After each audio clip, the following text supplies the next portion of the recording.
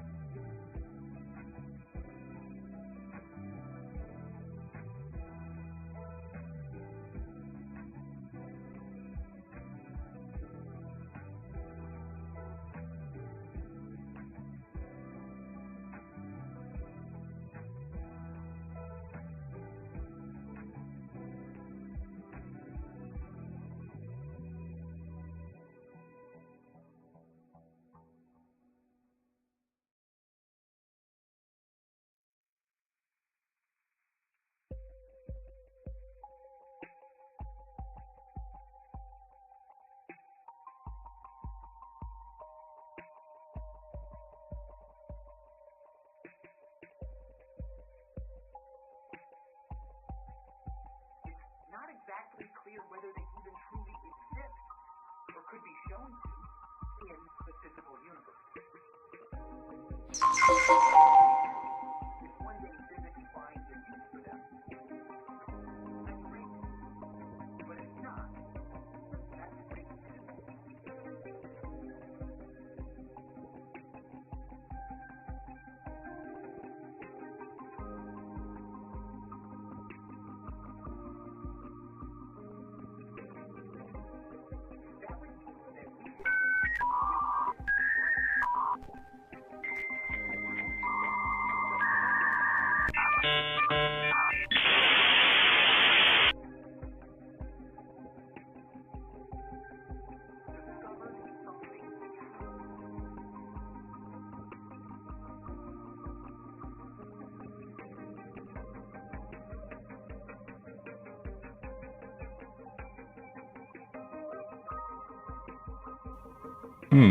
Okay.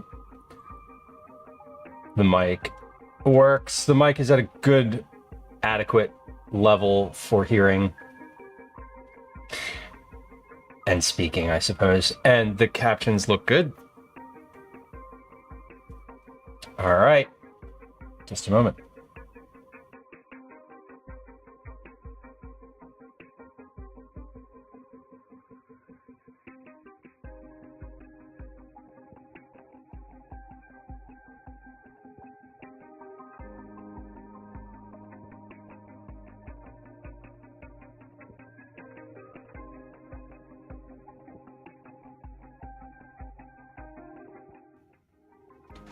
All right, we're here. We're here. I unmuted the microphone. I'm not speaking into the void. Things look okay, and we're off. Cool. I set up like half of the stuff that I needed for stream last night, and then like the rest of it this morning. So I feel weird because I didn't set it up all at the same time, and I'm like, is everything out? I don't even know. Anyway, good day. Shayna, hello. Welcome. Welcome in. Check the menu. Angel food cupcakes. Yes. Garlic butter cookies. Yes. Quiche and homemade crust. Yes. Maybe. I feel like I'm already behind, but we can do it. I think we can do it. I have my list. I actually have like a list of things to do and what order to make everything work. So Fluff, welcome in. Good day, Twinderella. Hello. Good day. Good day. Not in Getty. Welcome. Happy Tuesday. I think it's Tuesday.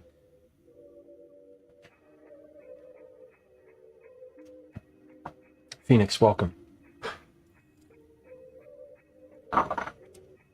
Good day, Velos. There you are. I got you. You did have one in reserve. That is correct. No, I crossed it off my list. I'm glad that you have summertime temps, which is nice. That means more lawn mowing, right? I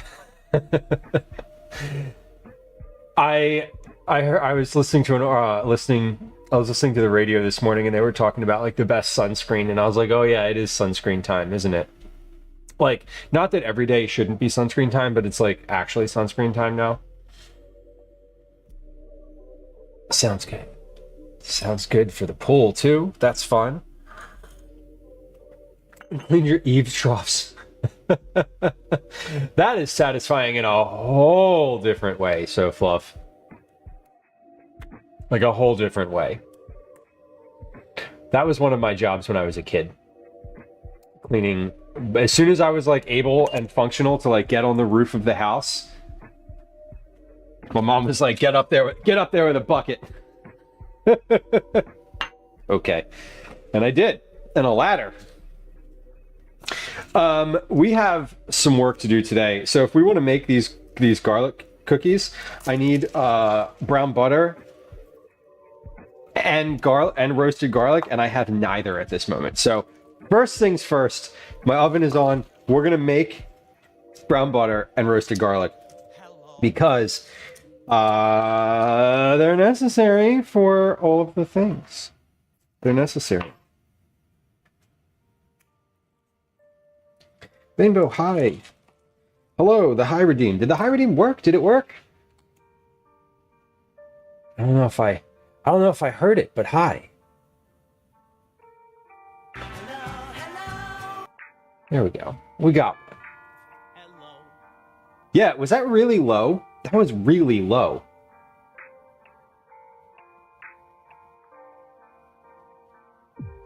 Maybe it's just me. Let's see. Actions. Anyway, hi. Adorkable, that one does not work. That one does not work yet. Yet. I feel like we should have a channel. I feel like that should just be a Discord thing. Like if one doesn't work, just put it in there and then I will add it. And eventually it'll just be like word salad will just work. I don't know why those Hyrodines are so low volume. That's weird. That's weird. I don't even know where to find them right now. Oh, there they are.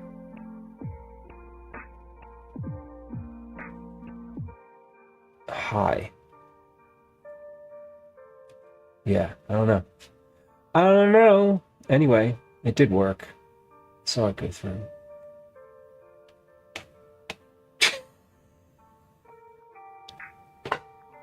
Well, that one works. Good work. Good job. You found one. As I was saying before, I got distracted by things on the computer, as one does. I was saying I need to get this garlic in, and we brown the butter because both the garlic and the brown butter in these cookies have to be room temperature. And right now they need to get roasted for like a while and then come back down. So we're gonna get there. We're gonna get there really quick today. Okay. I need to like get these in, and then we'll be like good to like take a breath, like one breath. But a pretty ambitious agenda today, so it should be pretty fun. Mangled one. Sometimes I have the thing open and I can just like add it real easily. Sometimes I can't add the funny ones. I do like that folks have started using the chicken. Just like chicken. One of these days, nothing's going to happen. I was going to say one of these days maybe I'll change the chicken command to something like, if you use that command, it also makes a sound. I don't know. That might be obnoxious though. Okay. I feel like I've been going fast all day. This morning, yesterday summer camp was great. We got up early, like we were there early. No problem. I'm gonna leave at 8:30, by the way. 8:30 is like 8:40, like latest you should leave. So yesterday we left real early and that was great. And we got there early and that was also great. Today, I woke up in a panic at 8:20. Calvin was already up. He'd been up. He was downstairs playing with the cats. And I was just like, oh no. So I feel like from the very, very moment that I woke up this morning, it was just like, go. So 12 minutes later, we're in the car heading to summer camp. Then 9:30, I got home again. I walked Daisy, and then I walked right back out the door to go to the market. And I got home from the market and like put stuff in the fridge and then like hit go live. So it's been that kind of day. So if I'm bringing that kind of energy right now, just FYI, that's why. I'll calm down. I'll calm down once I get this butter browned and the garlic roasted. Let's do 45 minutes and we'll check that garlic. The oven's already on, right? Yes. Megan, welcome in. Good to see you. The chicken noise would be hilarious. I agree. I think that is probably something that might happen. Or I'd love to do it so that like it's like a random number. So it's not every time, but it's like every check. It's like, instead of like every fifth check-in, it's like every fifth, sixth, seventh, or eighth, like one of those check-ins with the chicken sound. Anyway, I'm like way overthinking it. This is all very easy to build, but you know, time is a finite resource. Fellas, you spatchcocked a chicken. Super. Oh my God, that sounds amazing. Slow smoke rotisserie cooked spatchcock chicken. Did you put it in like the basket and it just kind of like rotates?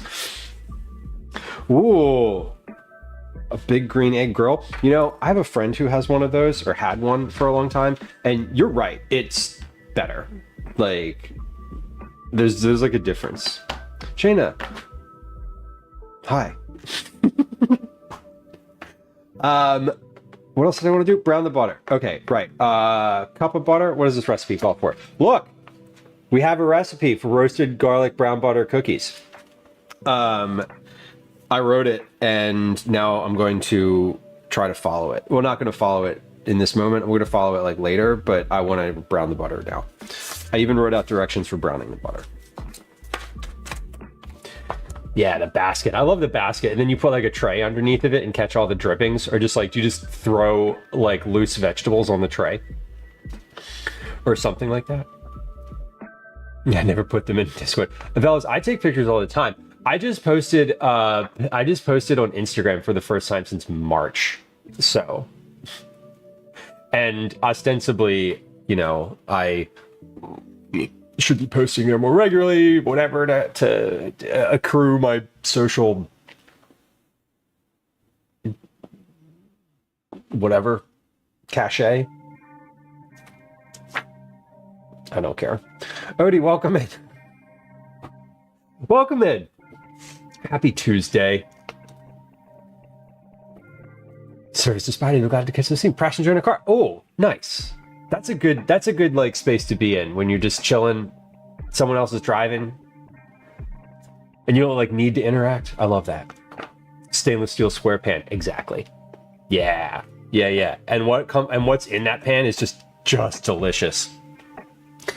Set an enamel Dutch oven or steel saucepan over medium heat and add butter chunks. With a whisk, wooden spoon, or rubber spatula, stir the butter slowly and continuously for 8 to 10 minutes. During this time, the bubbles will move from big to small, then begin to subside completely. The brown butter is finished when the bubbles are nearly gone. The butter has a nutty aroma and dark golden color, and toasted milk solids swirl at the bottom of the pan. Browning butter is a low and slow process, so pay attention to the bubbles to avoid overcooking the butter. There should never be smoke. Not when you're browning butter. So let's do that. I got butter out so I could like brown it and like cut it up. Left said pan outside. Well, perhaps the animals were appreciative of your generous gift of fat to lick.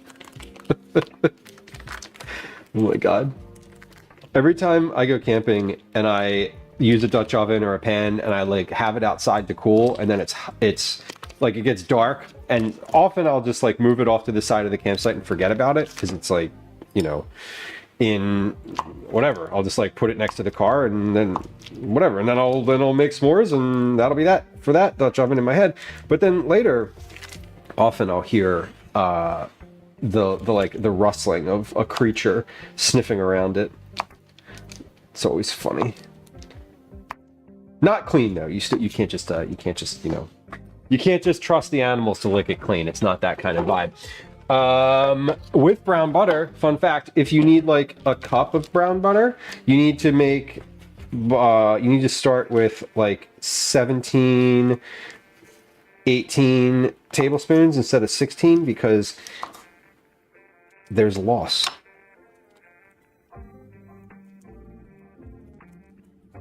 Odie says, my partner's mom made a phenomenal gravy from pan juices, and it was about the best thing I've ever tasted. Pork shoulder based in apple juice. Ooh, that does sound good. Because then I bet the juice drips down and concentrates. I bet that's what yeah, like it concentrates when it gets all the way in that pan. Oh, that does sound really good. That's wise. Apple juice. I'm imagining like a little bit of vinegar, perhaps. Okay, Slinka, welcome. We're gonna brown butter. We're starting in on the cooking real quick today. I know that you usually expect that I'm like not gonna do anything food related for at least the first like 40 minutes of stream, but guess what? We're doing it different today. We're gonna spend the middle of stream bullshitting and not doing anything. Just kidding. Maybe. I don't know. Honestly, that might happen. I didn't build in like long form breaks today. I did like make a list of things that have to happen today in the order that they have to happen. So I'm pretty proud of myself. I got like my fire list going to make everything. We'll see. And hopefully this angel food cake doesn't take as long as I think it's going to take, or it doesn't take as long as the recipe says it's going to take. I don't think it will, because I'm not using a big like bunt pan. I'm just going to use cupcake pans and just be like, well, I hope it works. Fellas, this apple juice is a great basting medium. Apple juice and spritz, like, oh, like in this like a spray bottle. So for barbecue folks, I always see folks with the spray bottle. There's like a bottle for basting and spray, right? There's also a bottle for like hot spots of just like water, right? Where if you get like, if you start getting like a flame shooting up, you can just be like, no, right? Darlene on YouTube, welcome in. I'm doing well. I hope you are also doing well. Happy Tuesday. We're gonna brown some butter. Let's move over to the stove. Do we like this? Do we like this camera? Is this camera gonna work? All right. So this is an exciting process. So we're gonna just get started here. I'm gonna put the flame on a medium. So this is like medium right here. So for reference, that's high. And then that's about medium. So we're gonna put the flame on medium. We're gonna do some butter. The butter is for my garlic cookies.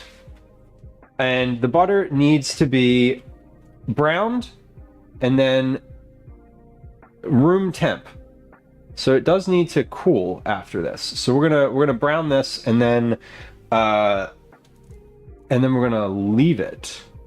I'm probably just gonna leave it in this pan because I don't think I need this pan for anything else.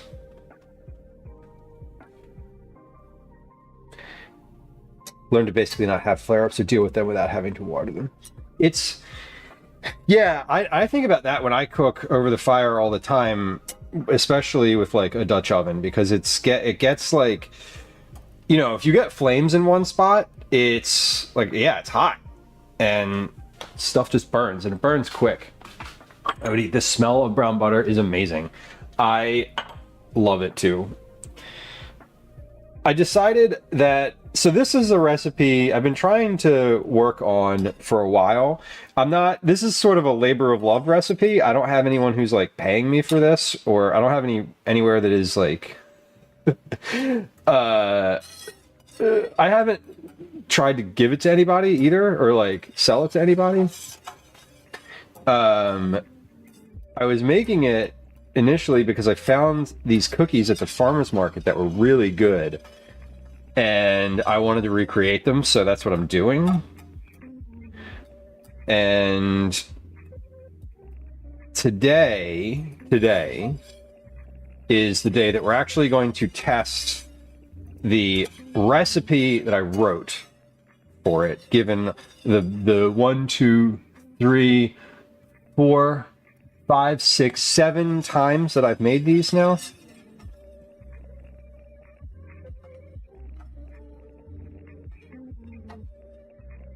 And part of the reason the brown butter is best is because it does smell good, and it makes me happy when I'm making these cookies. So this needs to heat somewhere between 8 to 10 minutes, just like it is.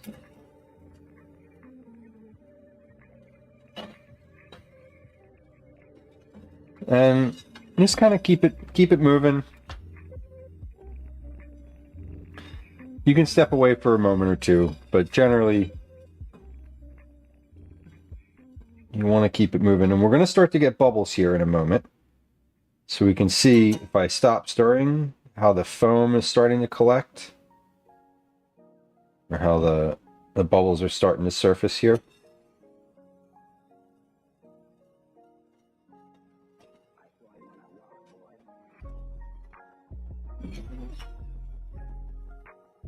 So we're going to get some real big bubbles.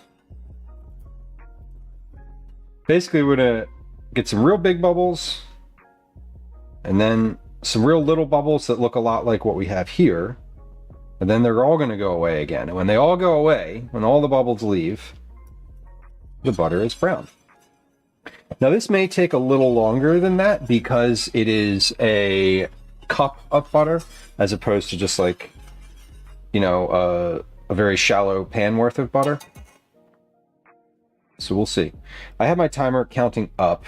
So we're at 3. This is at 3 minutes right here. 3 minutes. You can see a little bit of white. Here we go. There we go. Here's our big bubbles coming. Here they come. Yeah. You can hear them too. All right. There we go.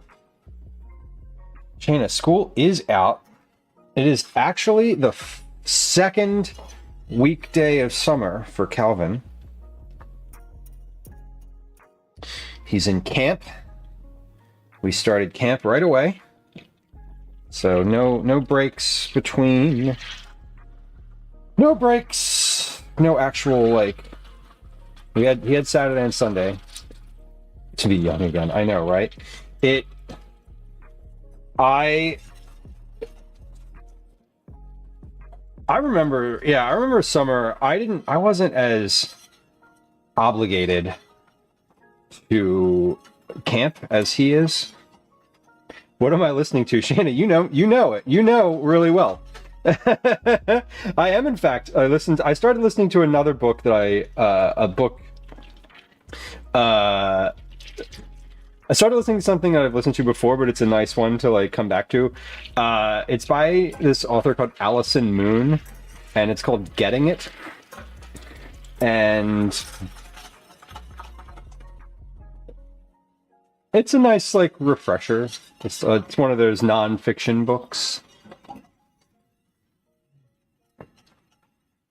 One of them non-fictions this time. Darlene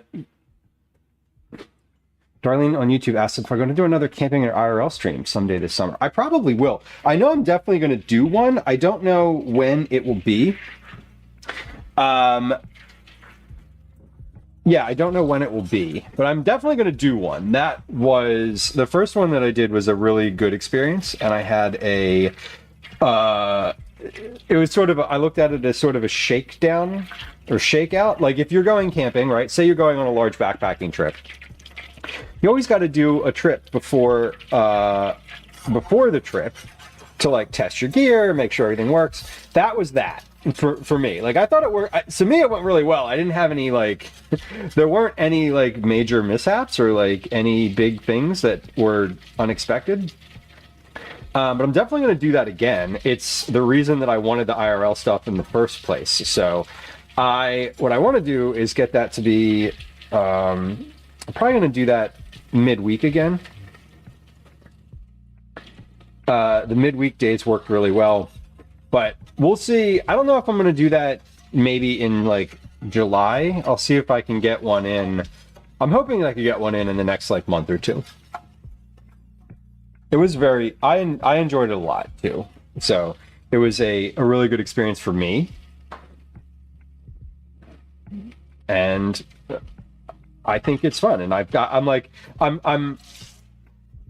that was like the basic sort of like the first iteration. So we can see this butter is foaming now. We still have big bubbles coming up. It's definitely getting a little browner. And we're starting to see some solids on the bottom of the pan, some milk solids here. If I tilt the pan, you can see like, well, maybe not on that side, but you can see like this little like white on the bottom. That's going to be the brown stuff later. But but camp drives this summer have kicked off in a hurry. Yesterday was the first drive day, and I started my book on the way home. I look forward to it. I didn't look forward to it the first year. It was sort of a surprise.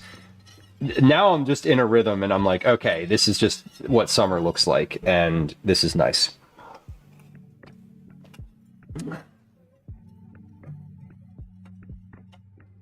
We're at 8 minutes now, and you see we don't have these big bubbles anymore. We have these little foam bubbles. It's like it gets very foamy. So we need to keep stirring. Keep stirring, because these bubbles are going to stop at some point. And when they stop, we're finished. And instead of leaving this in the pan, which it will then continue to be hot, I realize that's not a good idea. So we're going to put this in a quart container.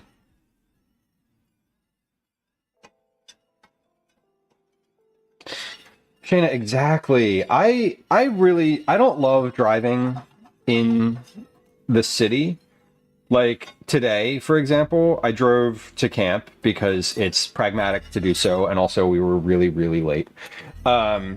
I would have driven, like, I'm not gonna, this is not a camp that I would, having a car, this camp is just far enough away that, and it's like just too many transfers on the bus to make it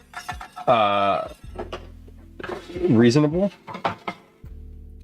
But like I got home from that and, you know, walked to the market, walked to the store, or took the bus, but I navigated there without car. All right, this is good. We're browned, we're ready to go. So we're gonna take this butter off the stove now and move it into a pint container. This is a pint container. I'm gonna move it into a pint container and let that cool off a little bit. Okay. But when I take long drives, there's been a couple times in over the years that I've made like really long drives. I drove to Ohio one time a couple years ago from Philadelphia, which is a long drive. Like that is a substantial trip. And it was so amazing. I kind of liked it. I feel like I would enjoy driving like a truck in some way.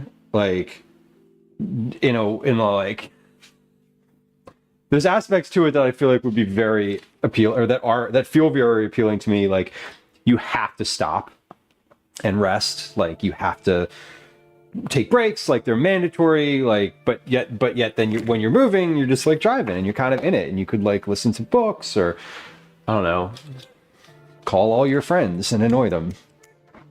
I made phone calls while I was out this morning running errands. I like was on the phone, like calling people. I knew I was going to be walking a bunch today, so I had a call. I had like 4 calls that I needed to make, so I put all those numbers like with notes in my like notepad and was just like, all right, we're doing it.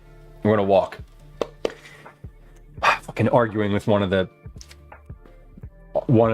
camps that Calvin's supposed to go to or can't go to anymore, and they won't give me a refund, and I asked for them for a refund in February and March and April, and they like won't give it to me, and I don't know, I'm annoyed. I keep asking to talk to the manager, I'm like 3 levels up now trying to get a refund, but to the top we go. It's a lot of, it's money I don't want to not have.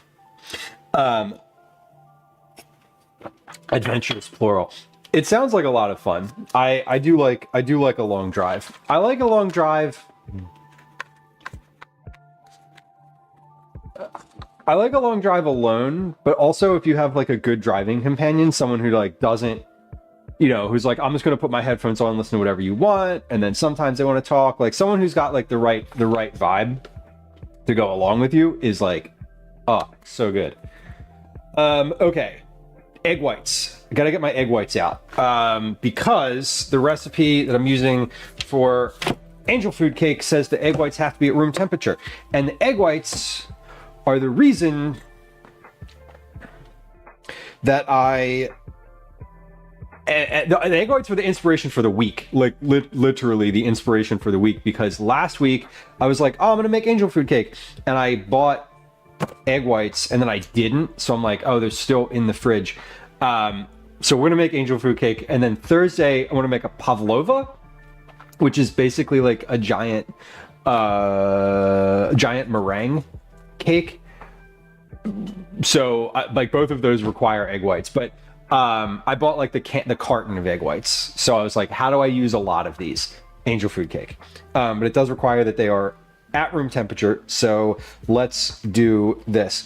Angel food cake, 1 3/4 cups plus 2 tablespoons of large egg whites. Okay, cool. So that's like almost this whole container. I bet there's a weight on it. So we could just weigh that. Drink more, cook less. Robbie, it's good to see you. Welcome in. Pavlova in this economy? Pavlova? I don't even know her. Where are those egg whites? Yeah, see, the thing is that I bought this, I brought this thing of liquid egg whites because I was dead set I was going to make angel food cake one day last week. And then I came home and didn't. I forget why. I forget one of the days last week. It was Thursday. It was when I mailed the cookies. What did we do for stream? What did I do instead of making angel food cake last week? I made stock, I made pesto, I made corn salad, and I made some kind of snack. What kind of snack what the hell even, did I even make a snack? I don't remember. Honestly, I forget. Anyway, I didn't do it last week, so there we go. Ashik, welcome in. Welcome in. Got you on the fridge.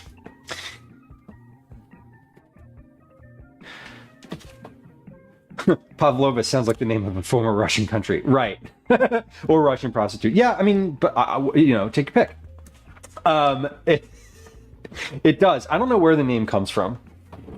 I did not look at the etymology of it. I just, what was really nice? I didn't even look up a recipe for it because I have this thing where if I have a bunch of different cookbooks, right, that I just like to refer back to, and there was a pavlova recipe in one of the ones that I have. So I was like, all right, I already like this author. I already trust this cookbook. Let's do that. And then later this week, instead of a Philly cheesesteak cake, which that is definitely a thing that someone's done. We're gonna make the most amazing turkey burgers you'll ever eat. It is a recipe from Be Well Philly that I printed out in 2013. Like literally proof. Not that you're gonna see that date up there. Yeah, there it is. 2013. It's this recipe. I've been using the same turkey burger recipe for 12 years. Almost 12 years. I printed it August 8th, 2013. Anyway. Hey, Pavlova, how much for the cake?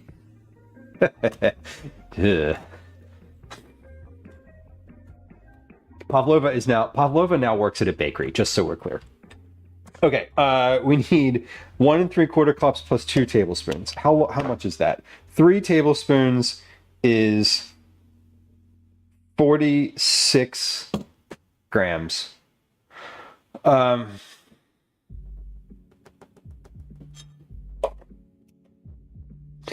Okay, so 1 3/4 cups is 16.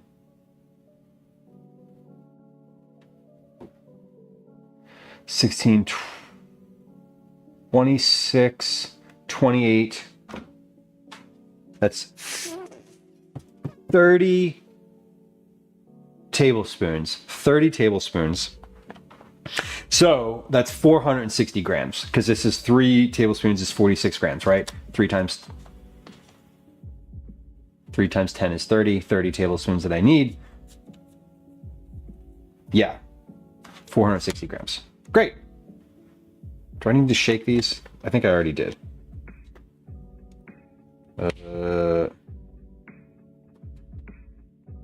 shake before opening. Yes. Dude and Mason, welcome. Gwen, hello, welcome. Hope your meeting was okay.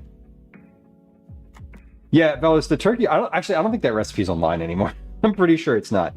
But I'd sure be happy to send it to you. I'll tell you that it's not like the best. It's good. It's very good. What I love about that recipe is that it has zucchini in it. So the burgers end up being relatively like moist still. Because the zucchini like holds a bunch of liquid, it retains a bunch of liquid. So it ends, it's pretty good. It was, I've saved it and made it a bunch for a reason. And we're gonna make, not today, but next time, Thursday, we're gonna make 15 of them. Egg whites out. Got it. Okay. Next up is the pie crust. Pie crust is, Bellis, I'd be happy to. If you put a note in like Stream Dump or the recipes channel in Discord, I will definitely, I'll definitely just like send you a photo of it or type it up. Either way. But if you want to look it up, I don't know if it's online. It's called Turkey Zucchini Burgers, and you could Google the words "Be Well," like Be Well Philly. But I've definitely been making them for a while. They hold together nicely, and they are, the longer you freeze them, the worse they are. They're pretty good on the day that you make them. They're pretty good within a week or two. If you leave them in the freezer for 5 months and then you eat them, they're going to be a little dry. So, word of warning. Okay, angel food cake we're not touching yet. We're going to make pie crust first because that is the order of operation that I wanted to do. Pie crust, flaky pie crust. Here we go. Flaky pie crust. This one comes from the book How to Cook Everything by Mark Bittman. Mark Bittman is, I like this book. It's just been really solid for a lot of foundational types of recipes like pie crust. So I just keep coming back to it. Like I've made this crust a bunch of times.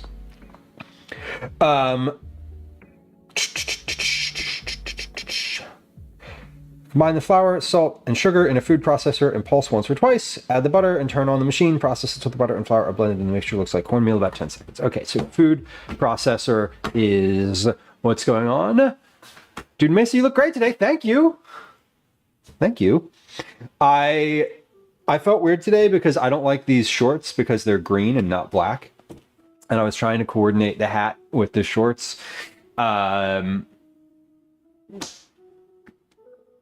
was feeling weird about it, so thanks. Food processor.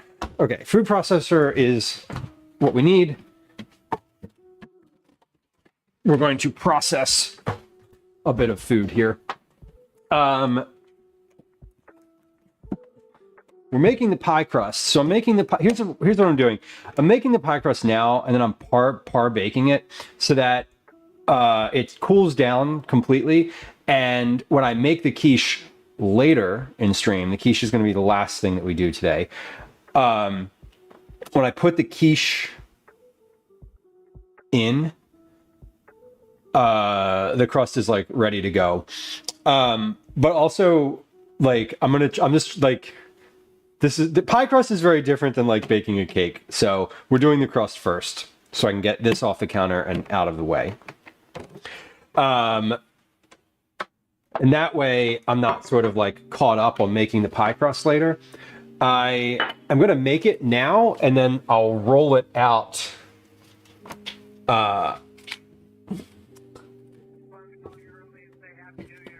And then we'll do the angel food cupcakes. Angel food cupcakes are next. Combine the flour, salt, and sugar in a food processor. Ooh, excuse me, and pulse once or twice. Y'all, we are 46 minutes after going live. I have browned butter. I have put egg whites out on the counter to get to room temperature. I put garlic in the oven to roast. I am proud of myself. So I don't think that's happened before. I don't think we've done that before. Usually 40 minutes into stream, I'm like, maybe we should get started cooking. I feel like I'm going to be late today. Still feel like I'm going to be late today. But here we are. Okay. 1 cup plus 2 tablespoons all-purpose flour plus more for rolling. Shayna, thank you. Yes, I am proud of myself for starting to do the thing. For starting the thing. Darlene on YouTube, thank you. Sometimes it takes me a while. Today I said this a few minutes ago, but like my energy today started because I got up. I needed to leave to drive Calvin to camp at like 8:35, 8:40 at the latest. And I opened my eyes this morning at 8:20. Had not packed lunch, hadn't gotten dressed, hadn't done any of my morning routine. He was already up. He was ready to go and playing with the cats. It's not his responsibility to get me up in the morning. So I did tell him, listen, if it gets to be like 8 o'clock in the morning, you can wake me up. Like, please do that. But you don't have to, but like, if you find it in your heart. Anyway, I got up at 8:20. At 8:36, we pulled out. So lunch got packed, everything happened, ready to go. But I've had that same energy since this morning. And I haven't like stopped moving. I haven't sat down since then. I have not taken a rest. Shayna, you don't set an alarm? That's wild to me.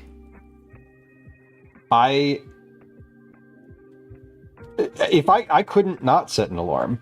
Like, I don't get up early enough. Like, I don't naturally wake up early enough to do any of the things that I do every morning. Like, during the school year, school drop-off and lunch, which is not taxing. Like, these activities are not taxing, but they need to happen. You know? Half a teaspoon salt. Okay. Like, making lunch and walking or driving Calvin to school, not difficult. The difficult part of it is when that happens, not the actual task. A teaspoon of sugar. Megan, enjoy your walk. When on days off and I remember it's okay to keep sleeping, right? On Father's Day, Gwen was like, Calvin wants you to sleep in. And I was like, okay. And I think I got it. I think I set my alarm for like 9. Okay, so this is pulse this in the food processor. So then we're gonna let's put this in. Let's cut this butter before I get the flour. I need 8 tablespoons of cold unsalted butter cut into about 8 pieces. Easy. This needs to come out in a bowl. Okay. So from here, we dump into the bowl. Right. So the pie dough, I'm also trying to manage my oven temperature, or manage the oven a little bit, because I want to bake a couple things in there. The angel food cake needs to cool for a little while before I can eat it. So that's going to go in first. Then we're going to do you know what? I might change the order of things, actually, now that I'm thinking about it. We may do the quiche first, because the quiche takes a long time to bake, and it needs to cool.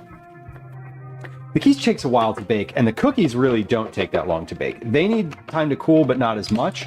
So I think we'll do the angel food, then the quiche, pie crust, then the angel food cupcakes, then the quiche, then the cookies. The cookies don't have to take all that long. Or they don't take all that long. Darlene on YouTube asks, did you get anything good for Father's Day? I got to sleep in. I got donuts. Gwen and Calvin went and got donuts. That's our tradition for like birthdays, Mother's Day, Father's Day, etc. We go get donuts. What did we even do?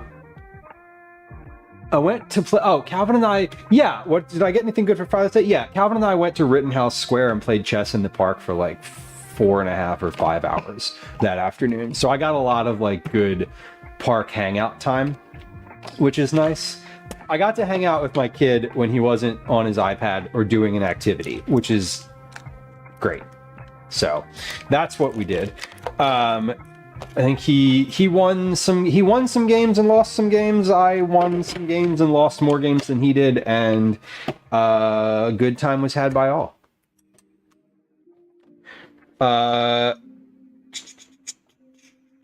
Add the butter and turn on the machine. Process until the butter and flour are blended in the mixture. Looks like cornmeal. About 10 seconds. 4, 5, 6, 7, 8, 9, 10. Yep, that looks like cornmeal. Okay. Done. Donuts is my favorite. I love donuts too.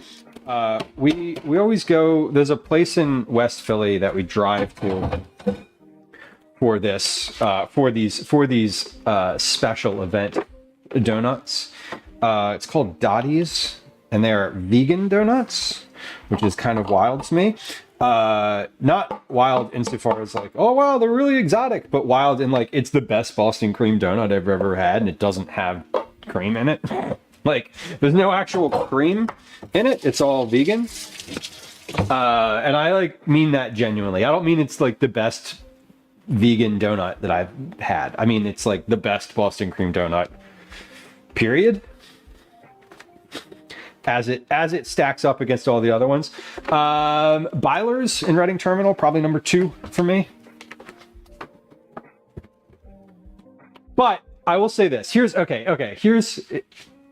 question was, did I get anything good for Father's Day?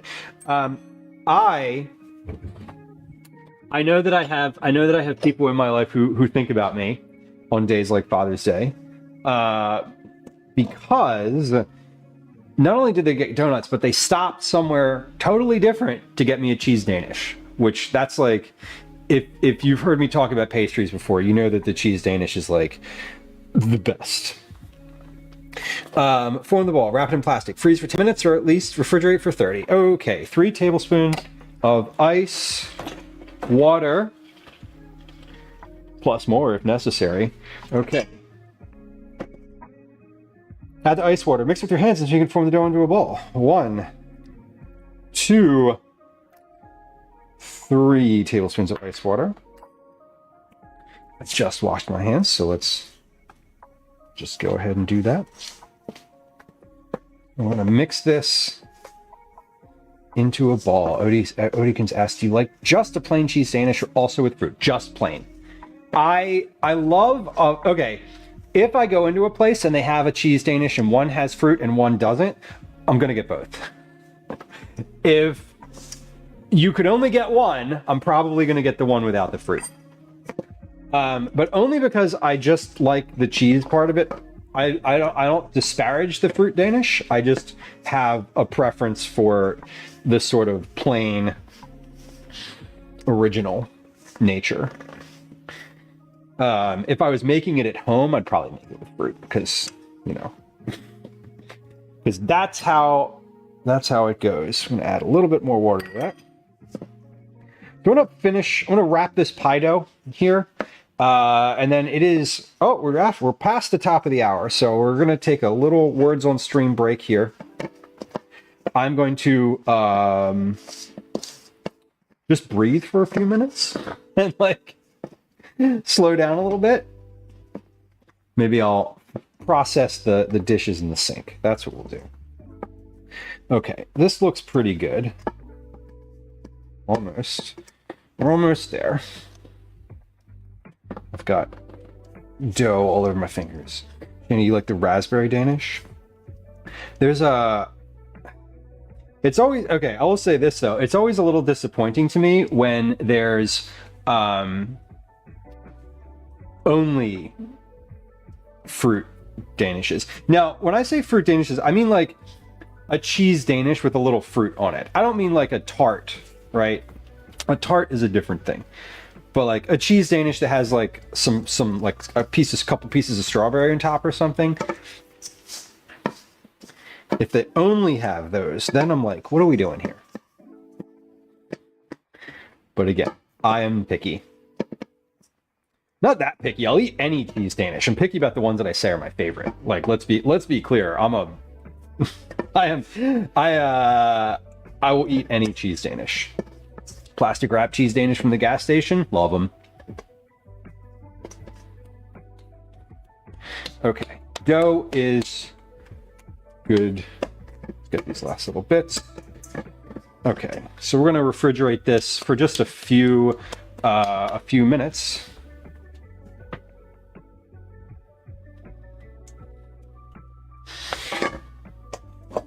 For just a few minutes.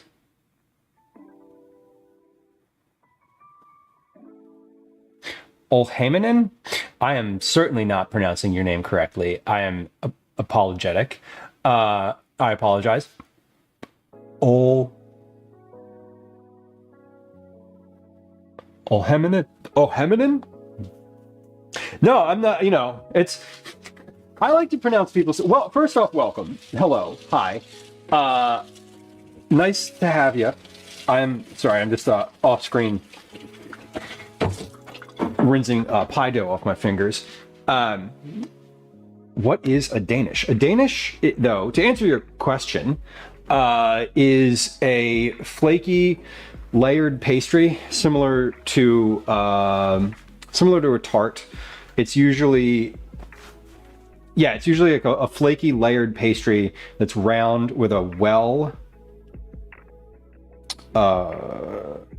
in the center of it, and that little round opening in the center is filled with basically whipped cheese and whipped cheese and sugar and baked. And so it's just it is a sort of a flaky pastry with sweetened cheese.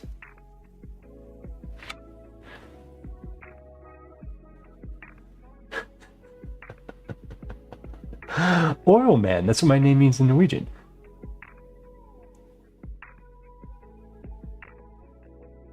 Ash X eat skin. Oil. If oil man is okay, I'm probably gonna defer to that one because I'm gonna have trouble. Ash X eat skim. I will have trouble quick leaving that in my head. Oh man, good to have you. A Danish. I don't know where Danish pastry comes from. I don't know if there's like a origin story for pastry. That one. Okay, then we're gonna trim and we're gonna refrigerate. Okay, we're gonna refrigerate up to, it says freeze for 10 minutes. So let's do the freeze actually. We'll see if we can do this a little quicker. Not that quicker is always better, but let's put it in the freezer for 10 minutes.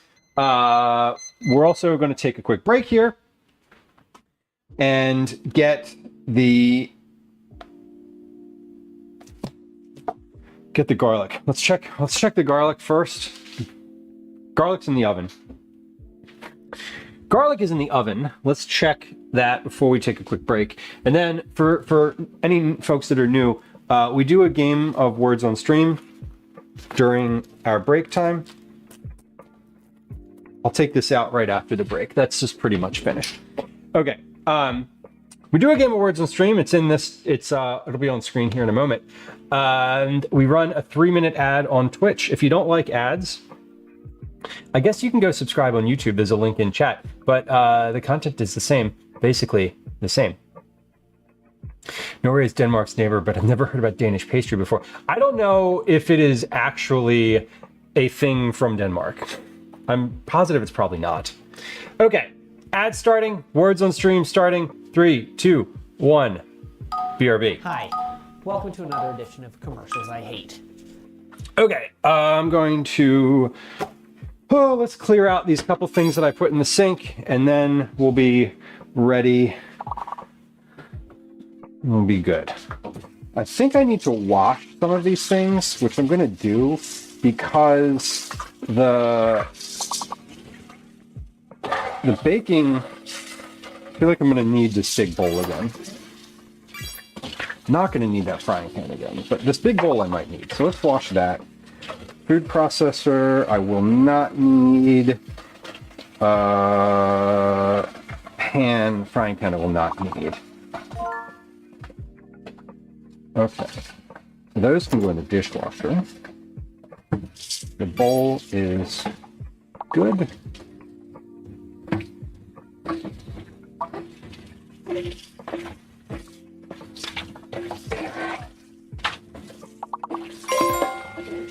I want to take the break. I always want to take the break at the top of the hour, but I like miss it and then it's gone, and then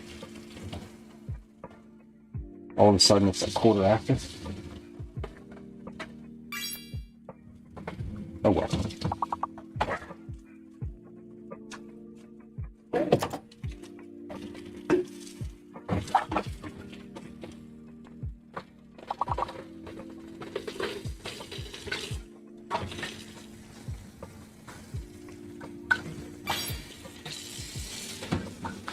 All right, everybody else gets one more guess starting right now. Last guesses for this round.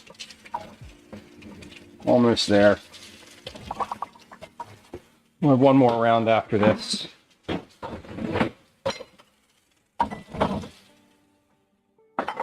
So, hang on. I am also sinking, but just at the sink. All right, we got one more round. We're almost finished.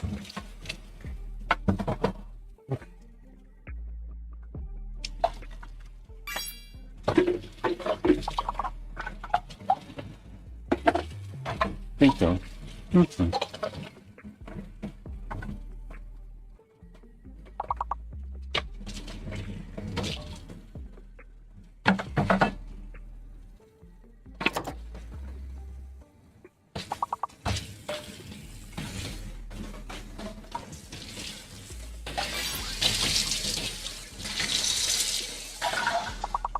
All right, if you're watching on Twitch, you're back. Thank you for your patience. The ad break has ended. We are finishing a game of words on stream. I am finishing a few dishes in the sink.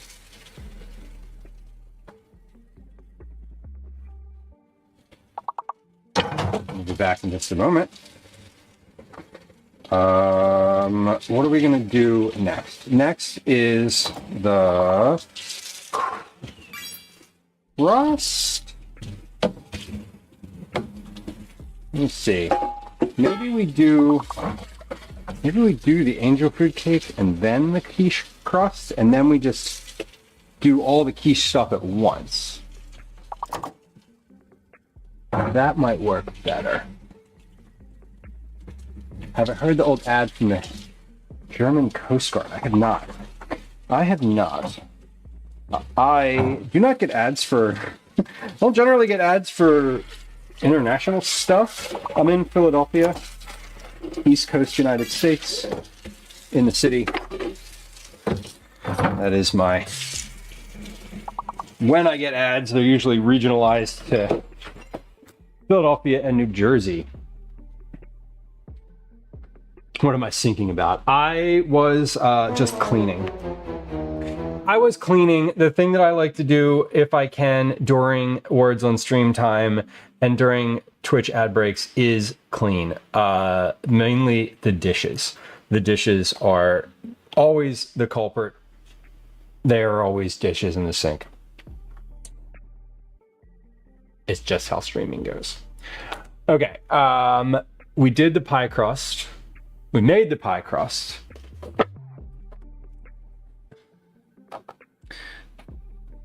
So that's in the freezer. Let's.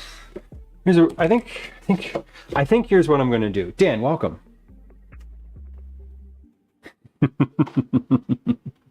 German Coast Guard sinking. I love stuff like that. If you want to pop a note in, there's a channel.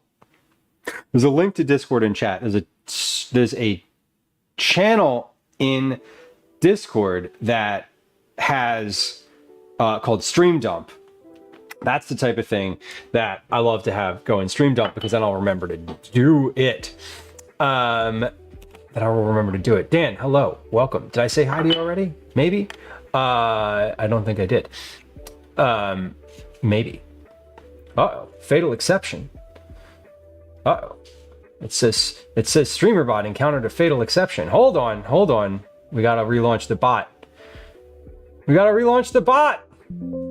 And I have a copy running. No, I don't. I'm blind. Chat doesn't work. There it is. We're back. Charcoal Dragon, welcome in. I don't know what that was all about. Uh-oh. Fatal error in the bot. We don't like that. We definitely don't like that. It's okay. Liz, welcome. Even though angel food is gross. You know, I am not a huge fan of angel food, but I had a lot of egg whites, so that's what we had to do today. Will I be joining Whiskey Monster Sandwich Contest? I'm not sure, Master Splits. I just this weekend figured out my streaming schedule for like basically this summer, but not like really the summer, hopefully. I figured out a bunch of prospective days that I will be streaming. So now I need to go back. There's a couple things that are happening this summer in the food and drink community. This new food and drink club that we have going on has been really helpful to facilitate some of those things. So I need to look at the dates, which I did not do. Because I just kind of figured out my summer schedule Saturday and Sunday. Okay, what am I doing right now? Oh, garlic. I'm getting the garlic out of the oven. This is certainly finished. It is really bubbling in there. Let's open this up. Mind the steam. Here we go. Okay. It doesn't look burned yet, so maybe this isn't quite finished. Are we finished in here? Yeah. Yeah, we're finished. Okay, good. So here we go. Here's some wonderful looking roasted garlic for you. Fresh out of the oven. The white balance is like, F you! What are you doing to me? But there we go. There's some garlic. So we're gonna let that cool off, and we're gonna let this and the brown butter. So the brown butter's here. This is like ready. This sort of needs to be a lot cooler than it is. It's still quite warm. I can put my hand on the bottom of it now and not burn myself though, so that's good. So our garlic cookie prep is done. We're ready. Both these things just need to cool down. And once the garlic is cool, I'm gonna take it out and put it in a container. I'm gonna use all of that brown butter.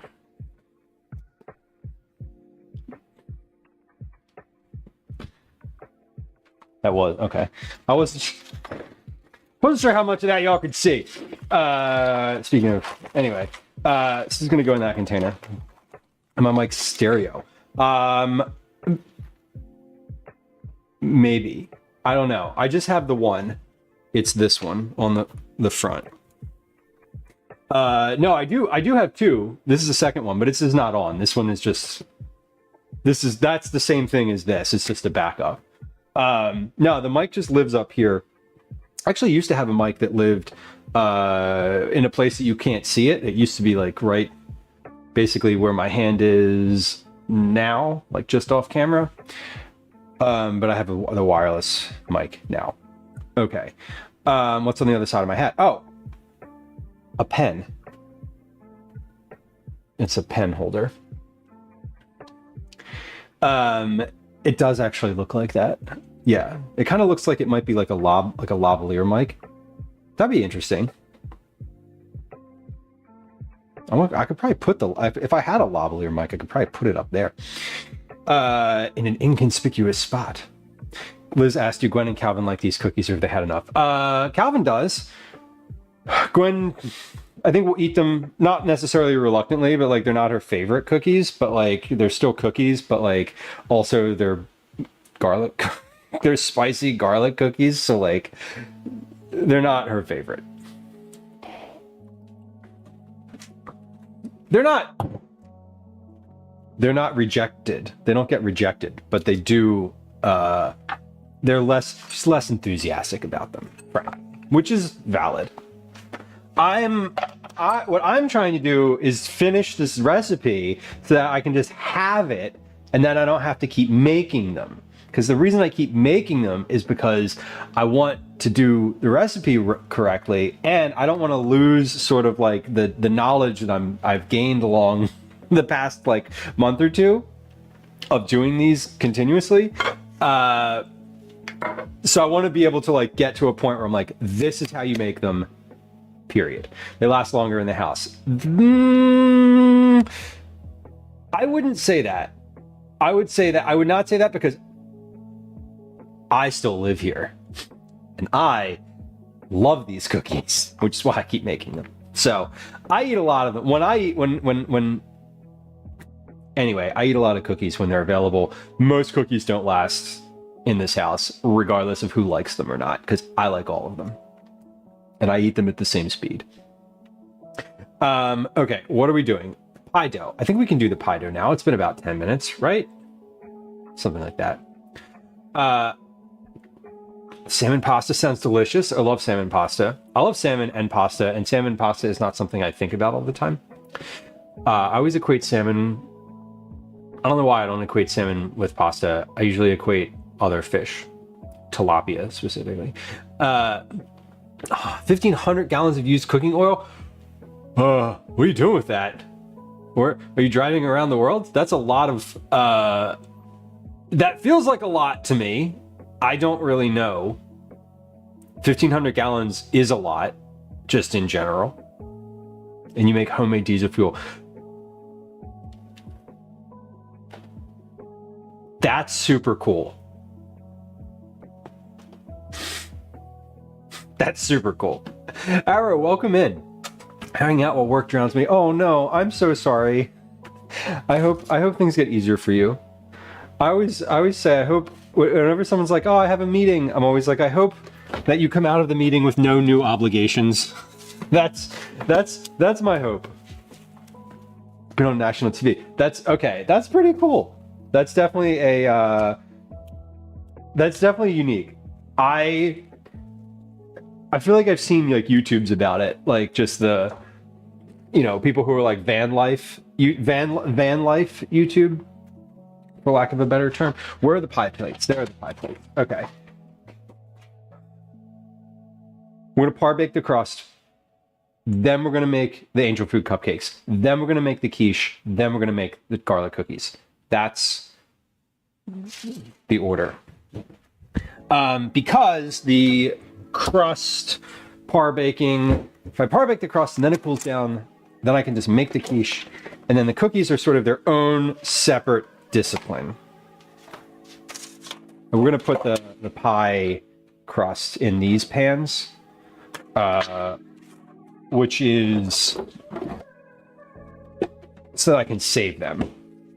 I want to be able to toss one of these in the freezer without having it be like my glass pie pan.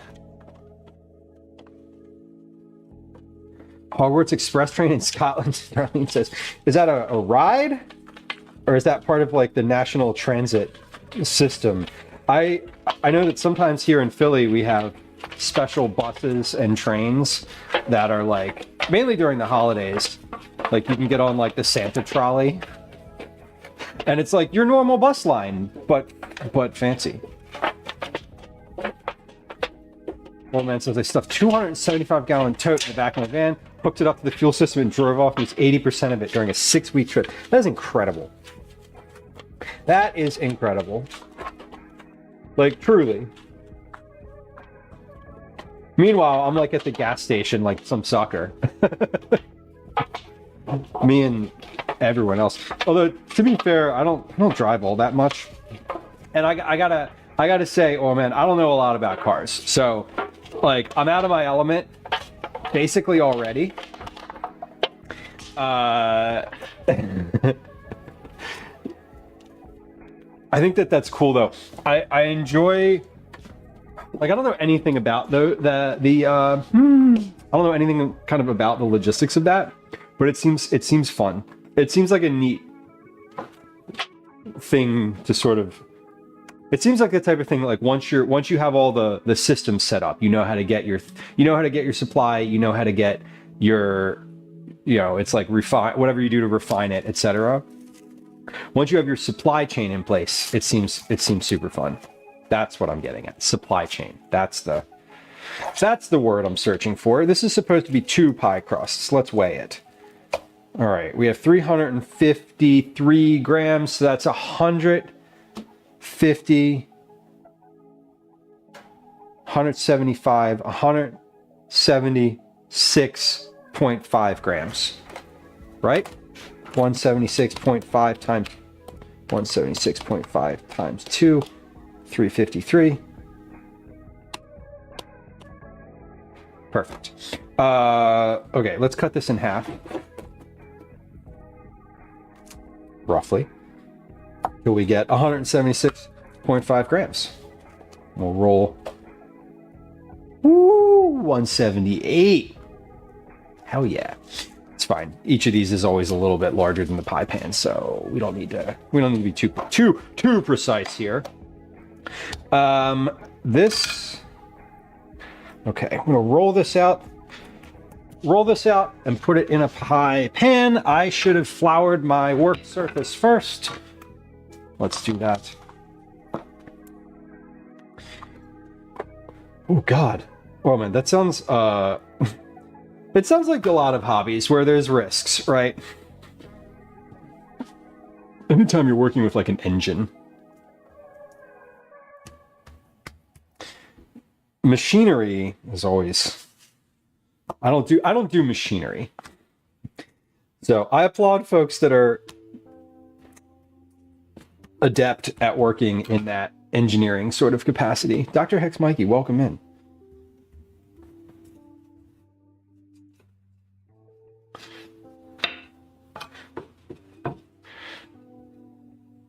So we're gonna roll this pie dough out.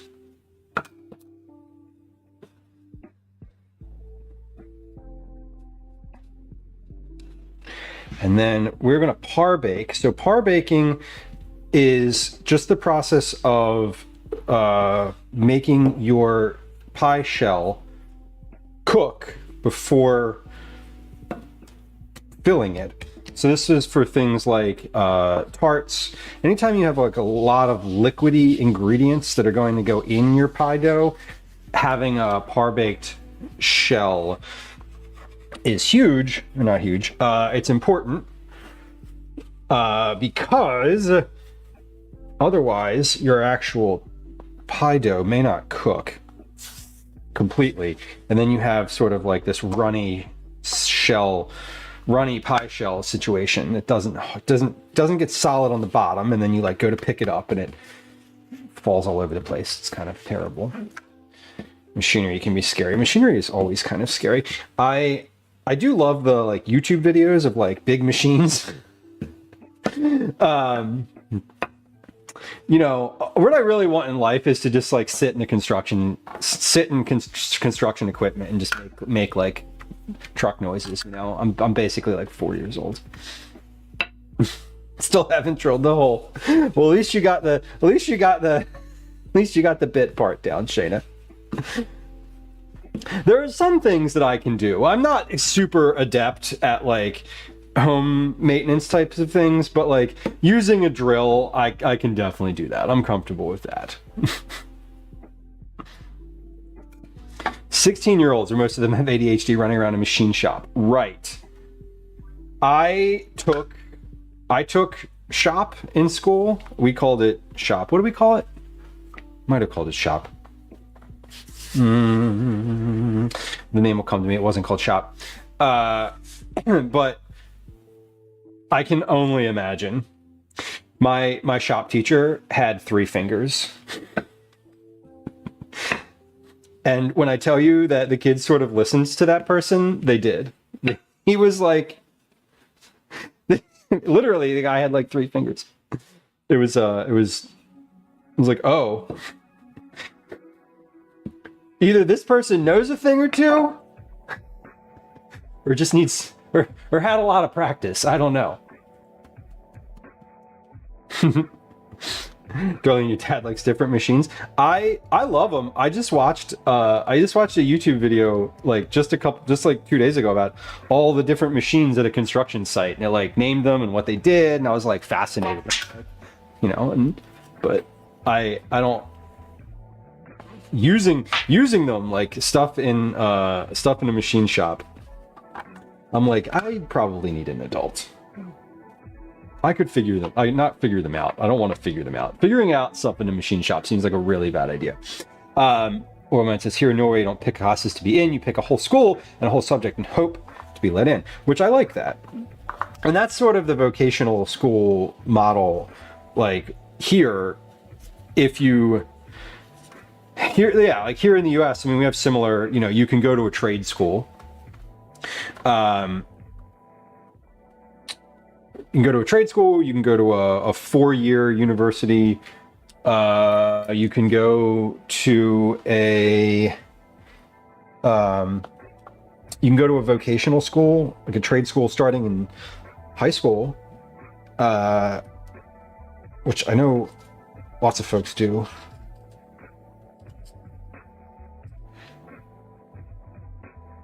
Yeah, the university system is a little different here, as you may have guessed/heard. Okay. So we're just going to par bake these. Now, when you par bake a pie crust, you put the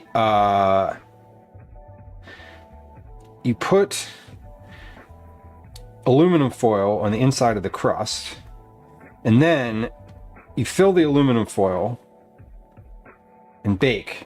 You fill the aluminum foil with like beans or coins. You can use pennies. Pennies are great. Pie weights, if you have pie weights, those are the ideal. Those are kind of what you want to use if you have them. But generally speaking, beans are a great substitute. So we're going to make 2, possibly 3 pie crusts today. I have a little bit of dough like left over. So if I could make a 3rd out of this, that might be kind of nice. We'll see. I don't know. We'll find out how much dough I have left over.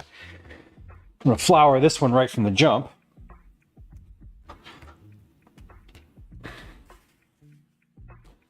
Yeah, and this is also a process. This whole like rolling out dough process is very different than the other baking we're doing today. So I want to just I'm trying to get this out of the way. What I'm trying to do on this particular stream, the way that I thought about it, was get all of my prep out of the way. Like kind of like you would do in any kitchen. Get my prep out of the way, and then focus on the final dishes. So we prepped the garlic, we prepped the brown butter, we prepped the egg whites, and now I'm working on the pie crusts. So when the pie crusts are done, finished, par baked, then I'll start the actual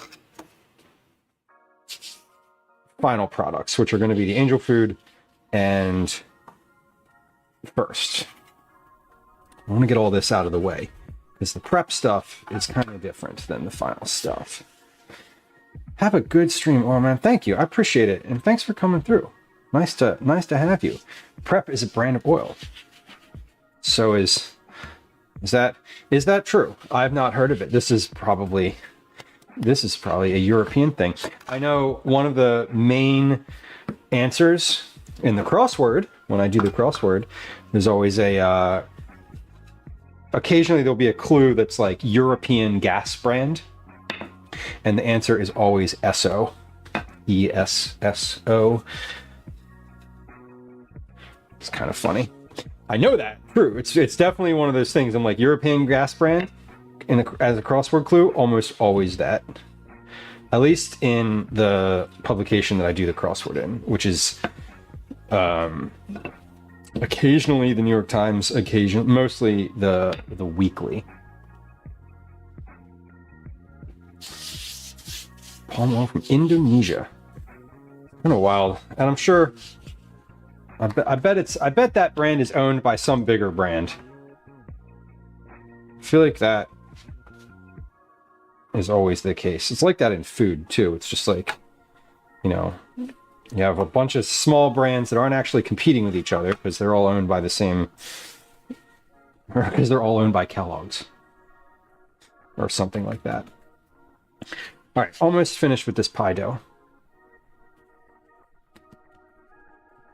Almost finished rolling the pie dough, I should say. I think that should probably be about pretty good. I'm using smaller pie pans than I usually do, so I'm going to end up with a little bit more dough, generally. I already greased the pie pans with some butter, so we're going to lay that right in there. So making the quiche is for dinner tonight, I think. I don't even know, because Gwen's not home for dinner tonight, or at least I don't expect her home for dinner tonight. So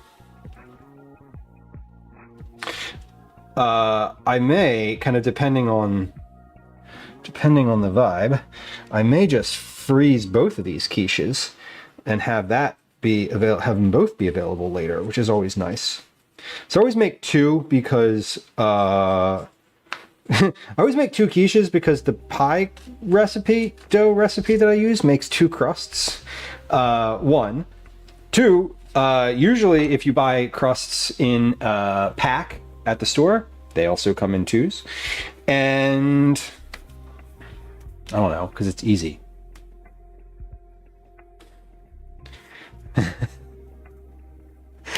Well, man, I bet it. I'm telling you, it probably all rolls up to some giant conglomerate. I bet it goes even farther up than that. What was I listening to? I was listening to something this morning on the radio. They were talking about all of these like high-end brands and it was like clothing brands, and they all like compete with each other, but they're all owned by like the same mammoth like fashion conglomerate. And I was like, it's annoying. What time is pickup? 3 p.m. Gwen. The address is in the thing on the calendar that says like camp, not the driving. Oh, it might be in the driving thing too, but it might be in the drive time part of the calendar, but it's definitely in the other thing. But 3 p.m. 3 p.m. Okay, this pie dough. What am I going to do with this pie dough? Do I want to do another little pie crust here? Maybe. Do I have any other small things? No, I don't. I'm just going to bake this pie dough. I'm going to roll this out flat and bake it on a sheet pan with a bit of sugar on top of it, because that will be really delicious and a nice little snack. So that's what I'm going to do with it. We're going to put this on here. Yeah, that's not enough. I was thinking, I just had a thought, maybe I'll make like 2 individual, like little quiches, like mini ones, but I don't think this is going to be enough. It's not enough pie dough to make individual little quiches, but it is enough pie dough to roll out into a weird shape and just put it on the sheet pan. Well, man, yeah, that's the same here. There's like 6 or 7 food companies in the US, like that are all, and like globally too, you know? So it's kind of silly when they're like, you know, these 3 grocery chains are like competing against each other, like they are at their level, but they're all owned by the same, you know, they're all owned by like Acme Corporation or something. So it's not like it actually matters, which I think is kind of silly. I love, one of my things that I particularly am mindful of is trying to do my shopping, trying as much as I can to do my shopping in like smaller places. I like the different markets in Philadelphia. Like today I went to the Italian market to do my shopping. I supplemented it with a stop at the grocery store. Like I don't want to like, you know, I can't do all of my shopping at the Italian market. But Italian market, Reading Terminal Market, and then just kind of generally, if I can buy somewhere, you know, we have a couple grocery stores in the city that are independent groceries. You know, there's like 1 or 2. They're like a Philly chain. So those I do try to like support as much as possible. I'm gonna put a little nutmeg, a little sugar, and a couple pats of butter on here, and then we're just going to bake that right on this pan along with these pie crusts.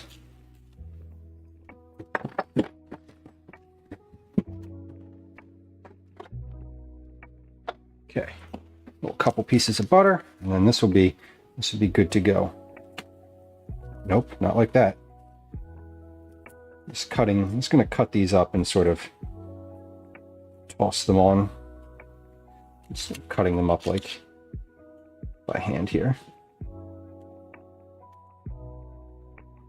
How else would I cut them up? In a food processor? That would be weird and way unnecessary amount of effort for what I'm actually trying to achieve.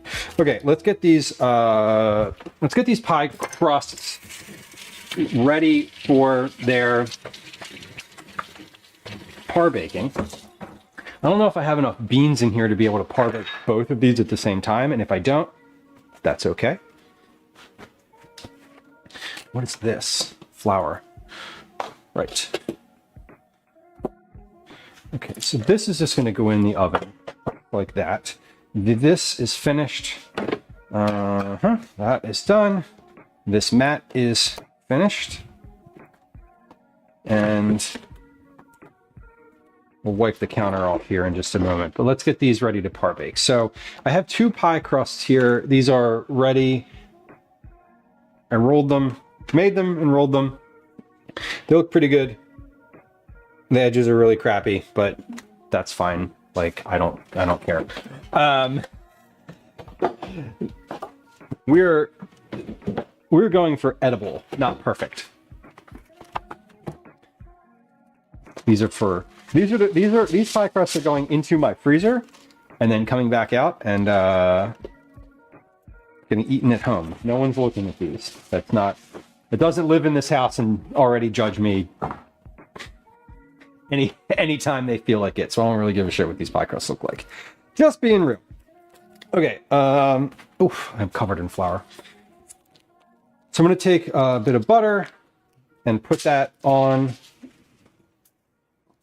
some foil here. So the foil goes in, gets pressed against the crust on the inside, and then you fill the crust with something heavy. Pie weights, beans, pennies, other coins are fine too. Pennies are great because they're copper and they conduct heat, so that's sort of the preferred coinage if you're going to use it. I'm going to see if I have any beans in there because I don't have any pennies separated out. And I don't have enough change in the drawer to fill a pie crust anyway, so I'm gonna leave that one be. But the beans, I should have a bunch of. So, let's see. Do I? Yes. Perfect. Chickpeas. One of them gets chickpeas. The other one gets red beans. We can par bake both of them at once. I forget what the timing is for par baking. Heat oven to 425. Okay, done. Bake for 12 minutes. Remove the weights in foil. Bake for another 10. Okay, I'm just going to leave that out. Okay, so it says 12 minutes for these. So these have to go 12. Good. All right, let's get these filled here. So I'm just taking these, I'm filling these pie crusts. We're gonna do, yeah, let me show you. So this is what we're doing with these. I have a aluminum foil with butter on the underside. So I'm laying this in here gently, pressing it in and around on the sides, making sure it's making contact with the whole crust. The purpose of this step of this stage of the process is when you par bake the crust, it's dough, so it'll get bubbles in it. And if you par bake it like this, with foil and then a filled area, it keeps the bubbles from occurring and gets a denser pie crust that hasn't like separated. So you'll see it when I bake the tray that just has the flat pie dough with the sugar on it. That will bubble up, and we want that. Like, the bubbles are good if you're making like a pastry.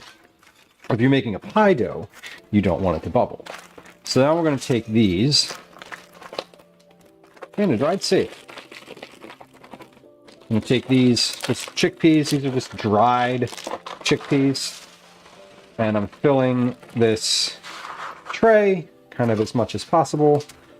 The chickpeas are already dried, so a couple minutes in the oven are not going to do anything at all to them.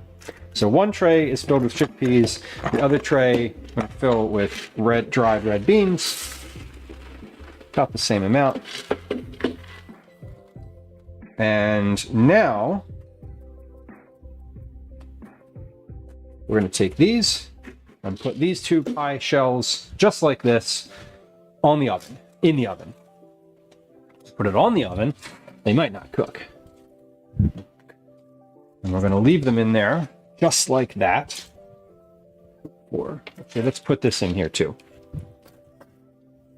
So we're going to leave them in there for 12 minutes. Whoa, they're good to go. I was just about to throw this bag out. I don't want to do that because I'm going to want to put the chickpeas back in there. Right. Okay. Pie shells are par baking. Let's also, while I'm standing here waiting for those, because those don't take all that long. Let me finish this garlic here. So I've got my garlic ready to go. Again, brown butter is looking good. It's still warm, but we're coming back down to room temperature here. I might want to put this in the fridge, but I like having it on the counter because I'm sort of giving it a little shake every once in a while and getting some of the brown bits and sediment up. Okay, let me wash my hands before I do the garlic, because now I'm going to take the garlic and move that out of its little paper shells, and then I think I'll actually be finished with my prep. When the pie shells are finished, then all of my prep is ready. Now, I don't mean like prepping vegetables for the quiche. I just mean like all the stuff that needs to happen before the stuff. The stuff before the stuff. That's the hard part to time and keep track of. All right, parchment is good. I don't need these. If I need these, I'll get them back out. Okay, garlic. These are our little garlic packets here. So we have just a big thing of roasted garlic, and I'm just going to take these and squeeze them out. This is always quite satisfying. Wait, there we go. This is always quite satisfying because you just kind of like take the garlic bulb and just give it a squeeze, and it all kind of squirts out. And you just got to use your fingertips and make sure it's all out. And then you can also, at the end, I like to give it a little mash with a fork to make sure that there's no skins in here. But you just kind of squeeze the garlic out. All these little cloves. Whoa, welcome in. Welcome in. Got all these little cloves just squeeze out. This always reminds me a bit of those dermatology YouTube videos. Except this is food.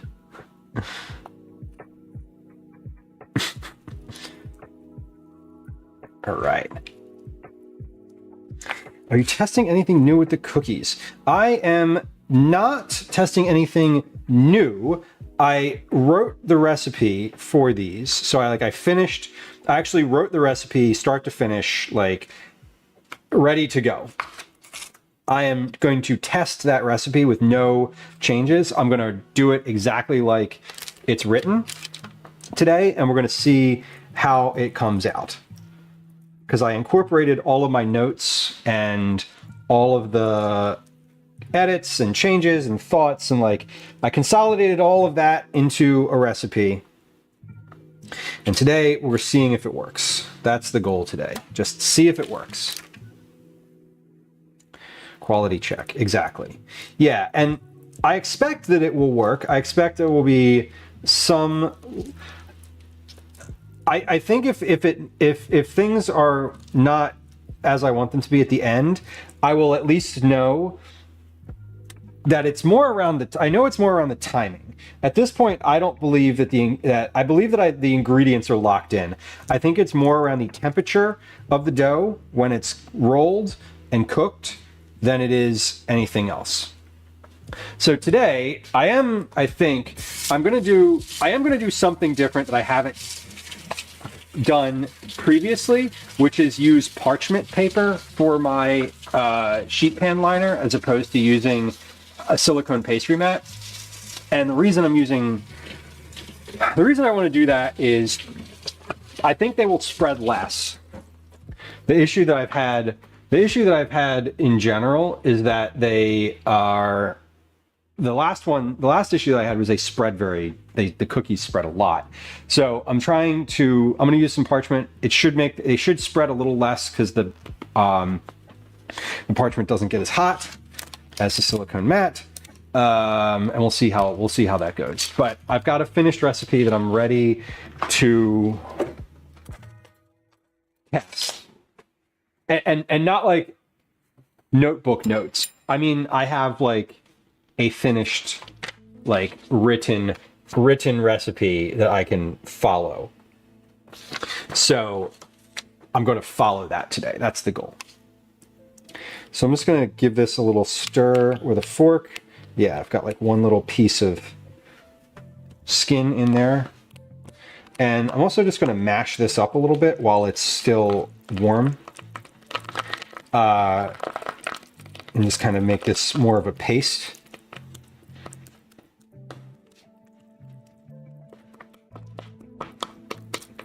Right.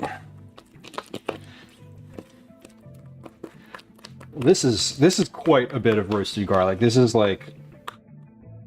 multiple cookie batches worth, which is intentional because it doesn't really go bad. And I also had the thought, like, if something is really weird about this, you know, I'll be able to like try it again. Okay. Roasted garlic. That, if you could smell then it would smell real good right now. Okay, roasted garlic is done and out of the container. Pie shells have 5 minutes left on the clock. Let's get out our,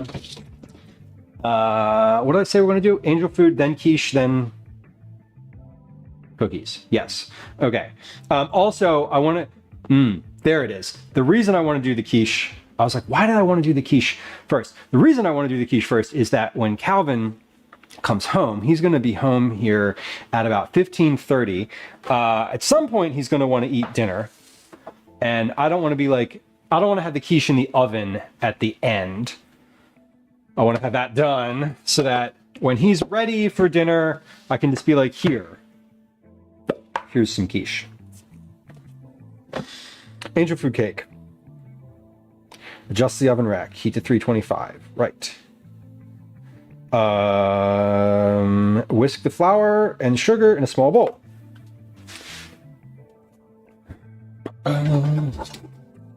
Whisk the flour and the sugar together in a small bowl. That'll be good.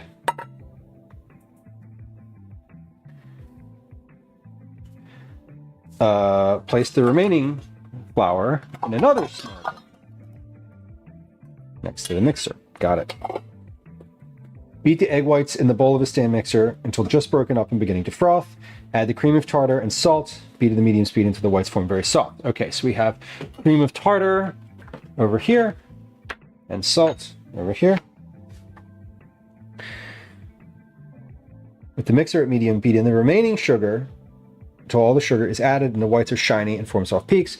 Add the vanilla, lemon juice, and almond extract. We're not using almond extract today because almonds make me die, but we are going to use a bit of Grand Marnier because it's like orange and floral and kind of, I had rum raisin ice cream recently and they were like, this has a lot of booze in it. Are you sure you want it? And I was like, yes. Anyway, and I was like, oh, I have these little bottles of like alcohol in the house. So I'll put like a teaspoon of this in there instead of the almond extract. It also said you can like add whatever extract you want. So that's what we're going to do. Okay. Add the vanilla, lemon juice. What do I need? Lemon juice. 1.5 teaspoons of juice from 1 lemon. We're not going to cut up a lemon for this. I'm just going to use this. Okay. And flour sugar mixture in a sifter, set over wax paper. Sift the mixture over the whites about 3 tablespoons at a time and gently fold in using a large rubber spatula. Sift any flour sugar mixture that falls onto the paper back into the bowl with the whites. Sheesh, they really want you to sift this. It's super important that you sift this. They also note like 4 to 5 times in the description on this recipe about sifting it. So we've made light of sifting before. When baking, this is a recipe that very specifically calls for it multiple times. Gently scrape the batter into the pan, smooth the top of the spatula, and give the pan a couple of raps on the counter to release any large air bubbles. Bake until the cake is golden brown and the top springs back and press firmly 50 to 60 minutes. Okay, first, we're not doing this in a bundt pan like you're used to seeing angel food cake. We're just going to make cupcakes. It's probably not going to take 50 or 60 minutes to make, and that's fine. I don't know how many cupcakes or whatever this is going to make, but like it's going to make some. So I've got two cupcake pans and enough paper for both of them. So like I think that'll probably be the right amount. Waiting for my pie crust in here at this point. So when the timer goes off, bake for 12 minutes. Remove the weights in the foil. Reduce to 350. Continue baking until the crust is golden brown and color another 10 minutes. Okay, so when this timer goes off, which should be momentarily here, we're going to take those pie crusts out. We're going to take the aluminum foil out of them. Then we're going to put the pie crust back in the oven for another few minutes. Drop the temperature of the oven. That's important. Let's do that now because, another couple seconds here isn't going to make a difference.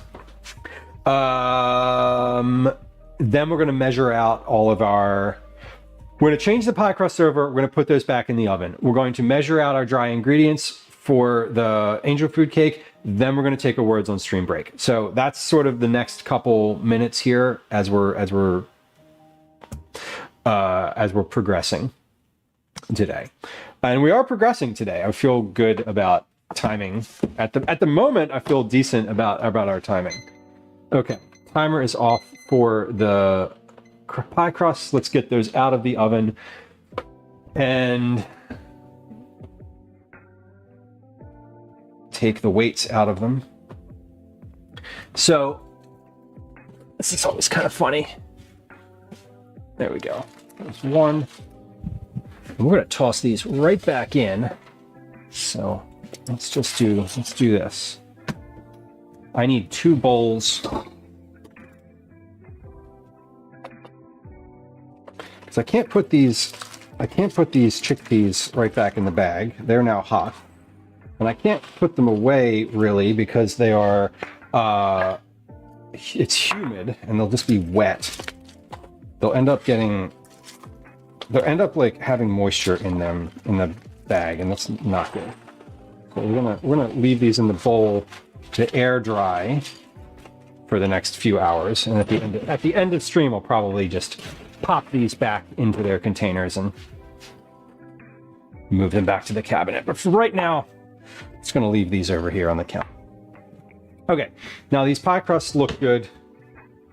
They're starting to look good. They're a little bit golden. I'm gonna pop these back in the oven. I'm gonna get my pie dough snack out of the oven, because that's finished. Oven is now at 350, so we're gonna toss these in.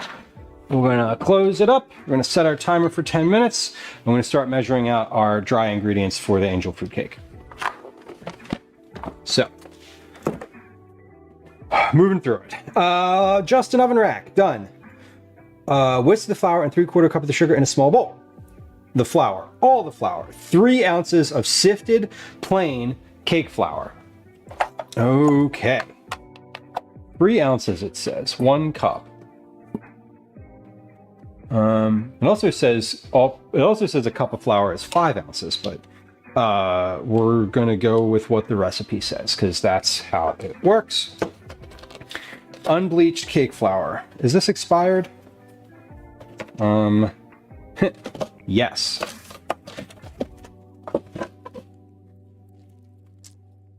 And that's fine. It's fine. There was a 4 in it. Yeah. Oh, it only expired in December of 2024. Totally fine. 3 ounces of cake flour. There might not be 3 ounces of flour here, so I might need to add a little. Wait, there it is. Wait, it says 1 cup of sifted plain cake flour. That is 3.5 ounces, and that is not a cup. Hold on. Hold up. Hold up. Knife Plan, welcome. How old is that cookbook? Well, I'll tell you in a second what the date on it is.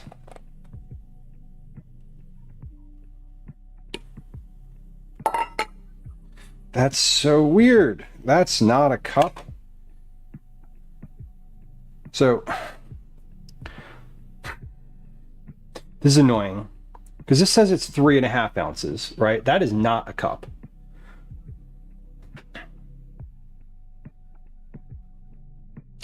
Sift both the cake flour and the granulated sugar before measuring to eliminate any lumps and ensure the lightest possible texture. Okay, here's what we're going to do. I'm going to fill this cup measure. I'm going to fill this cup measure with flour. We're going to get a cup of flour. There we go. There's a cup of flour. I'm going to take that into the sifter. I'm going to put the sifter in there. We're going to sift. We are going to sift this. So let's see. We got sifter. We're going to tear. Okay. We've torn. Wait, no, I don't want the tear. I want the tear to be without the container. There it is. Okay. My gosh. My gosh. Okay, so 2 point, that's 3 ounces of flour right there.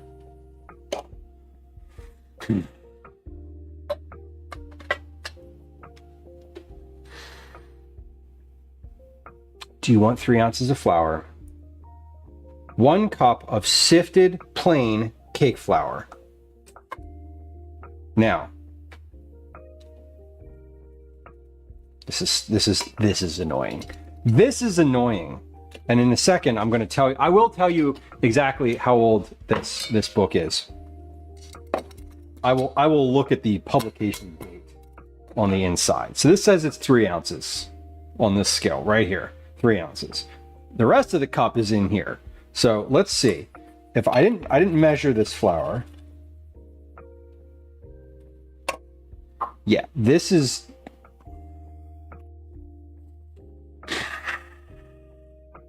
okay. A quarter cup is 30 grams. I need 1 cup. I need 1 cup of this flour. I'm going to measure 1 cup. Just 1 cup. That would be 120 grams. Right? 120 grams. Says so on the side of the box. Okay. This is how we're going to do this. Because I usually love the weight aspect, but a cup of this is nowhere, like they're not lining up. These numbers are not lining up. So we're going to go with the measure amount instead of the weight amount, which I usually don't love doing. But we're going to do that today because it seems better. I don't know, intuitively it seems like that's a better path,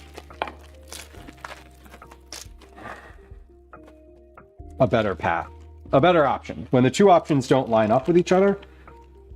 So I don't know, maybe tell me if I'm wrong here, but I feel like the cup, I feel like going with the volume versus the weight here when it's something that's like specific and sifted and all that, I think that's probably the better choice. We got 4 minutes left on my pie dough in the oven. Let's take a look at the pie dough real quick. I want to see if it is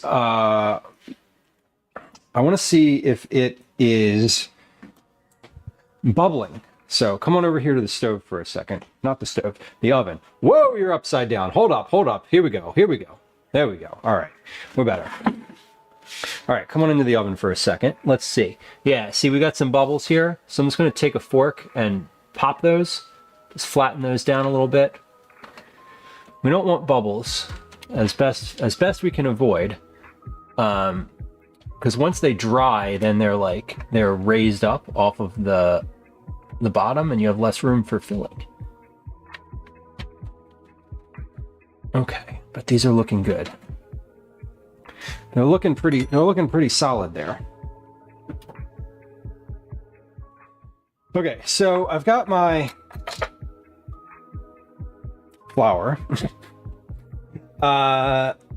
Whisk together the flour and 3/4 cup of the sugar. Okay, I'm going to avoid weight measurements today because this one also has weight measurements and I'm just like, no, we're not doing that. I'm gonna go with 3/4 cup, and then that's just how it is. Timeout, welcome in. Frustrating comparing weight and volume. 1 cup of sifted may weigh 3.5, but a cup of unsifted may weigh 4.5. Right, and the magnet that I always use, like the conversion chart that I always use on my refrigerator for all like conversions and weight and things like that, says it weighs 5 ounces. 198 grams, 142 grams, 5 ounces, 1 cup, all-purpose flour. So that's annoying. Anyway, let's get this sifted. Okay. So it also says to sift the sugar, which does not appear to need that. The old-fashioned way. I know. I'm something of an explorer, Velos. It's yeah, the old-fashioned way indeed. All right, whisking this together. So basically, what they say in the directions for this is that introducing air into this and sort of like having all of your ingredients be sifted is important because there's no fat. There's no fat to like help with things. So that's what they're implying. Or not implying. They're saying, you know, it's you gotta be not worried. Oh, whatever.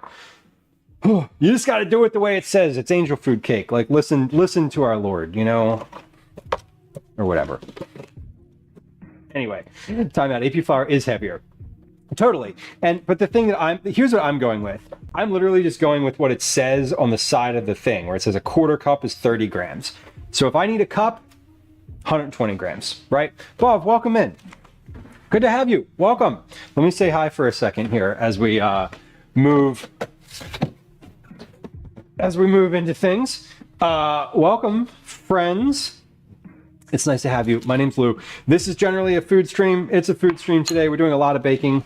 We will be also, this is also an IRL stream, so we do IRLs regularly enough. I'd say probably every fourth stream at this point is probably an IRL stream. Out in the world in Philadelphia, but generally I'm at home where I am now making food, mostly vegetable forward family meals as I would describe them. Today we're just doing a bunch of baking. I'm making some angel food cake. I'm testing a recipe for garlic cookies, and I'm making quiche for dinner. We have pie crust in the oven and an ad break coming up at some point in just a little bit here. So like, just be aware you didn't get an ad when you rated in. We don't do pre-rolls. We do words on stream and then 3-minute break roughly every hour. So welcome in. Friends who are hanging out here, if you were inclined to watch this channel and the food production that's happening here, Bob Bakes is a fellow food and drink streamer, friend of the stream. Believe you remember the Food and Drink Club at this point, and definitely worth a follow. Good vibes. Good conversation too. I always appreciate your openness and willingness and sort of like, I feel like your discussions are always really funny. Like bawdy, weird, humorous, insightful, and I always appreciate like the conversation that happens on Bob's stream. Enjoy the raid and run. I appreciate you. Thanks for bringing friends. Friends who have just joined us. There are no follow alerts. There's no sounds. I won't say hi to you. If you want to follow and just be totally incognito, fine with me. Please enjoy your time. Lurkers are great. Let's get these pie crusts out of the oven. We have the time. We have just the right time to do that now. Carly, welcome in. Whoop, whoop. Here we are, pie crusts. Ooh, look at these. They look great. They look great. Ow, fuck. Okay. We got it. Okay, Bob, have a good afternoon. Appreciate you, or a lovely rest of your day.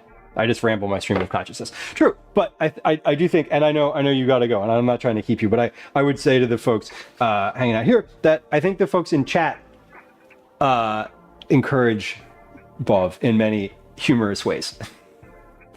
Okay, pie crusts are done, are finished, ready to go. Mix, welcome in. Here they are. So pre-baked, par-baked. They're pretty dry. I don't know if I could slide this. Yeah, like I could slide this around. It's a little bit of, you know,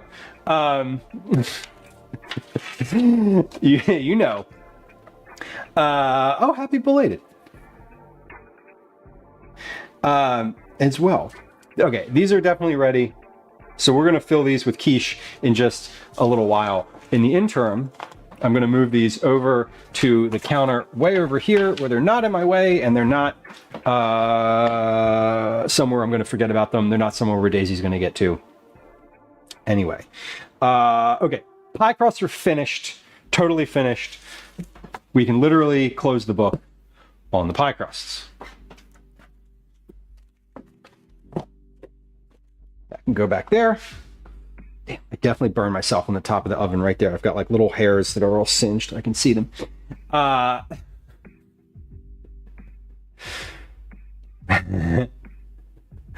Waggly eyebrows.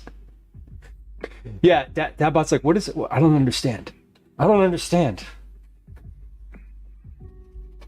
Dadbot is of a specific generation. Okay. Let's finish getting our dry ingredients out for the angel food cake.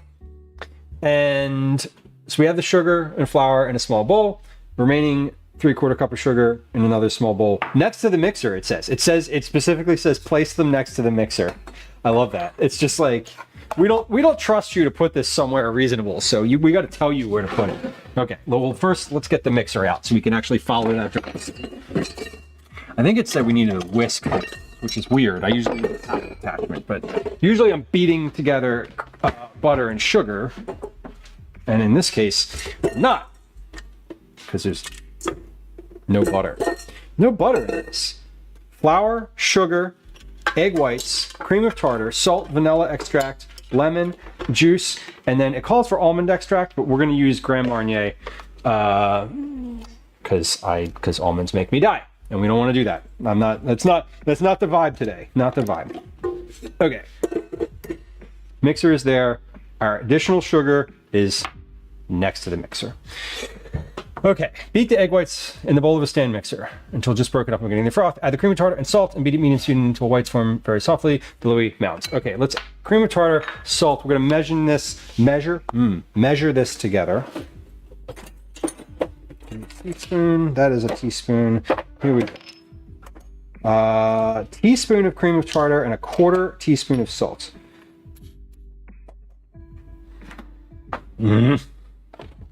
When the thing's not wide enough to fit into the top, it's annoying. Okay, is this a teaspoon? That's a 1/2 teaspoon. Even the 1/2 teaspoon doesn't fit. God damn. Okay, cream of tartar. Fine. Just measure it over the cup measure. Okay. Teaspoon of cream of tartar. And 1/4 teaspoon of salt. And yeah, I'm not used to using the measuring spoons / cups. Okay, 1.5 teaspoons vanilla extract. Let's measure that out too right now. That way I can just dump it in. So we add the vanilla.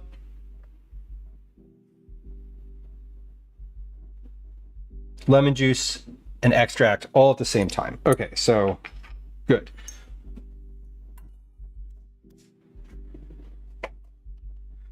Vanilla, we need 1.5 teaspoons.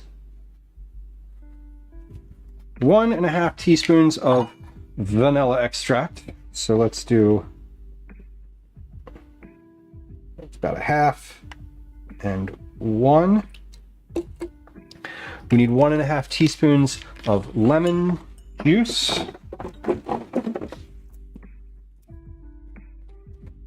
Limoncello, we love limoncello. I used to love limoncello. That's 1/2, and that's a whole. Probably a little more lemon than I needed to. Do you know if you can put a can of evaporated milk in the fridge for a good couple of hours and get it cold, it'll whip to a soft peak like whipped cream? No, I did not know that, and that sounds delicious.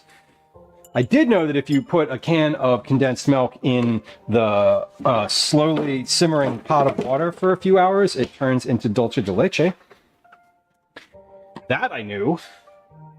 Fun fact. And 1/2 teaspoon of almond extract. Okay, so we're going to add Grand Marnier to this as well. Then we're going to take a little break here because The next step is to do the angel food cake start to finish. So now that we are ready to start, we are going to take our quick break. For anyone who's new and lurking or what have you, we do a 3-minute break roughly every hour. We play a game of words on stream, and we do oh shit, here comes the ad. Sorry. Hi. Press the button too early. What do you know? There we go. Okay. There it is. Mix, it didn't go well. Oh no. Oh no. Well, I don't have a pan either, so we're flying by the seat of our pants today.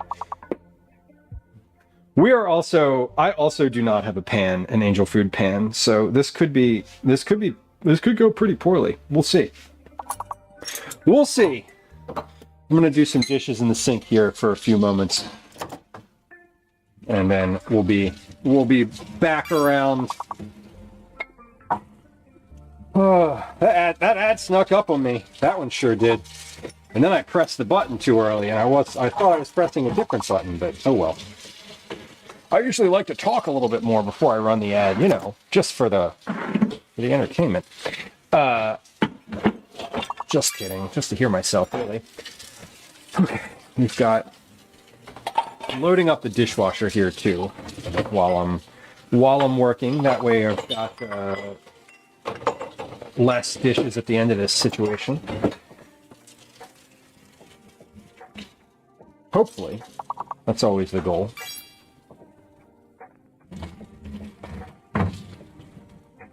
Actually doing some of the dishes today too, instead of just putting them somewhere.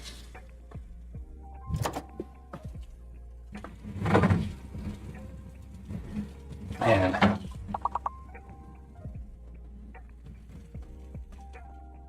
It's like a slow day today. It feels like folks are like into their summer and focused.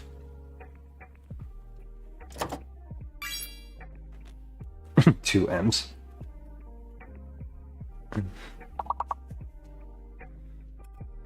Mix, you're locked. Oh no, I can't get my keyboard out. I can't get my keyboard out fast enough. Close. Okay. You did try. You did try. We actually have 20 seconds left until this ad is over, so I am going to come back out of it here. We're just about over. We're just about over. Put me out of my misery. I know, right? Sometimes, but you got all the ones you could get. See, the thing is that you got a word in each round, which, like I say, you can't win at words on stream without lots of folks playing. Anyway, we're back. Ads are over. Thank you for your patience. If you're on Twitch, I know you're experiencing an ad break. They happen. Usually they happen when you click into the stream, so at least you get a few minutes of not beforehand. Okay, what does the oven need to be at for the angel food cake? 325. So that's what, 345 on my oven? Yeah, let's just do 340 because I don't want it to be too hot. Okay, sift the cake flour and the granulated sugar before measuring to eliminate any lumps and ensure the lightest possible texture. Got it. Whisk the flour and the sugar in a small bowl. Place the remaining sugar in another small bowl next to the mixer. Beat the egg whites in the bowl of a stand mixer at low speed until just broken up and beginning to froth. Add the cream of tartar and salt and beat at medium speed until the whites form very soft, billowy mounds. Ad revenue matters. Mix, I just like transparently, from a income level on Twitch, I make more monthly off of those ads than I do off of like gift subs. So it does matter. It does, honestly. And like, I appreciate that people stick around for it. Like, because they're going to happen anyway. I know that it seems to me like most folks prefer the ads are managed and happen as opposed to just sort of you click the stream and you're subjected to like 3 minutes worth of ads, and then like you log in and it's just nothing's happening. You're like, why the hell did I just wait for that? Did it not have you blend your separate sugar? So it does. You do the egg whites, then you mix the cream of tartar and the salt, then you add the sugar until 1 tablespoon at a time until the sugar is added and the whites are shiny. Then you add the vanilla, lemon juice, and almond extract and beat until it's blended. Then you sift the flour in. So this is basically just like in the mixer now for the rest of, for a little while. Separate sugar goes through the blender to be super fine. It didn't say to put it in a blender. It just said sifted sugar. I wonder if I could use... It did not say to put it in a blender. Would that be... Do you think that would be a reasonable thing to do? Like I could put it in like the little bullet blender. I was just going to sift it into the thing. Like it doesn't even really seem like it needs sifting. I don't know. Sure, let's give it a try. So my egg whites are here. I already measured these out. That's how I make my meringues. Well, let's try it. Not a problem, because that is easy. I can do that one in the bullet blender in seconds. Also, it's not hot, so I'm not worried about it exploding, and I don't see why not. Some of they're very like bullish on doing the sifting in this one. So it didn't say to use any like powdered sugar or anything. That's a question. Is powdered sugar fundamentally a different product than granulated sugar, or is it just granulated sugar that's been processed?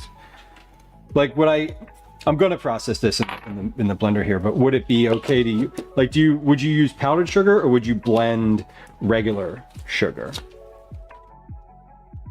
Blend half the flour sugar mix. I might do that.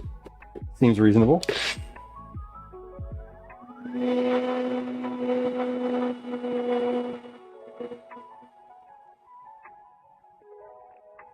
Oh yeah, the starch.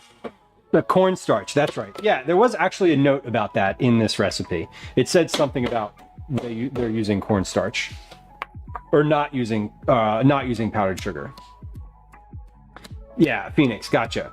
I as soon as you said that, I remembered that it does say that. This recipe is coming from the book The New Best Recipe, which is an America's Test Kitchen imprint. So they have, it's like the same sort of like wonky, not totally scientific, but like scientific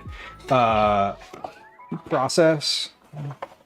So they walk you through some of the thinking behind the ingredients and timing. Like there's a whole 2 paragraphs on this about testing it at different temperatures in the oven. So I am just going to go ahead and blend half of this flour and sugar mixture here per recommendation, because why not?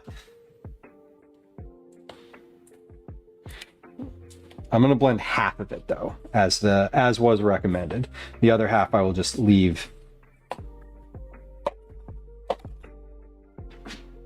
as it is. Is very fussy, and I've never made it. If you don't have the cone pan. Yeah, we're making cupcake. I'm putting these in a cupcake pan, by the way. I'm not like making an angel food cake. Like I'm using cupcakes. We're gonna bake them for like 15 minutes.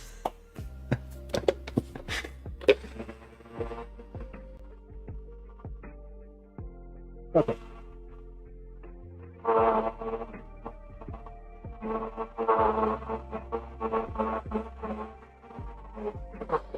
Very nice. In a popover pan. Fun. I was considering purchasing an angel food cake pan today. I was down in the Italian market and there's some places that sell like kitchen supplies, but I was like, I've literally never needed one of those, and maybe if I make these cupcakes and they turn out like crap, I'll want to get one. That way I can like have a redemption here, but I don't otherwise I don't otherwise need one. Although I will say I keep wanting to make I have a recipe that I keep seeing, and they keep coming back to. That's for like, it's not really a recipe. It's just a process for like bundt pan sandwiches. To like make a big sandwich in the bundt pan, you like layer it in there and you like press everything in, and then you like flip the thing over and just cut it up into segments. It's something of a like a gimmicky situation, but I think it sounds fun. But I don't have a bundt pan, so I've never made one. Better than the muffin tin. Nice.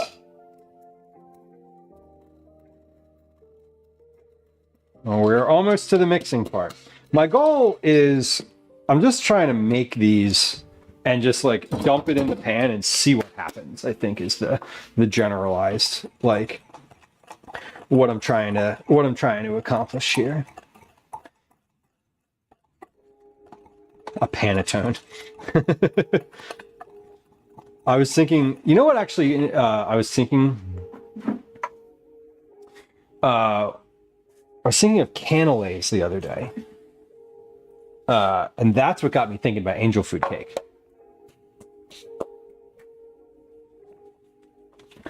Oh, take the pan. I mean, since they're going to be cupcake style, I guess I could like put it upside down, but I'm like, they're going to be in paper cups. So I can't flip it upside down without them just falling out. So like, that's going to be an issue, I guess, unless I do it in the pan directly, like grease. Would I grease the pan if I did that? I feel like greasing the pan would probably add unnecessary like fat to it. I see what you're saying though. Okay, so we're going to, with the mixture at medium speed, beat the egg whites in a bowl of a stand mixture at low speed until just broken up and beginning to froth. All right. Well, the egg whites are pretty broken up because I got like liquid egg whites. So I would say that these are,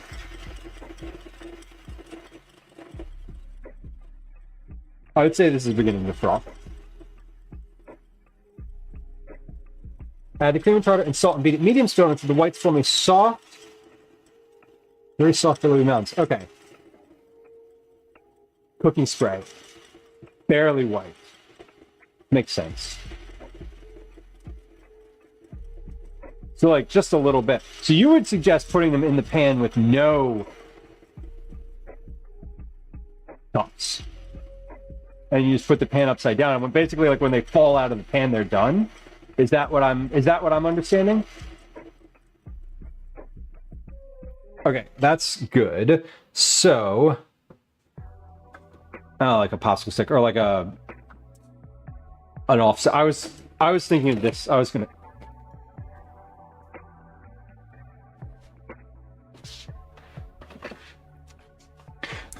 use this.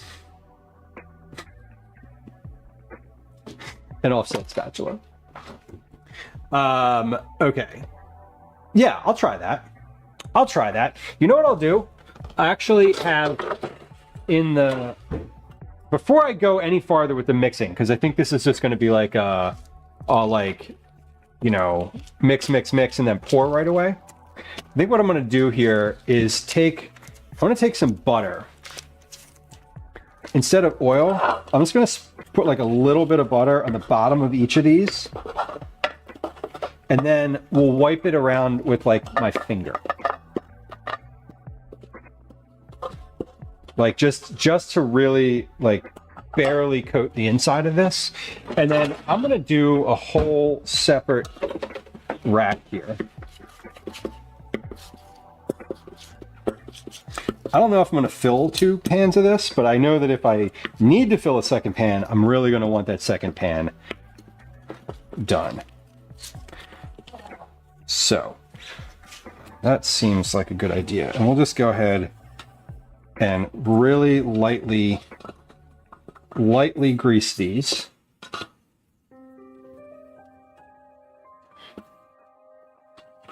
Yeah, these are like barely greased. These feel, you know what these feel like? Greasing this feels like after you've washed something and you haven't like really gotten all the grease off of it. Needs to cling so it can climb. Well, there's a lesson there. So we'll do this. Do it right in the pan, as suggested. I'm always happy to take advice when the advice like makes sense. Well, I'm always happy to take advice when the advice makes sense, when I have the time to do it, and when I have the mindset to be open to things. Sometimes I'm not. Sometimes I'm just like, nope, I'm gonna do it this way. Like, watch me fail. The whole purpose of these was just to use up the egg whites. So I would kind of like them to work, you know? I do want to eat them. Like, I do know also that like sort of regardless of how these turn out, I'm going to eat them. So it's not that big of it wouldn't be that big of an issue if they were flat and awful, as long as they as long as they still tasted fine. All right. Yeah, exactly. If they're flat, it's still fine. Okay, let's get back to the mixing here now that we've got this pan situation under control. So we've mixed this, they're frothy. We're adding the cream of tartar and salt, beating at a medium speed until the whites form very soft, billowy mounds. Okay, that's a medium speed. Here goes the salt. There goes the cream of tartar. All right. We're mixing here. We're looking for soft, billowy mounds, aren't we all? They're frothy right now. Imano, welcome in. Welcome. Slithering in with good vibes. Lamia, welcome. Welcome in, friends. Good to have you. We're making an angel food cake. It is the first time, so we're trying here. We're trying. Next, thank you for the shout out. What was on stream today?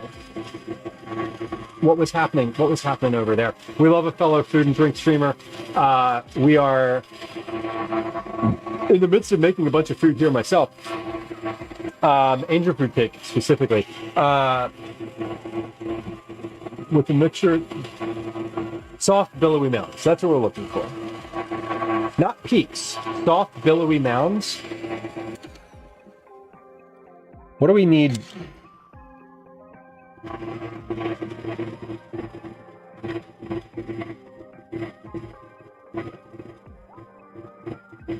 Okay, so we're working.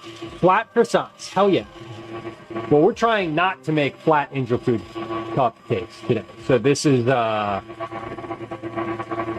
listen, it happens. I've made so many terrible things. Although, or did you intend them to be flat? I know that I've seen recently one of the, I saw some sort of like food trend. I don't remember when it was, but it was like croissant sandwiches that were like pressed. They seemed really good. Yeah. Okay. I don't know if this is soft, billowy mounding yet, but it looks soft and billowy. It's flat. It's not like mounding. It's a it's a TikTok trend that got viral of flat croissants. That's where that's okay. So you made the thing that people are making. So good. So you had success today. Your croissants were flat intentionally. Got it. Okay, that makes sense. With the mixer still at medium speed, beat the cup of sugar 1 tablespoon at a time until the sugar is added and the whites are shiny and form soft peaks. Shiny.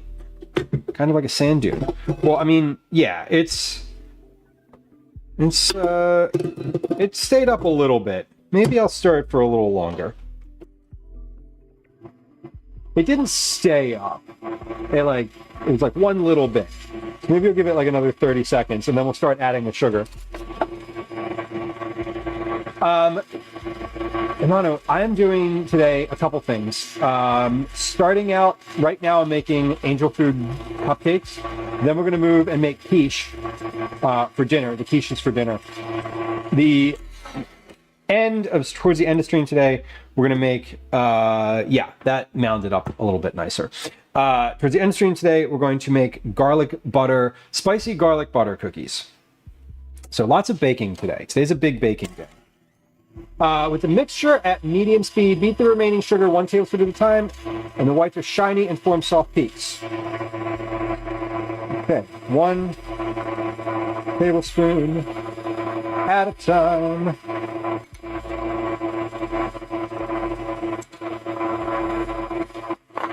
One tablespoon at a time.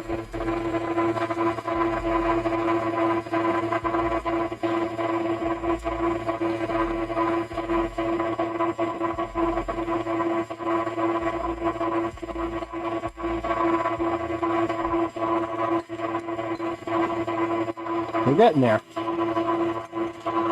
We're getting there. All right, it says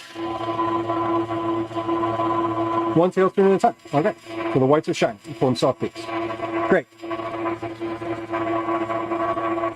We're getting there. It's starting to get more body, and I can see the little bits around the edge.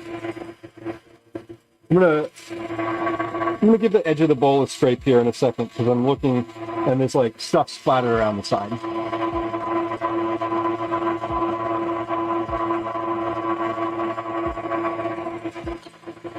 "30 to 45 seconds. Well, I'm mostly finished now, so that ship has sailed. We'll see how it goes.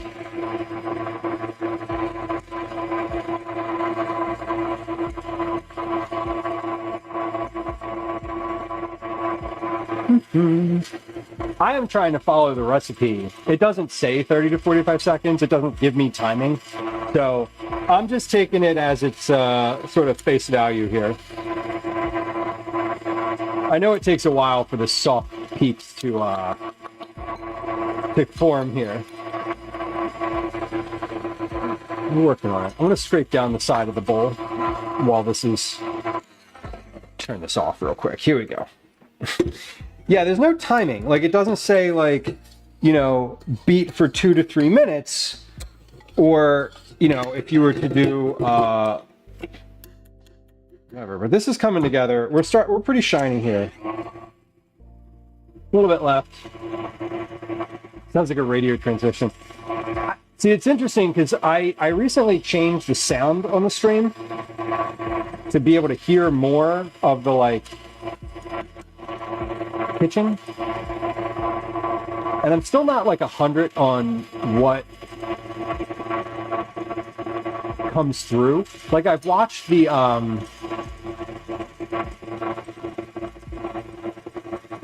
VODs, but like it doesn't always stick.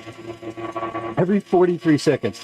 Mix, that is deeply specific. Deeply specific. That's funny. They were not so specific. All right, here we go. Last little bit, and we'll let it whip until it's done here. And then we add the vanilla, lemon, and beat until blended.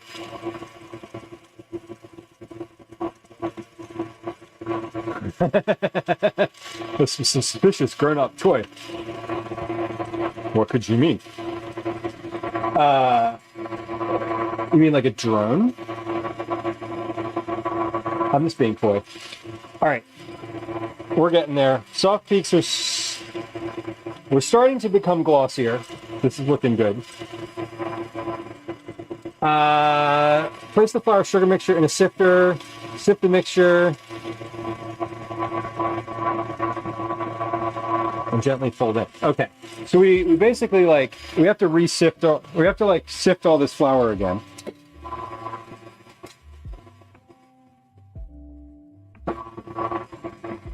Into the mixer one more time.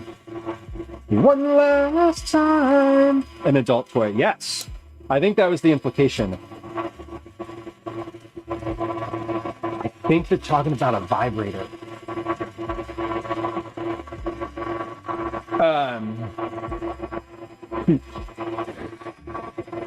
Meanwhile, Mix is like, no, I'm not at all. All right. Going for it. Jane, welcome in. Jane, I saw an Instagram. I think it was on your Instagram, maybe, that you were quite the cellist, which is really amazing.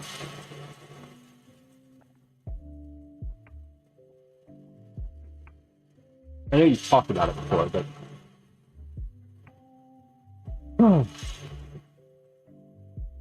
The mother's back massager, right. Yeah, mommy needs a back massage alone. Thanks.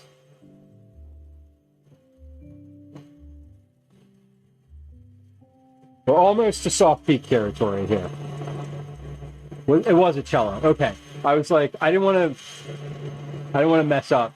Like, I know that usually it's like the bass, the cello, the viola, and then the violin. I know there's other ones in between, but I got the basics down, I think.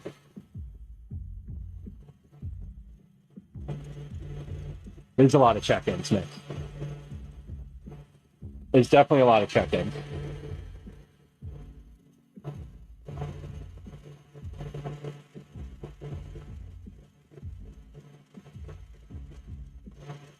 Kathy, welcome in. Hello. Popular. You're gonna be popular. Okay, let's see. How are we doing? Not quite there yet. Almost there. We're almost there.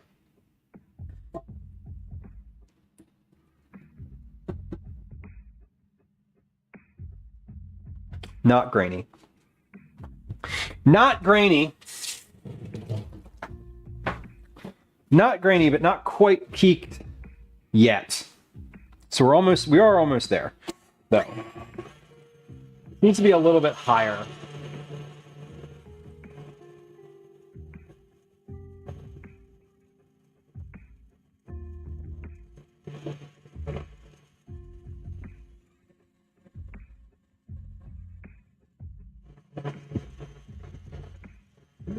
Muffled. It's the noise gate. The noise gate on the microphone is clipping a bunch of it, I'm sure.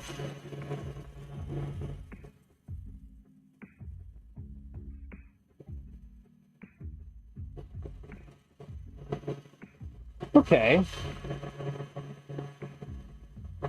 Almost there. I'm used to soft peaks for, I'm used to hard peaks for whipped cream. Soft peaks, I'm always a little less confident about. Yeah, that's a really soft peak. It's like not dripping off very fast. Okay. Yeah, that seems good. Okay, let's add this liquid. Amanda says, one day I found a thing called Tenga on a shelf and I asked my friend what it was while I was holding it and he said it was an adult toy and I was like, oh, slowly putting it down.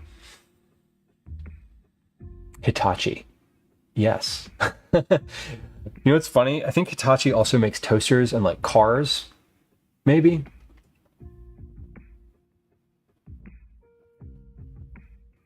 Do I play an instrument? I actually don't. Not that that's like surprising that I don't, but no, I don't. Calvin plays the violin. Calvin plays the violin and the trumpet and the piano. I can read music because I took piano lessons for a long time. But I don't play regularly. Okay, so this is on medium still. We're going to add the vanilla, lemon, and almond extract and beat until blended. Just blended, it says. I think we're blended.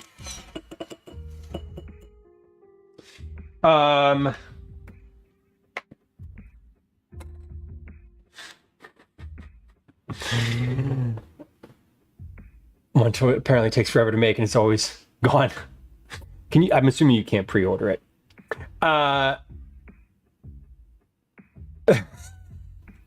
Yeah. It's like, what was the name of the company? A friend of mine in high school like got a car, and it was literally I didn't know they made cars. It was like, to me it was just like a toaster company. Forget the name of the car. It was like Daewoo or something like that. Okay, so we're good here. We've got peaks, soft peaks. Now we're gonna sift the flour back into this situation.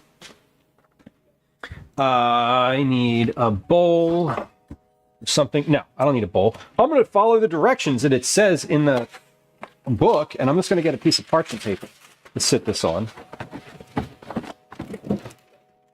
Okay.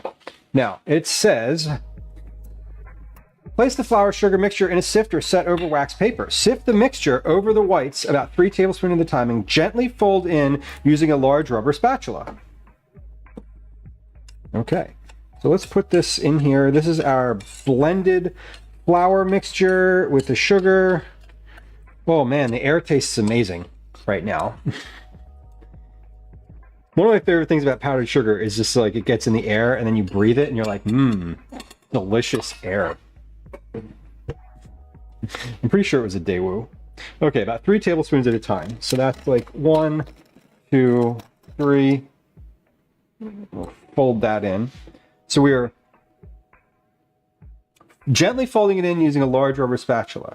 So we're trying to keep the flour suspended in here without losing our air bubbles.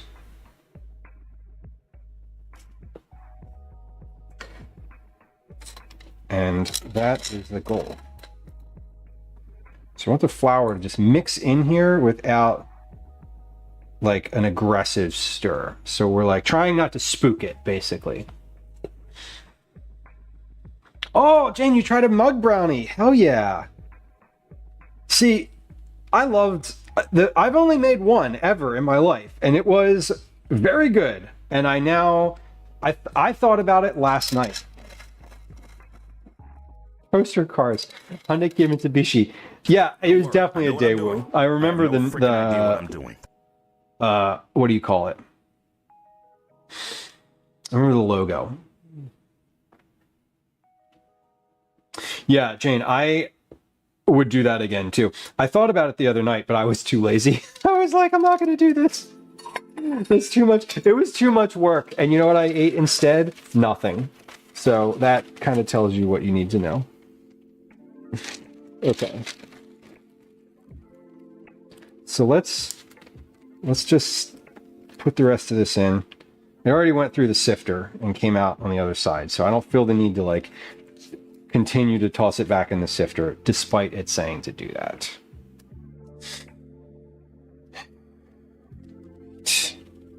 This is looking good. It smells really good. The air tastes amazing. So I'm hopeful that this turns out okay. Now I know that the timing on this is not going to be the same. So it's not going to take 50 to 60 minutes to cook. So I think I'm going to start this at about, I want to say about 25 minutes, because this is supposed to be cooking in a big bundt pan. And I am instead cooking it in a cupcake pan. So it's going to be probably a lot quicker. Jane, do you play anything else do you play anything else including the cello, besides this cello? Not that one needs to play anything else, but it seems to me like folks who play one instrument sort of either passingly or actually know another instrument. It's funny with Calvin, like he started playing piano before he started playing violin, and then he like started playing violin and was like, oh, I can already read this, which is kind of fun. Okay, I'm going to use a ladle to put this in these cups because I don't trust myself to pour it out of the bowl. Cello is your main. Okay. But piano too. Yeah, I feel like piano is just I feel like a lot of folks just sort of know how to play if you play other instruments. because it's sort of like the backbone of a lot of the things. Not the backbone, like when you practice. There's like always a piano in the music room, and someone just knows how to play the piano, right? When you play, yeah, it's like chickens, right? You're just dabbling. So I'm filling each of these a little less than halfway. I anticipate that these will rise quite a bit, as they are supposed to. And I'm doing these in the pan itself and not in the muffin cups.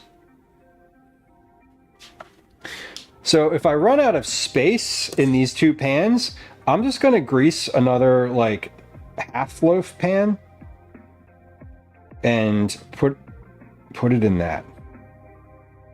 So we're trying here. And maybe these end up being huge, and that's fine too, you know? Hated piano mix. I played piano. I took piano lessons for a couple years when I was a kid. When I was Calvin's age, I took some piano lessons. And I didn't hate it, but I didn't take to it. I also have very little internal rhythm, so it was difficult. Your teacher refused to be flexible. Well, that is unfortunate. When it's the teacher that pushes you out of something, that's always shitty. I'm sorry to hear that. My teacher was fine. I don't remember her name, but she seemed nice. Miss Lisa, maybe? I don't know. Not part of the memory anymore. Okay, well, I think we've run out of room. So let's top off some of these cups with a little bit more, because some of them have a little less than I think they should. And then we'll pop these in the oven and get started. Okay, just give this a stir. We have a little bit of silt, a little bit of flour sunk to the bottom and didn't get incorporated, but I think that's probably okay. Again, we are not looking for perfection here. I'm not even looking for these to work, if I'm being really like honest with myself. I'm hoping that these turn out something of somewhat okay, but I did not buy a pan, and so we don't have the right pan for this, and we're just trying, we're going on vibes here. And some advice, but generally vibes. Phoenix, your internal rhythm is ADHD. Mine, yeah, like I also tried to play the drums to great comic effect at one point. I literally cannot hold a rhythm on the drums. And so it just did not work out very well, honestly. Okay. Let's get a half a pan. I'm just gonna get a aluminum pan here because I ran out of room in these muffin tins. So I am going to do, I'm just going to pour the rest of this dough into this John. Let's do like the thing. Yeah, these are all about roughly the same here. So, pour the rest. I look like I'd be awesome at drums.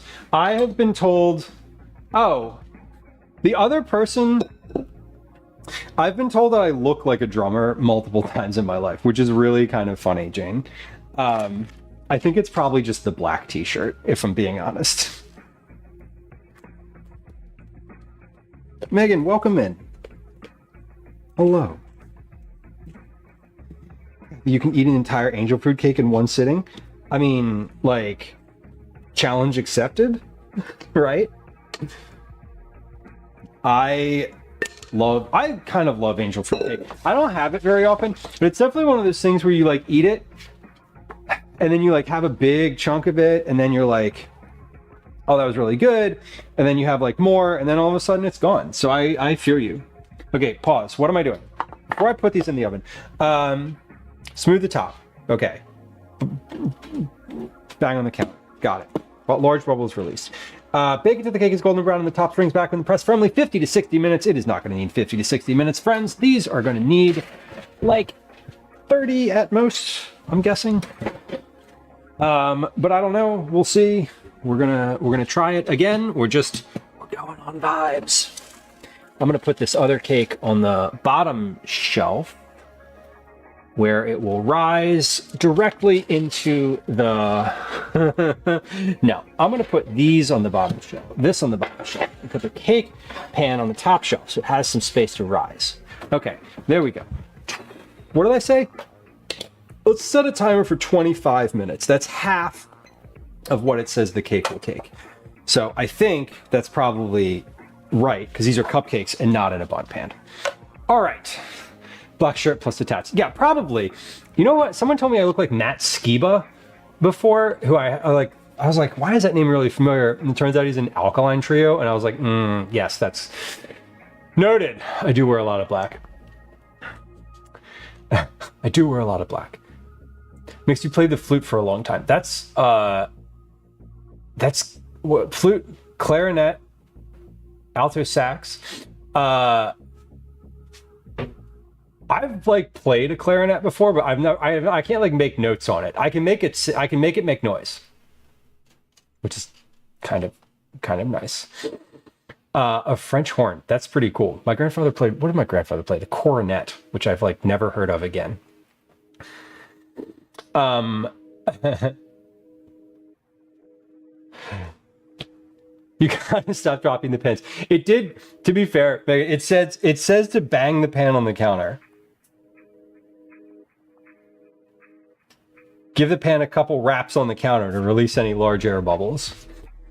I'm trying. I've never made angel food cake before, and it's not supposed to be in cupcake form. So I know that this is sort of like potentially a lost cause from the beginning.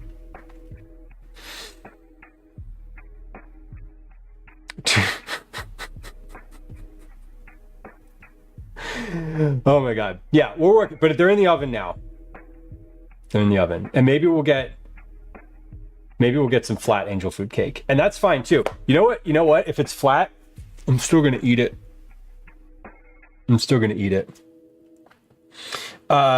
Specifically, it says, gently scrape the batter into the pan, smooth the top with a spatula, and give the pan a couple of raps on the counter to release any large air bubbles. It's not Joy of Cooking. No, sorry. This is not Joy of Cooking. This is from the new best recipe, the America's Test Kitchen sort of situation. Speaking of, there's a question around when this book was from.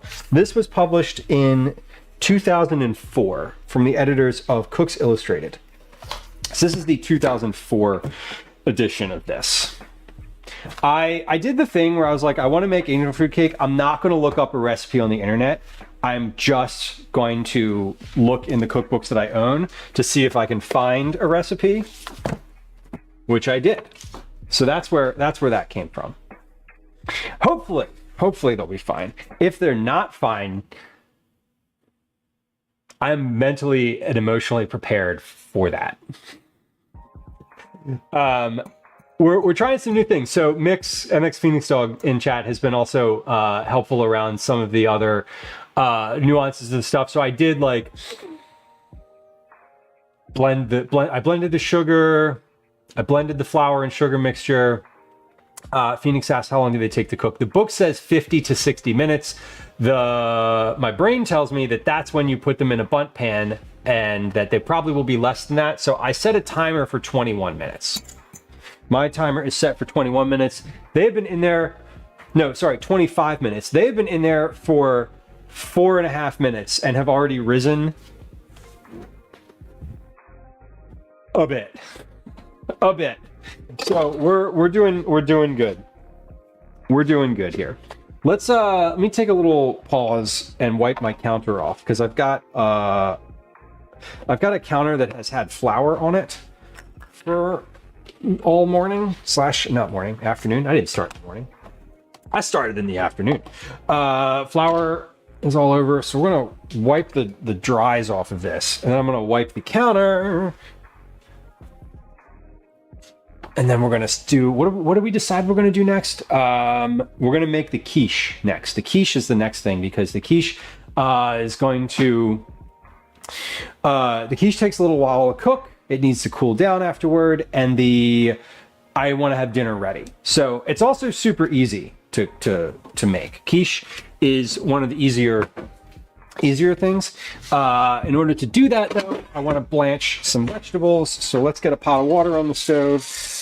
Specifically broccoli and potatoes are going to go in here. So I want to cook the broccoli and potatoes pretty, yeah,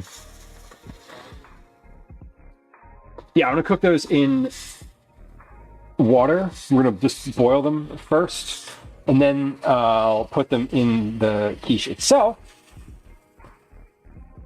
I don't want to boil them for too long, like just enough to like get them soft and sort of toothsome.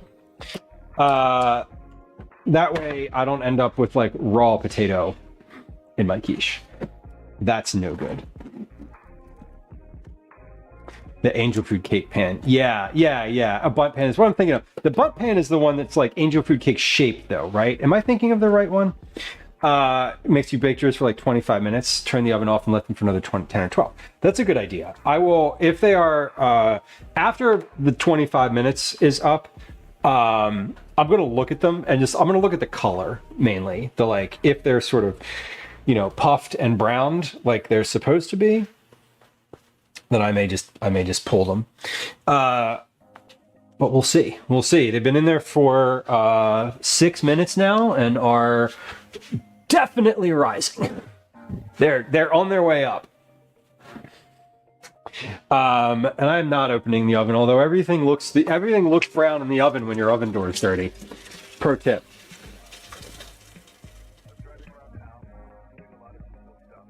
Yeah, Kathy, you need the hole on the bottom.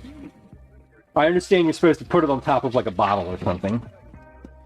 So we're going to try to we'll do something with these pans to turn them upside down.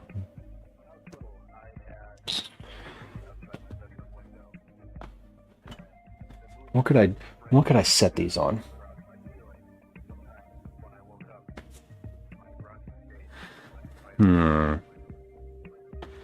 Maybe a can. Maybe we'll get, oh, I know what I'll set them on. Haha! The edges of the pan. 1, 2, 3, 4, and then another. Two cans will have both pans on them.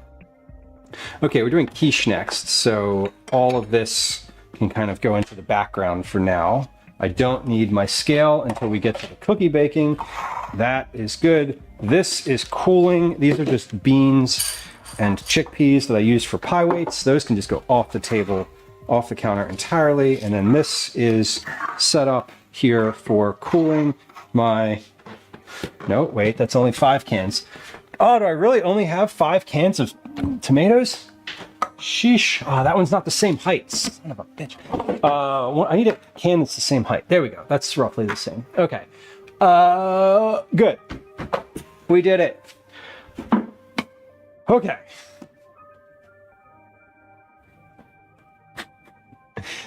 Let's get our quiche stuff out because I made these pie shells earlier. They're over here on the counter cooling, or they're cool by now. So we made and par-baked pie shells earlier. Here they are. These are good and cool and like ready now, ready to actually fill. So what are we putting in this quiche? Broccoli, potatoes, cheddar cheese, and anything else I can find in the fridge. We're going to use eggs and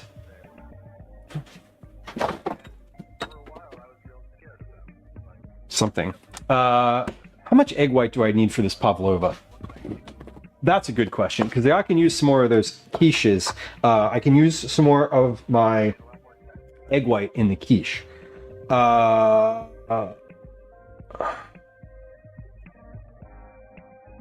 See, this calls for 3 large eggs.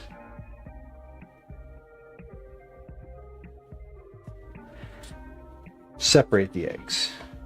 Okay, so I only need the yolks of 3 eggs for this, basically. So that's Thursday, by the way. We're not doing a pavlova today. That's like not happening. But 3 eggs is 2 tablespoons is 1 egg. So 2, 4, 6 tablespoons. Okay, so I can just, there's plenty in here. It's probably up to here still after making the angel food cake. So I can use some of these. Good to know. Because what I usually end up doing is adding, I usually use, for 2 quiches, I use a dozen eggs, and then I always end up adding more eggs to like increase the volume, but I'll just add those egg whites this time. Got it. There we go. Little feet on the pan, like a Dutch oven over the fire, right? If I was a worm. Mundane Fame, welcome in. Baking stream indeed. It is a baking stream today. We have angel food cupcakes in the oven. We have quiche that's about to go in the oven. Once those cupcakes come out, I'm just gonna pop the quiche right in.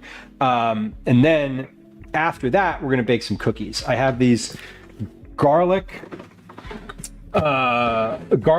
butter cookies that I've been working on for a little while, and I'm doing a test recipe today of the actual like final version for those. Not final version. This is version 1. But I'm doing, it's the first version that is like written and ready to go. I think I'm going to use up the rest of this cheese instead of opening a new thing of cheese. So we'll see. We'll see how much we have of all of that. What did I say? Potatoes? Yeah, potatoes. Potatoes, broccoli, cheese. That's it. Doesn't need to be anything else. Other than that, I was thinking of like frying onions and sauteing some garlic, and like, I'm not going to do it. Not going to do it. Not on the bottom, on the top. Yeah. But I mean, Mix, what I was saying is, I get where they are in that pan, but it's like the Dutch oven feet is what I'm saying. It's like that, but not in the same location. The same, keeping it slightly off the ground. Cyborg, welcome in. Hello. Broke down and finally got a part-time job. Hell yeah. And it's at a bakery. Hell yeah. That sounds great. One of my favorite jobs ever was a bakery. Mix, I'm sorry, no, my bad. No worries. I'm just clarifying because sometimes I am confusing. You know, I don't love texting as a format for communication. So chat is always a little bit like, I'm hoping I'm getting it right sometimes. Just being honest, that's sort of how it is. Generally just hoping to get it right. It's why there's a joke emoji. Get those. Okay, we've got pot of water on the stove. Angel food Johns are in the oven, looking good. Got 12 minutes left on the clock there. For quiche, I follow this rule. Softy, welcome in. I follow this rule that I got out of that same How to Cook Everything cookbook a long time ago, which is that for quiche, it doesn't really matter. Like you don't need to like worry too much about measuring your ingredients, but that quiche will generally have like 6 eggs and then roughly 2 cups of filling, whatever that is. So whenever I'm making quiche, I just fill this container with vegetables, what have you, because this is a 4-cup container and I always make 2 quiches, and so I just fill it up, and when it's full, I am done. Very easy to remember. Alley Cat, welcome in. Softy, hello. Did I say hi? Hi. Maybe I said hi. Maybe I'll say hi again. I'll say hi for a 3rd time if you wait long enough. Oh my god, I love donuts. I love donuts. That was what Gwen and Calvin got me on Father's Day, was donuts. Apple cider donuts too, amazing. Those are so good. They always have those at our the farmers market in the fall, and they're just making them on site. They have like the donut machine, and they're so good. You get them hot, and like just literally just the best thing ever. Lemon, welcome in. Hello. Hello, and welcome to Movie Phone.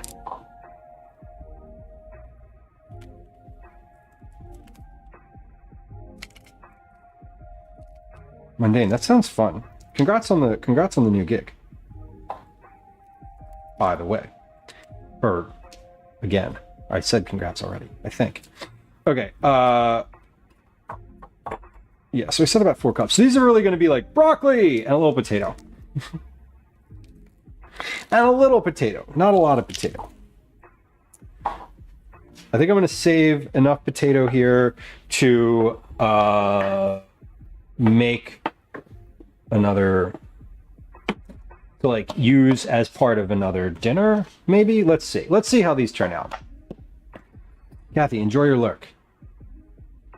Enjoy your lurk. I hope the afternoon is an easy one for you. Okay. Eggs, potatoes, an old crass man in a bakery full of women. Well, generally the best thing to do in that scenario is just be a good listener. My experience is just be a good listener. Say more about why you always make 2 quiches. Because I just like to say a couple reasons. There's actually several reasons. Most of the pie dough recipes that I've come across make enough dough for 2 pies.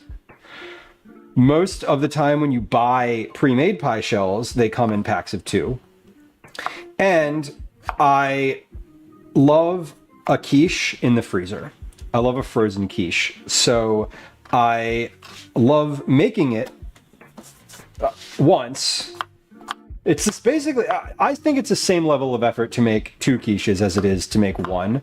Like, it's only maybe a few extra minutes. A little bit of extra chopping. If you're making the dough yourself, a little bit of extra dough. But generally speaking, I always make 2 just so I have a leftover. Or have like 1 for later. Like 1 for today, 1 for 3 weeks from now when we walk in the door at 6 p.m. I haven't thought about dinner and I'm like, ah. And then I'm like, wait, quiche. The best part about the quiches that live in the freezer, though, is I don't label them. I have no idea what's in them. Some of them are spicy. Some of them are savory. Some of them I didn't like when I ate the first one, and then I'll be surprised at not liking the next one. Phoenix, I did not use the stems of those, no. I could have, and I probably should have, but I was moving quickly, and I just literally, if I'm being very honest, I didn't think about it.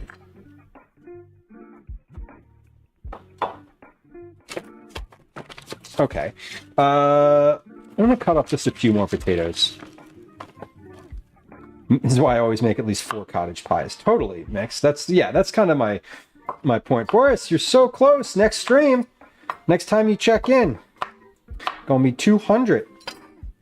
That's good for the potatoes. We're going to do a little bit of a boil. I'm just going to cook these, like, I'm going to boil these for like 3 or 4 minutes. Very easy. I cut everything up roughly the same size, which should all cook pretty much the same. Again, I don't need to completely cook these through. We're not serving them right out of they're going to get baked. So they're also going to be in the oven for a while. So I'm just going to boil these. My water is just about boiling. So let's drop these in, maybe. I'm gonna drop these in. I'm going to cook these for like 5 minutes, roughly. Pretty much until it comes back to a boil is kind of where my head's at. And then I'll take those out, and I'm not gonna put these in like a bowl of hot, cold water or anything afterward, because I'm just going to use them like right away. Like they're going right into a quiche, so I'm just going to put them right back into a container. We'll use the cheese. I'm just going to spread this cheese on top. when we're ready for that. And let's get my eggs together now. Actually, I'm gonna put the potatoes and broccoli in there, crack the eggs into this container. Yes, no such thing as too much cottage pie. No, this is true, Phoenix. I definitely agree with you. Run to a neighbors for jars. That's very neighborly, Megan. I love that. We're going to do an ad break in just a few minutes here. As after, basically, when these are finished, we're going to take a quick break. So should be coming up pretty soon. The rule for quiches in terms of eggs is also basically like 6 eggs per quiche. 6 eggs, a little bit of milk, 2 cups of ingredients, and a crust. Everything else after that is up to your imagination. Don't forget to add salt. I have several times made quiche and not added salt and bitten into it and been like, what is going on? Phoenix, the chest freezer in the basement is an amazing thing. I agree. I got a chest freezer like just after Calvin was born. Like, I didn't have one until then, but basically when he was born and we needed to have more room, I got a chest freezer and it was great. And it's definitely something that I appreciate, because now when I order like the enormous bag of chicken strips, right, I can just put them in the chest freezer. Everything needs salt. Everything needs salt. Mystery, welcome in. Welcome in. The reason we have an egg shortage. Hey, now, it does seem a bit gratuitous to use a lot of eggs for quiche, but like, I don't know. And it is. But they're very good, and I consider, it's like, it doesn't, you're using a dozen eggs, but like, you're also gonna have leftovers. That's kind of my thought too. Exactly. So for a dozen eggs, it's basically 4 meals, which I can get behind. Add some egg white to that. Mix this up. I don't have any regular milk today, so we're going to use some oat milk and just make sure see if that works. Yes, that's good. I'm going to mix these eggs, and by the time I'm finished mixing these, my vegetables should probably be finished. I also just really love quiche. It is part of the contract. It's true. It's true. But it is in good fun. And see, that's the thing. If it said first time chatter next to that message, I would receive it a little differently. I would receive it apprehensively. Okay. But it doesn't. It says moderator, so I can't do anything about it. Okay, that is pretty good. We've got all of our liquids here. So basically, we add. Oh, I got 2 minutes left on that angel food in the oven. So let's hold off for just a second on this. Let's hold off for just a second on this ad break. We'll hold off for like another three minutes or so. Jane, you've only had quiche once or twice in your life. It is so good. I made it a bunch. I make quiche a lot because I see quiche as a way to use up things. Like quiche is always just like a use it up meal, right? Egg whites, potatoes, broccoli, like the rest of that cheese in this situation.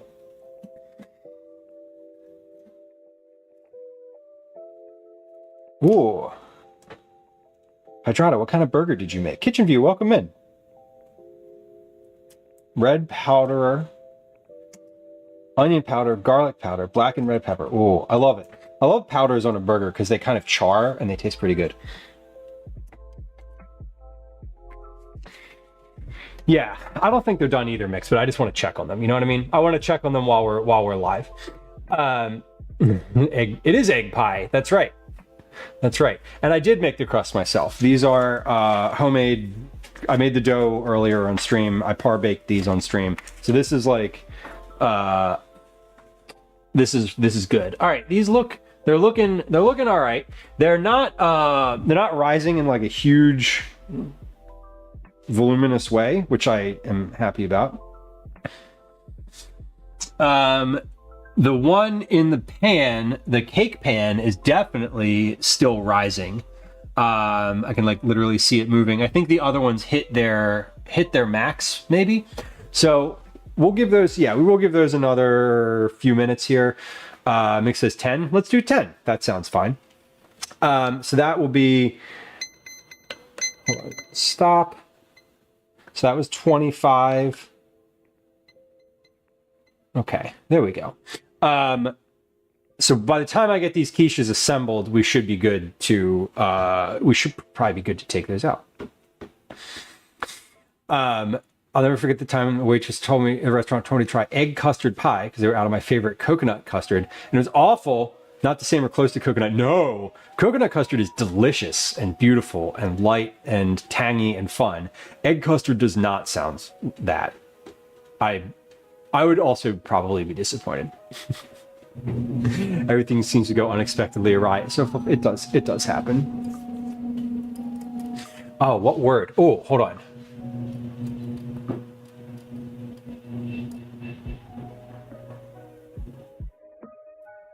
I don't know. I actually don't know. I have no idea which word that could be. All right, let's put these potatoes and broccoli. Hold on, let me take a potato out of here. Or let me take both of these out of here. Potatoes. No. Okay, we're gonna give these another like 2 minutes here. So let's give those.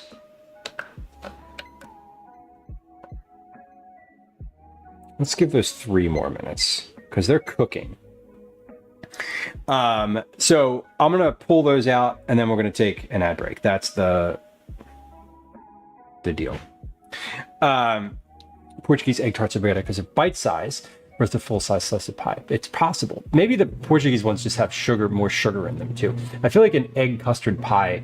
It's funny. Egg custard is a flavor of like snowballs. I don't know if y'all are familiar with snowballs. Maybe that's a Maryland thing. Excuse me. Hello. Family's home. Calvin's home. Gwen's home probably for like 10 seconds. It might be pie. It's true. Yeah? Wow. That's great. That's good. I'm live, obviously. Oh, you made a tie-dye shirt? Yeah. Wow. I did spiral, that's why it's kind of like... Okay. That's why it's kind of like in a spiral. Okay. That's cool.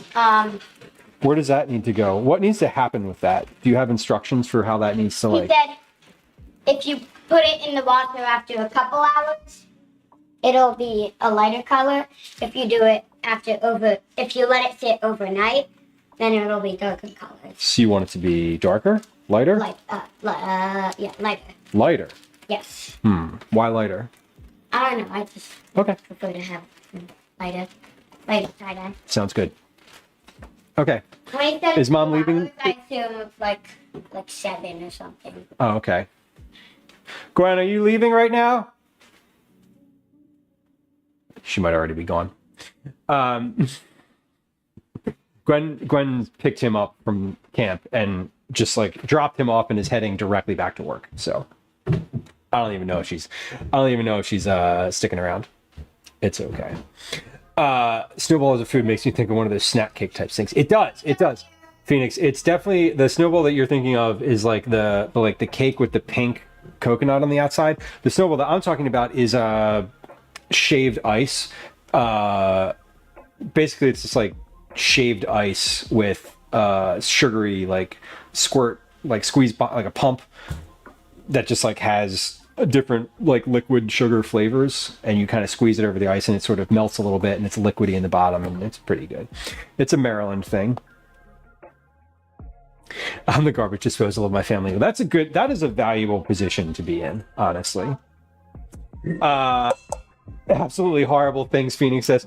Yeah, they're definitely an acquired taste. I think I moved to Philadelphia and then got like Rita's for the first time, and I was like, oh, I get it. That's why this is so much better.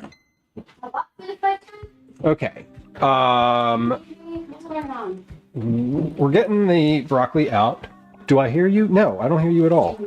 No, I don't need you at all. You're free to do whatever you need. Thank you for picking Calvin up. Are you back to work? Okay. And you're going to still plan to do your thing? Okay. Cool. Okay. We're gonna have an ad. It's 3 minutes long. It starts right now. We're gonna play some words on stream and we'll be right back. Hi. Welcome to another edition of There we go. Commercials Okay. I Hate.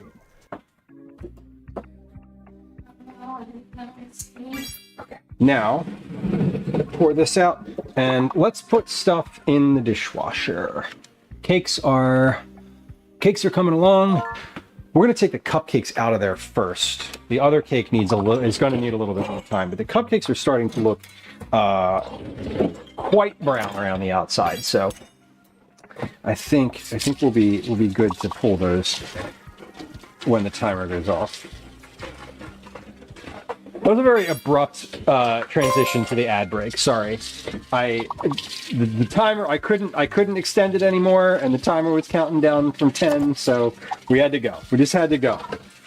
It was going to start with or without me. So, all right.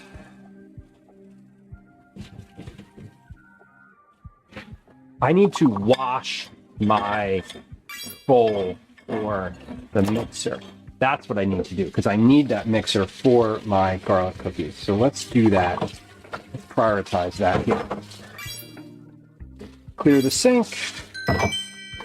Wash the mixer bowl. Them's the goals.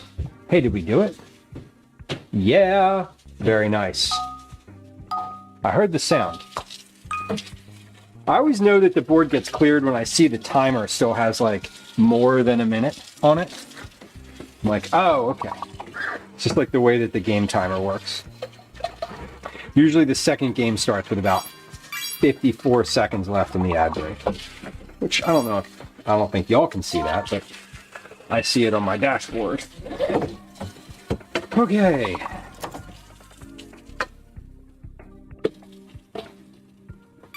Bowl is clean. I do not need the whisk for this one. I need the paddle attachment.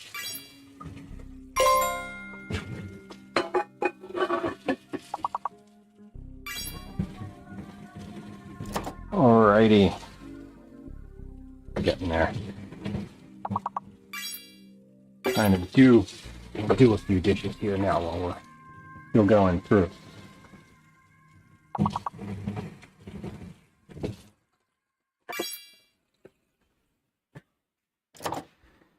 Okay. Couple guesses left. This one's coming in good. Got 2 4-letter words left. 2 4-letter words left. If you're word locked, only Sofa is word locked right now. Okay. Let's see. A little water in there. We'll drain these veggies just a touch. All right. If you're on Twitch, you're back. You were having an ad break, and now you're not. Congratulations. We're finishing this game of Words on Stream, and then we're going to be back to assemble a quiche. Hey, that was good. That was good. Very nice. Very nice. We're back. I'm seasoning the vegetables. I'm going to season the vegetables first. Then I'm going to season the eggs. Then I'm going to put them all together, and then I'll have that. Then I'm just not going to like season the inside of the quiche. We're going to season the elements.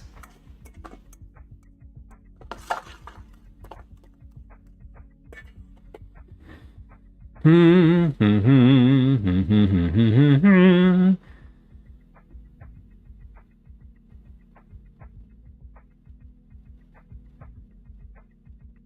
snack cakes are horrible. Okay, sorry. I'm scrolling back. Hold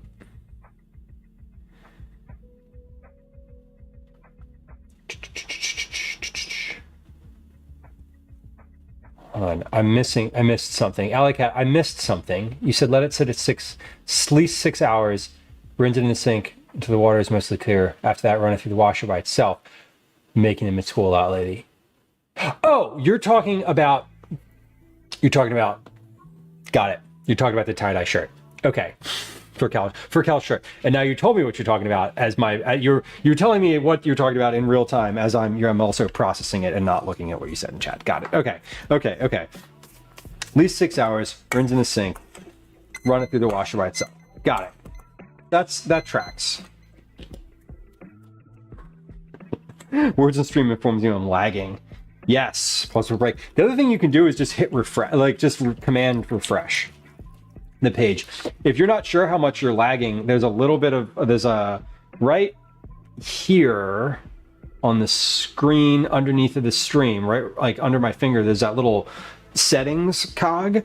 If you click on that and go to advanced, it will tell you your latency to the broadcaster, I think is what it's in there as, and that will tell you how much you are lagging between when the stream hits the internet from my end and when it hits your computer. So one could usually expect 2 seconds worth of lag. Waited until words was done. Okay, thank you. And I do appreciate that. It like took a second because I was like, also the thing, Alley Cat, what happens with me is like Cal will come in. Like if that shirt wasn't, it like didn't process, it didn't process that the comment was about the shirt. Because we've been talking about like different cooking and stuff like that today, and I'm like, wait, what am I leaving? What am I rinsing in the sink? I'm leaving my dishes sit in the sink in cold water for 6 hours to. I appreciate the info. Thank you. All right, timer went off for those cakes. They've been in here for 35 minutes. They are not rising anymore, and they are brown. So I am going to take these out. They look pretty good. Let's see what they look like. The timer was for the Angel Food cupcakes in the oven. Yeah, these ones look great. These also look great. And this other one is going to leave in there. This is what they look like. They have settled a little bit. So some of those are brown. You can tell the ones that were closer to the heating element in the oven, these.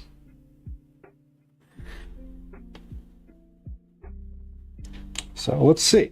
We're going to flip these upside down onto these pans over here and see what happens over the next hour or two. Maybe they fall out of the pan. Maybe they stick there forever and we eat them with a fork. Who's to say?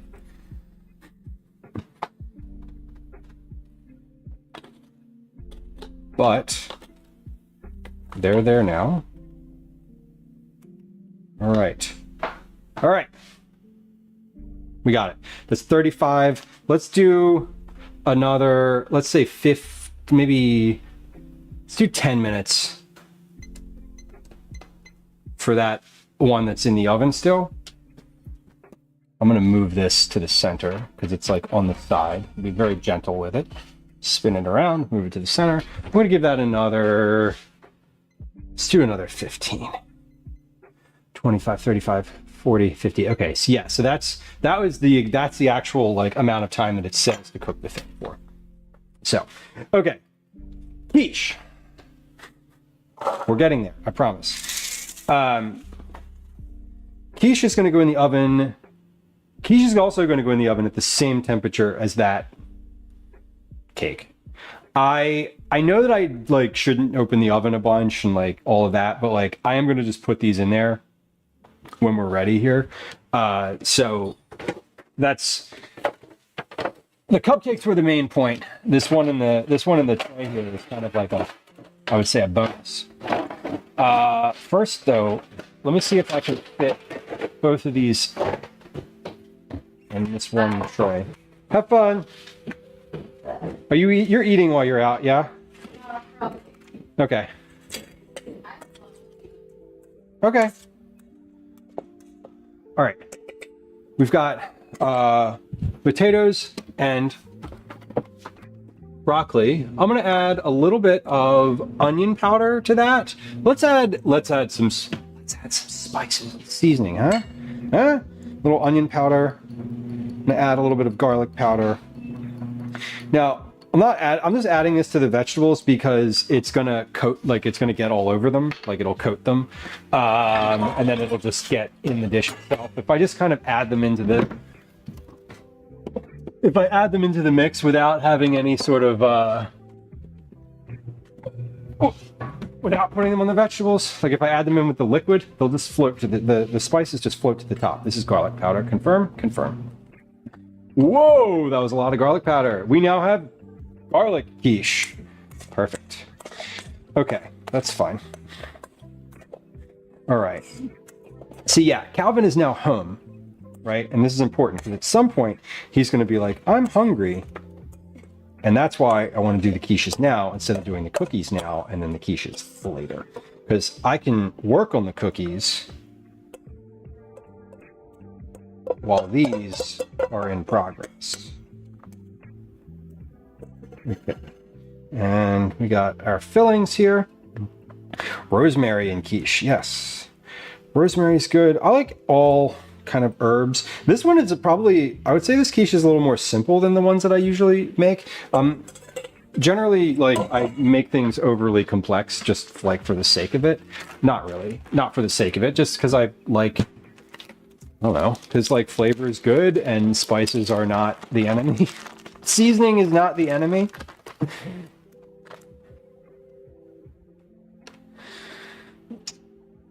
Rosemary's good. I love any kind of herbs. If I have a bunch of fresh herbs, I usually like to put those in here too. We're going to add this cheese, and then the egg goes in afterward. Yeah, perfect. That was a good amount of cheese. I don't think I needed too much more than that, and I'm glad that I saw that cheese was in it. Let me actually look and see if there's any other like additional, just sort of like random cheese, like a little container with shaved Parmesan or something like that in there. There is not. Okay, good, great. All right, we have about 4 cups of egg liquid here. This is egg. There's a dozen eggs, a little bit of extra egg white, and maybe half a cup of, what kind of milk did I put in here? Oat milk. I got half a cup of like oat milk, which we'll see. I think it'll be fine. Hopefully, I don't have too much liquid because I'm using smaller. Perfect. That was like 2 cups right there. I'm using smaller pie pans than I usually use. So we'll see. This is also quiche also like puffs up a bunch. So this will start to overflow. It'll rise, the eggs rise and puff, and then fall back down again when they're cooling. Chili lime Gouda. That sounds fun. What did you use it for? Or what are you planning to use it for?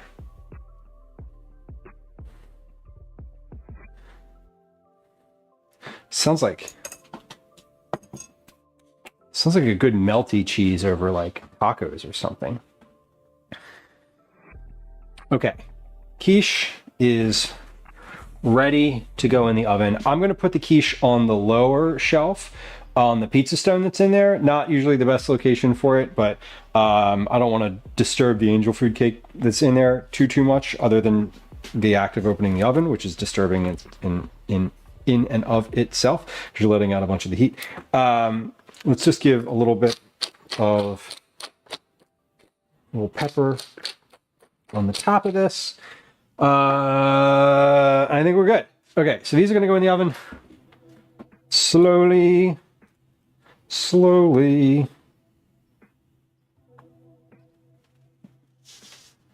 without tipping, without any sudden movements, no sliding, no nothing. Well, that one started leaking already, so that's perfect. Okay, hold on. Come here. Let's spin you around and see if we can't get a little bit higher on that side.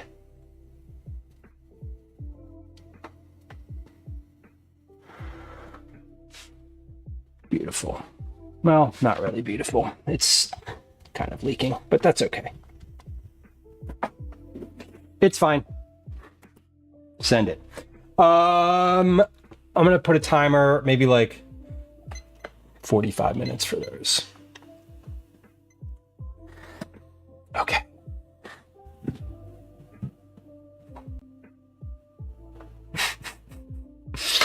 Always sweet talk the quiche. You gotta be nice to the quiche.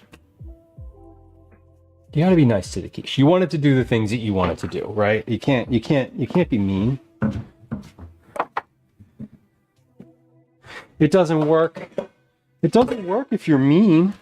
I'm gonna put the garlic powder in this cabinet. Why would I have it all the way over there when I use it? Pause.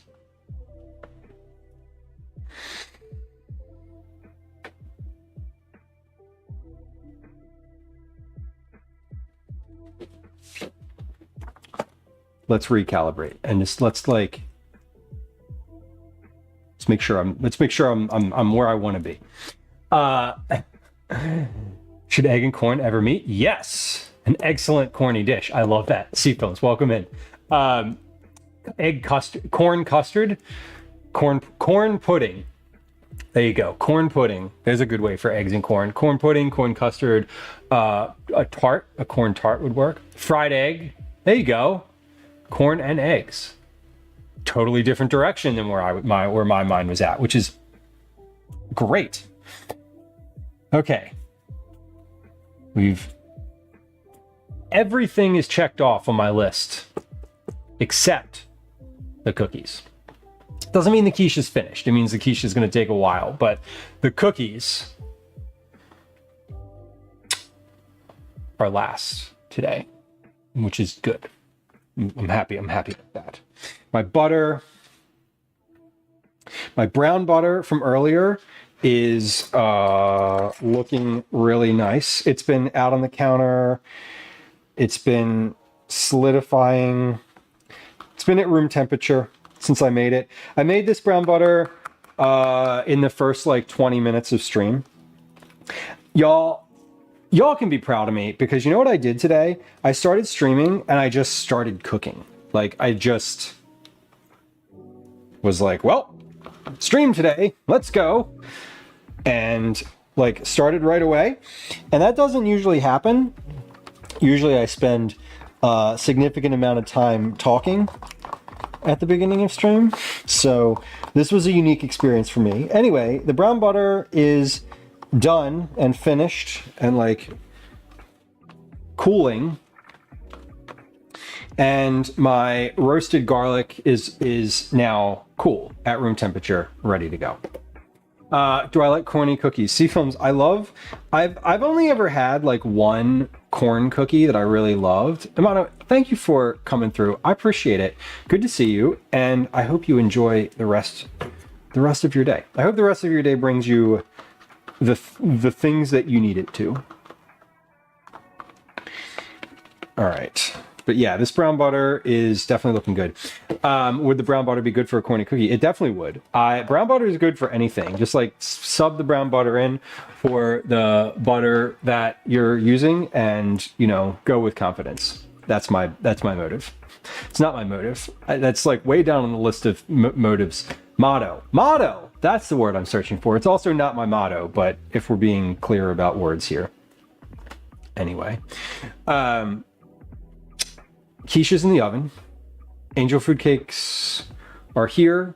Angel food cake is also in the oven. There's one of those in the oven too. Has about 4 minutes left on the timer. Is looking browned on the top, so that's good. My quiche has stopped leaking. So the angel food cake is starting. Is not starting. It's toward the end. The one in the oven. The quiches take like an hour to cook usually. Also, my oven is lower than I usually cook the quiche at. So as soon as I take the angel food cake out, I need to bump the oven temperature up because otherwise these are going to take an hour and a half to cook, and I don't want that. So, we're going to move on to the next in the main event. We're going to move on to our main event here.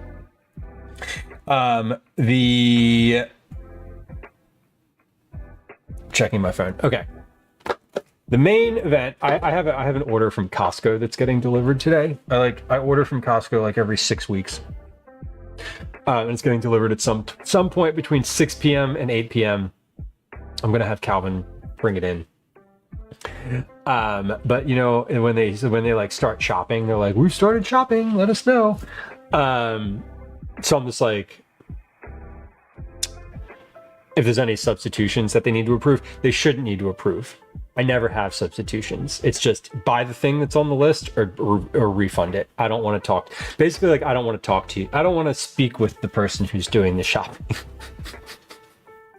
I'd rather just not get the thing than have to interact. That tells you a lot, huh? Okay. All right. We're going to do garlic cookies for the 100,000th time. It's what it feels like. It's not. Functionally, it's probably the 8th time I've made these. But I have a recipe. Shall I read it to you? There's no long paragraph at the top. There's just a small description. C Films, what is a garlic cookie? Good question. Glad you asked. These garlic cookies are an homage to a farmer's market favorite I stumbled across years ago. These surprising cookies are airy and crisp with a sweet taste that gives way to pungent and powerful roasted garlic and cayenne pepper, which all eventually melds nicely together, making you want more nearly instantly. So these cookies have a few key ingredients. Brown butter, so they're like super buttery. They have a decent amount of sugar in them. They have roasted garlic and cayenne pepper. So they're like, there's a lot going on. Mom asked me to give cats attention. Oh, okay. Okay, that's very thoughtful. These cookies are thin and crispy. So they need to dry. Like they come out of the oven and they need to cool down quite a bit before they're ready. So I have directions on here. Feral Terminator, welcome. Good to have you. I have directions on here around roasting the garlic. I have directions on here around browning the butter, which I'm not going to read out loud. But notes and tweaks for these specific cookies that I'm making. C-Films ask, would an oatmeal cookie with corn be good? I think so. I'm a big fan of corn. I like corn enough that I have a tattoo of a corn cob on me. And I support you putting corn in anything. I would say for the oatmeal cookie, I would probably fry the corn first, or I would cook the corn so it's not as liquidy, so it's a little drier and chewier. You know how when you have toasted corn and it's like chewy because it's a little dehydrated? That's what I would do with it first. I wouldn't put corn kernels, like raw corn kernels, into the mix because they would add a ton of liquid into that cookie. Home free moto camping trip. Super. Everyone's safe. Everyone's happy. Hopefully not sunburned. Good to hear. Congrats. Was it what you expected for Terminator? Was the trip like, did it go as you planned? It's elote season. It is elote season. It is. I saw elote 2 weekends ago. We were at a street fair in Philly, and I was like, I regret. I'm in this moment very annoyed at myself for not having gotten it, like a raisin but with coins. Exactly. Yeah, you just don't want it to be too liquidy. Sophia says, when you made the orange cookies, did you use more orange extract? The recipe says a teaspoon. I used a teaspoon. Yeah, I didn't start with half. I was like, no, that's silly. I'm just gonna go with a whole teaspoon. I definitely remember this. I did use I just used the teaspoon. I didn't add additional, but I was like, I'm not gonna start with half. More exciting than I was expecting. That's great. Exciting, good. Exciting sounds good. And also you're home, so like you made it. Notes and tweaks for these cookies. I prefer my version of these cookies a little on the spicier side. If you want only a hint of heat, reduce the cayenne by half. I call for a teaspoon of cayenne in these cookies, so a little bit. Before cooling, this dough will be quite sticky. Cool it just enough to scoop, but not so cool that you lose all that stickiness. These cookies are small, but they spread. If your cookies spread too much, cool the dough an additional 10 to 15 minutes. If they don't spread, your dough may be too cool. These cookies benefit from an extended cool down, and I often prefer them the next day when they've given up a little more of their moisture. So let's get to the actual recipe. 1,700 miles through the Appalachian Mountains. That's fantastic. That sounds super relaxing.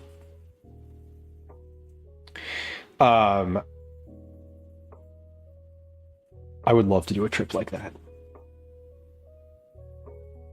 I have a hangnail. There we go. Got it. Okay. Oh, my timer went off for the... I'm like, wait, I don't have any timers going. I'm like, wait, it can't be 30 minutes left on that quiche. Or on that ninja fruit. Anyway, I have cake in the oven. Let's get that out. Yeah, this is nice and big and cracked in the middle. And honestly, that looks pretty good. That looks pretty good. Be happy when all the politicians get out of our mountains. I'll be happy when they all go to the mountains and stay there. Specifically the part of the mountains where there isn't any cell phone reception. Wouldn't that be nice? Okay, let's turn this upside down. There we go. And I'm just going to put this right on top of these, like some sort of infernal Jenga. There we go. Okay. Different mountains. Yes. Yeah. I could fall off of some of them. That'd be nice. Roasted garlic, brown butter cookies. A cup of butter, browned and cooled to room temperature. Got it. 35 grams of roasted garlic, 100 grams of light brown sugar,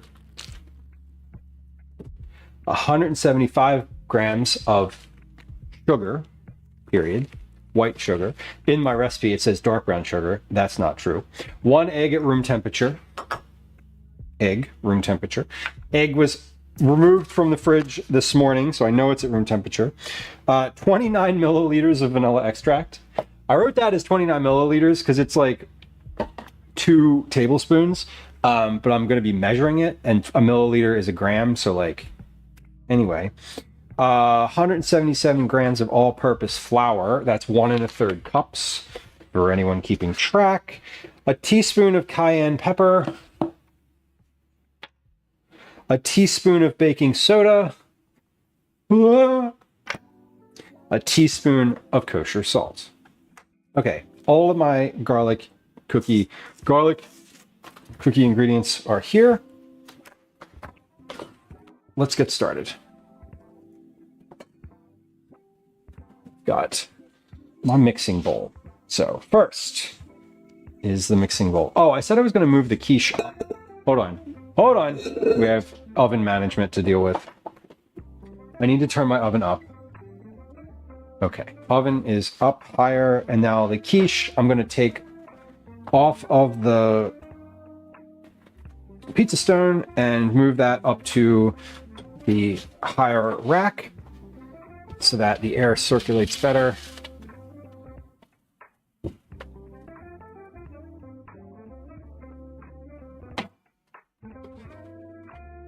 Whoa.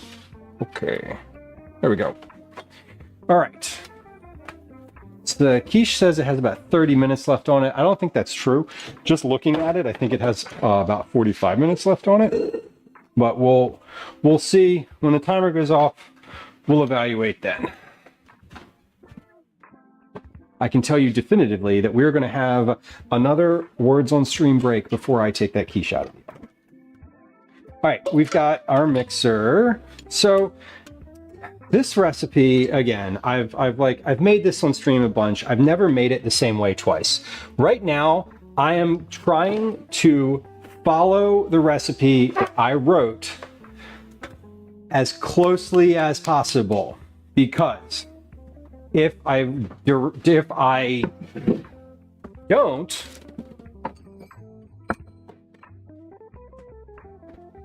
follow the recipe exactly as I've written it, I feel like I'm just never going to get there. Like, I got to do it 100% that way and not like make changes in the moment, because all of this stuff that I've written in here is like born from having tried this multiple times. And so I wrote what I think is the best way to get the cookies that I want. We'll see. Uncommon, welcome in. Welcome in. Prepare your ingredients. Step 1, prepare your ingredients. Roast garlic and brown butter. See notes. Done. Cool to room temperature. Done. Preheat your oven to 350. Done. Line 2 sheet pans with parchment paper. Again, we're going to use parchment paper. For those of y'all who are regulars, I usually use silicone pastry mats for my baking.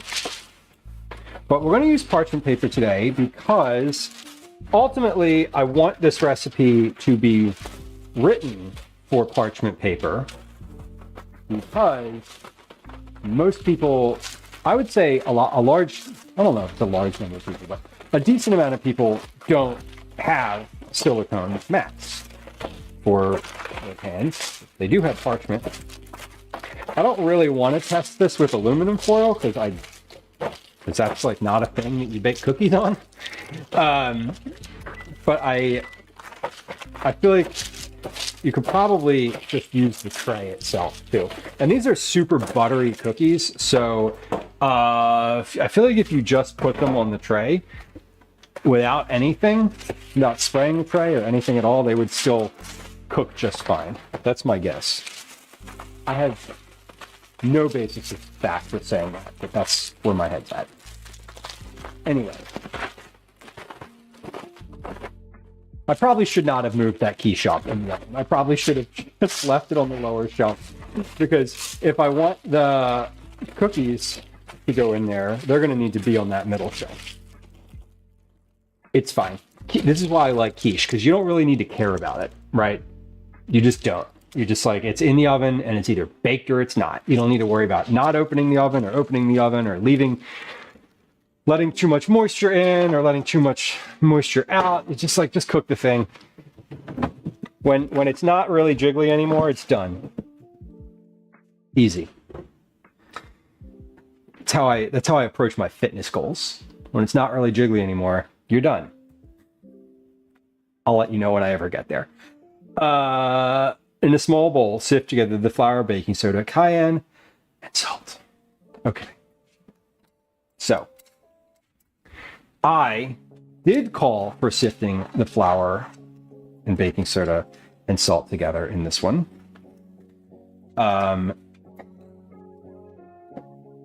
So we're going to do that.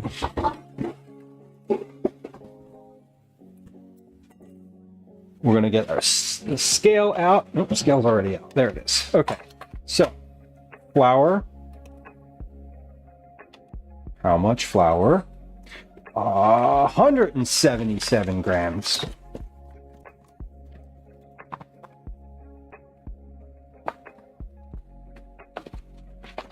It's a cup and a third. That's 185 grams. That's too many grams.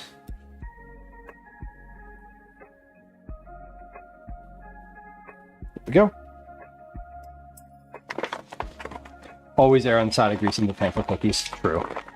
True. I suppose you know, Phoenix. If I'm thinking about it, I probably would. I would probably get a little bit skittish about not greasing the pan, and I would probably just be like, oh, why, you know, why not? It's not going to hurt them. I'd probably grease them with butter.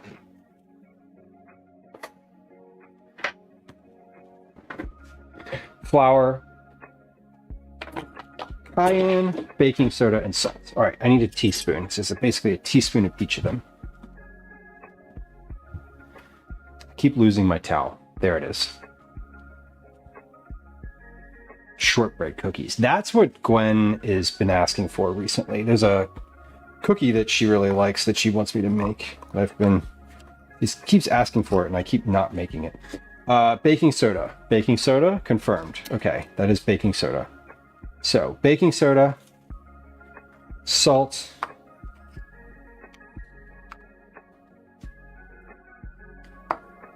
and cayenne pepper. Liz, it's the chocolate chip shortbread cookie. It's an Allison Roman recipe. And so Gwen's always like, "Can you make me the white lady privileged white lady cookies, please?"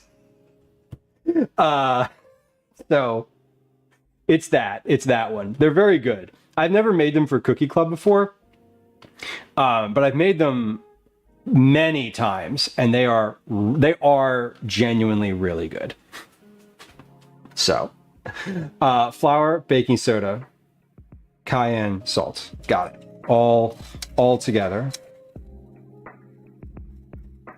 It could be for next month's Cookie Club. I did think about it. I also was considering that in July, chocolate might not be the best thing to ship. So, honestly, I would like to do them, and I think if I was to do them next month, it would definitely be a like in the moment decision, because otherwise they're going to be a melted tragedy. Because they have a lot of chocolate in them. In a stand mixer fitted with a paddle attachment, cream together the butter and sugars until fluffy. Okay, butter and how much sugar? Whoa, hold on. That's not how you unlock the thing. How much sugar? We have 100 grams of light brown sugar.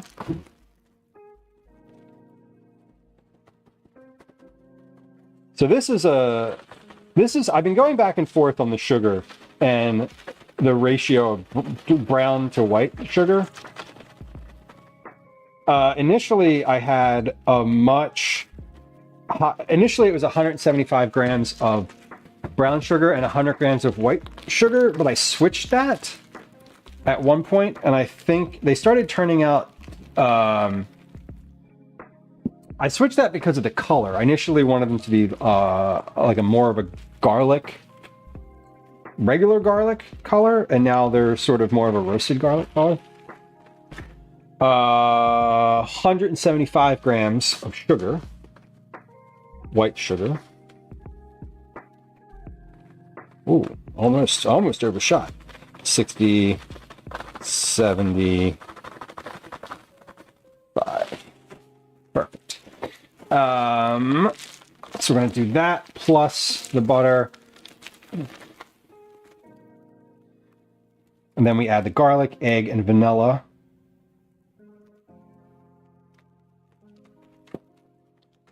So we have sugar, baking soda is done, cream of tartar is done, cayenne pepper is finished. Vanilla, we still need sugar. And this is my butter, this is my garlic. Salt, I'm finished with. Nutmeg goes in the other cabinet. I've just got a bunch of stuff out on the counter. I'm just making sure. Okay. Oh, and flour goes back. All right. Well, these angel food pans are cool now. They're well, the bread is not cool. Not cool, man. Okay, I'm just gonna stir the sugar together. There we go. And we add the butter. I know that this is the right amount of butter because I only browned enough butter for this recipe. That is the nicest consistency. Oh my gosh. So these are... The dough here is going to be very, very wet because all of my ingredients are at room temperature. And there's a lot of like, this butter is like, ends up being a lot of liquid and there's not a ton of flour.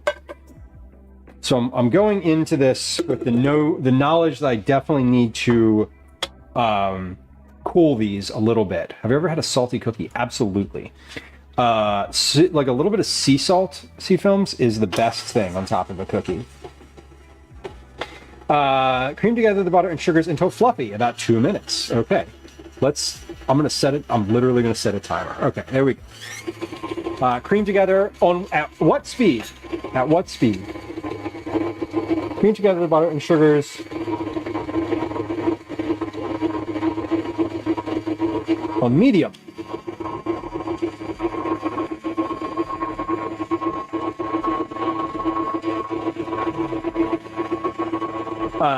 But sea films, yeah, the cookie that I was actually just talking about with the chocolate chip is a chocolate salted shortbread cookie. So it's a little round. You know what it looks like? It's the cookie emote. The literal cookie emote for this channel is a picture of that cookie. It is a shortbread cookie with chocolate, chopped up chocolate, not chocolate chips, but like chopped up chocolate and salt on top. It looks like that. The cookie that's in chat, it looks exactly like that because that's what it is. Here, this one. There you go.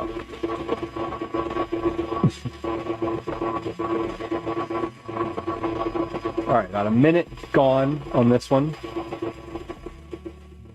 How would the garlic cookie be as bars? It wouldn't work as a bar.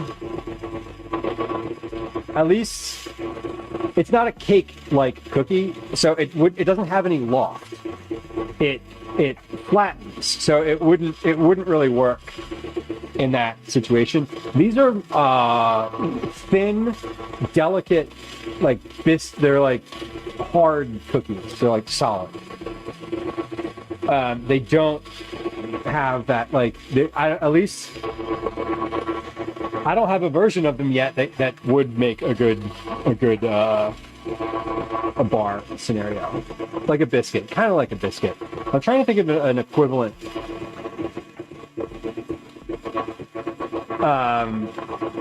An equivalent cookie. Okay, that was 2 minutes. This is definitely fluffy and creamed together, I would say. Kathy, see the cupcakes are cooling.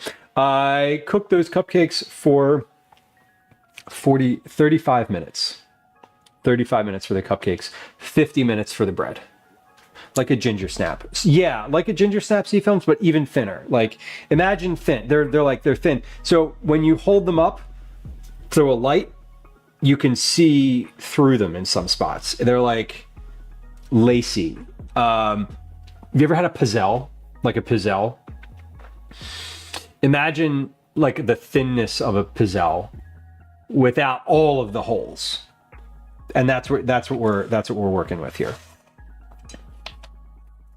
Okay, so I need 35 grams of roasted garlic. So I'm just going to take 35 grams out of this container.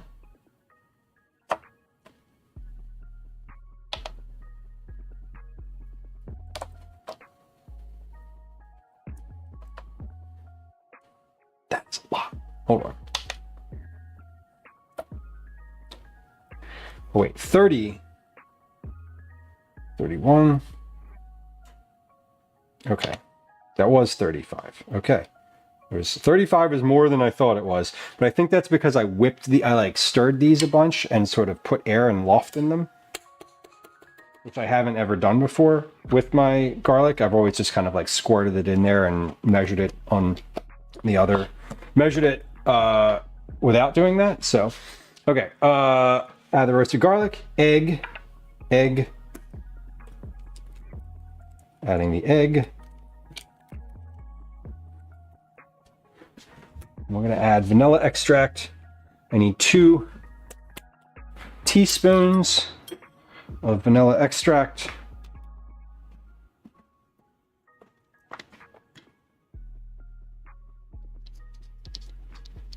Two tablespoons of vanilla extract. Ooh, hold on.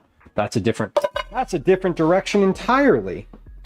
Where's that tablespoon? There it is. Pause. Let's actually go ahead and measure that with grams so we can do milliliters. It is a lot. It is a lot.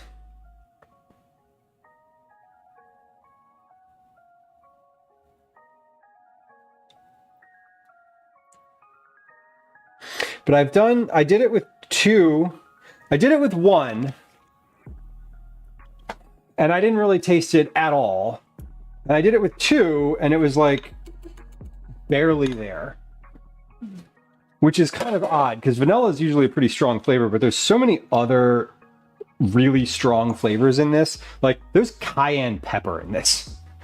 There's roasted garlic in this. Like there is a lot going on already. The tablespoon lives in the drawer, actually. Although realistically, Seafoams, the tablespoon just lives in my heart because I usually use a scale. I do agree that vanilla bean paste would be good, Kathy, though. That is definitely true.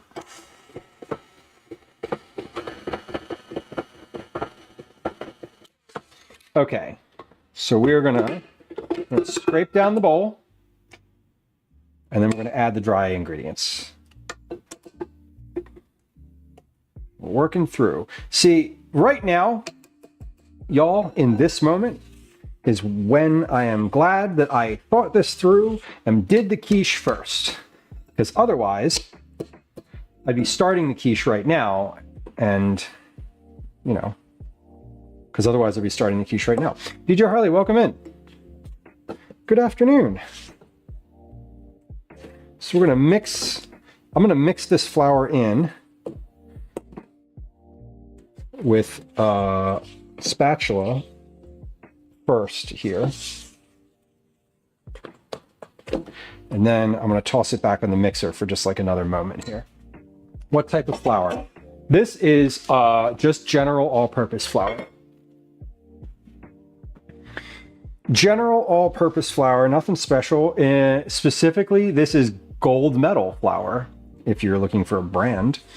Gold medal flour is often on the bottom shelf and not very expensive. And yet, I read something. There was some like baking influencer from like, I don't know, who has like a blog with a bunch of recipes on it. Or I read something or I saw something. Anyway, I might have been a podcast. It doesn't matter how I accounted this information, but a person with a good, very good reputation in the baking world was saying something at one point about how they only ever use like gold medal flour and how it's fine. Like you don't need to use like the big, like fancy flour companies, right? Which I'm sure you've heard of. For stuff to be good, just like get the gold medal flour and enjoy. And I was like, okay. And that's what I've been using. Baker, welcome. Howdy, happy Tuesday. Okay, this dough is finished. So, let's see what the directions say. The directions say to cool it before, chill dough for 20 to 30 minutes. Okay, so we're going to chill this dough before rolling it into balls. Can I tell the difference in, can you tell the difference in flowers? I can't really. I mean, I couldn't if you were like, if I was like looking at them.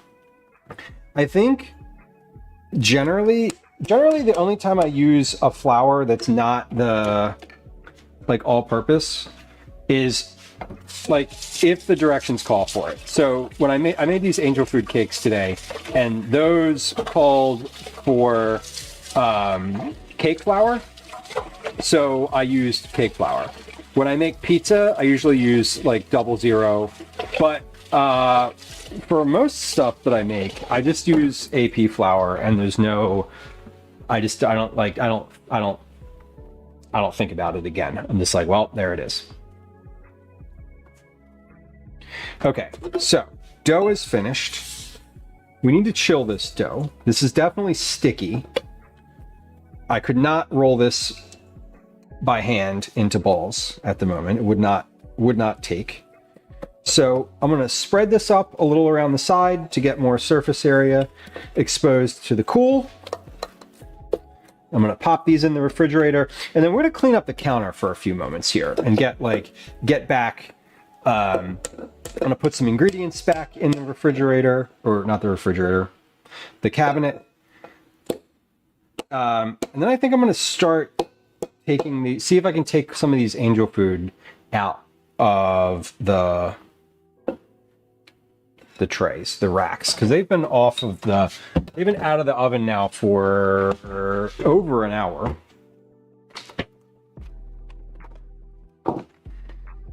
Over an hour. Now here's what we're gonna do. AP is in a type of class. Yes, it is also that. I think it is. I don't know. They never asked me to take an AP class. I was always a little bit not behind, but how do we put it tactfully? I did not excel academically because I didn't care and didn't want to, and it wasn't important to me. I didn't need to take AP English to enjoy reading. And I didn't need to take AP Math because I love myself and don't need that type of torture. AP in this context, however, is for all purpose. Okay. Those are away. That's away. That's away. This needs to go. AP Math, right? Did y'all take AP classes? I didn't mean to like disparage any intelligence folks in here. I am just I had no interest in taking an AP class either. If someone had been like, would you like to take an AP English? I would have been like, no.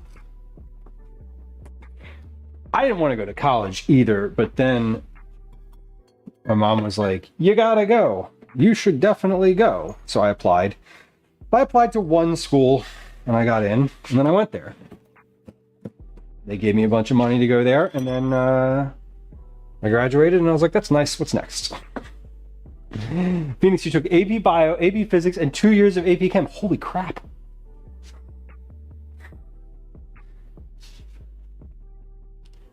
Did it help? Like, do you feel like you then... I'm gonna make I'm gonna make an assumption that you went to university after that. Do you feel like it put you in a good place there? Genuinely curious. Okay, I'll put those ingredients away during the next break because that's like over there and off camera. All right, let's take a look at one of these. So we're gonna take a look at one of these angel food trays. So these look nice, kind of. They're sticky on top, which I love. They feel like angel food cake. I'll say that. Like they feel exactly like when you get like a new piece of angel food cake. So that's heartening. Let's try to maybe take one or two of these out of here and see what happens.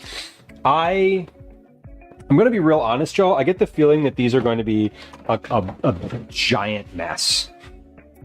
but we'll see. I don't know how long you're supposed to wait before taking them out. Probably multiple hours. But I'm also imagining that that's because those are also like a large cake, whereas these are not. So, like all things, who knows? Lizzie, welcome in.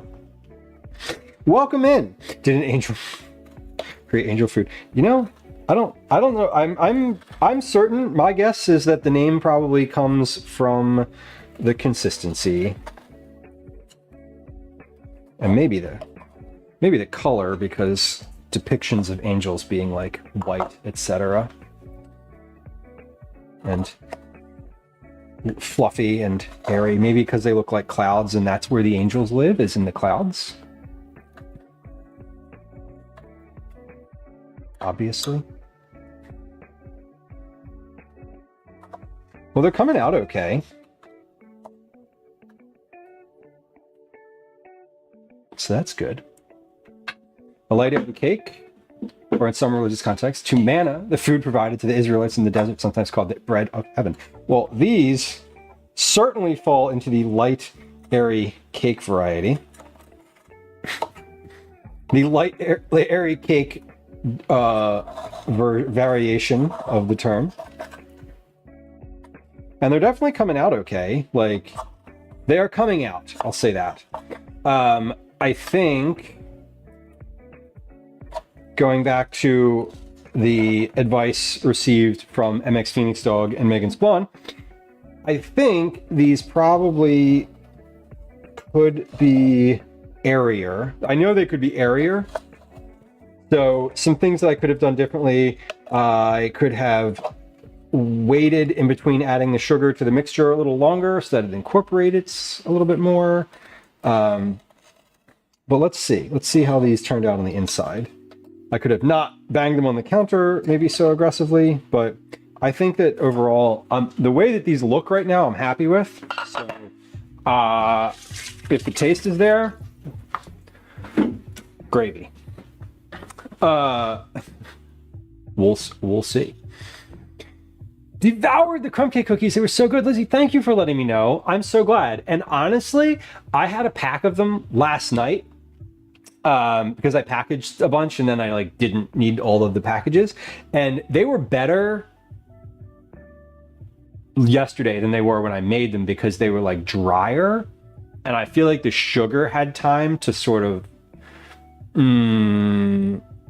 congeal, for lack of a more appealing term. So I'm really glad that you liked them. Kathy, the favorite? Wow. That's great. That is great. Random, welcome. Random, be at home.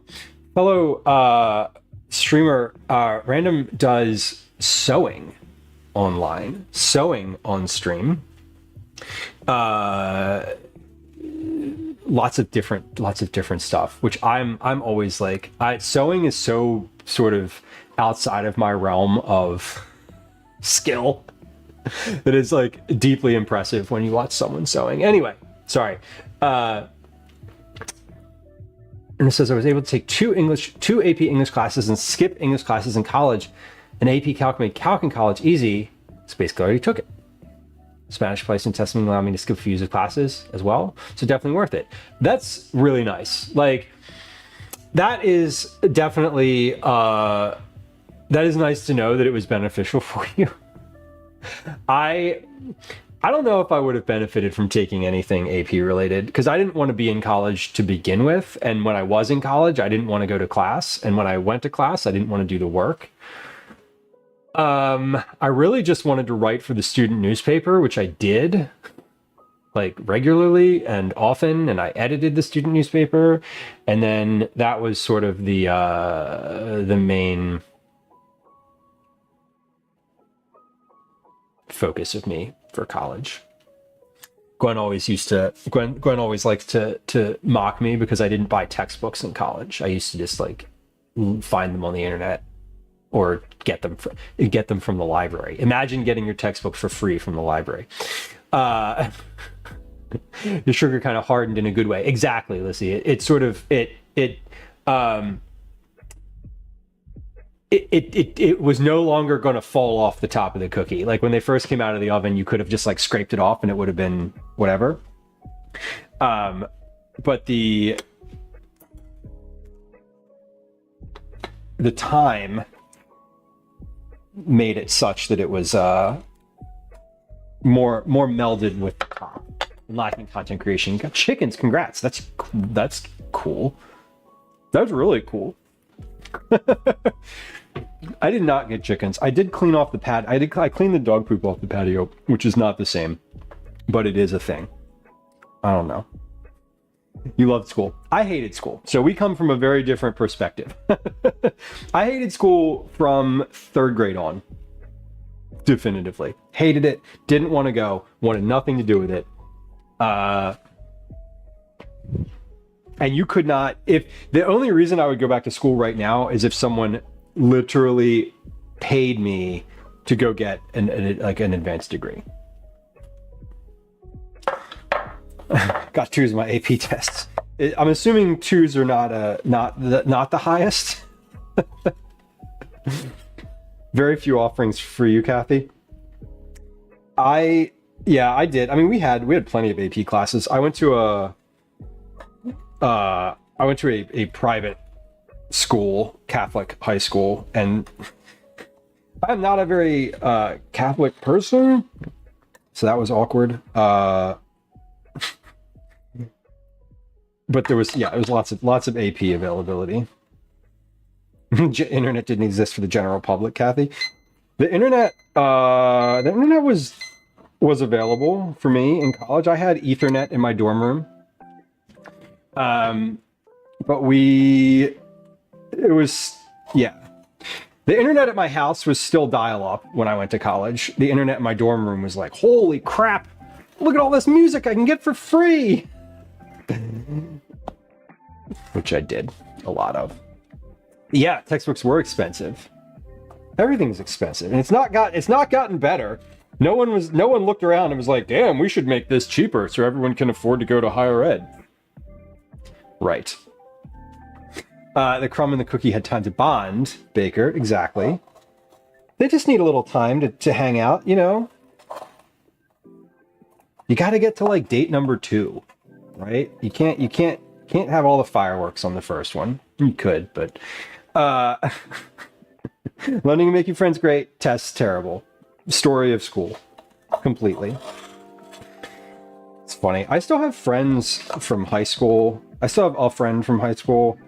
Most of my friends at this point in life are from post-college. Actually, no, my 2 closest friends I knew before. Well, my closest friend I knew... I'd say both of my closest friends I've been close friends with since high school. I guess everyone outside of them is a post-college friend. Okay, well these came out a little less enthusiastically, so there we go.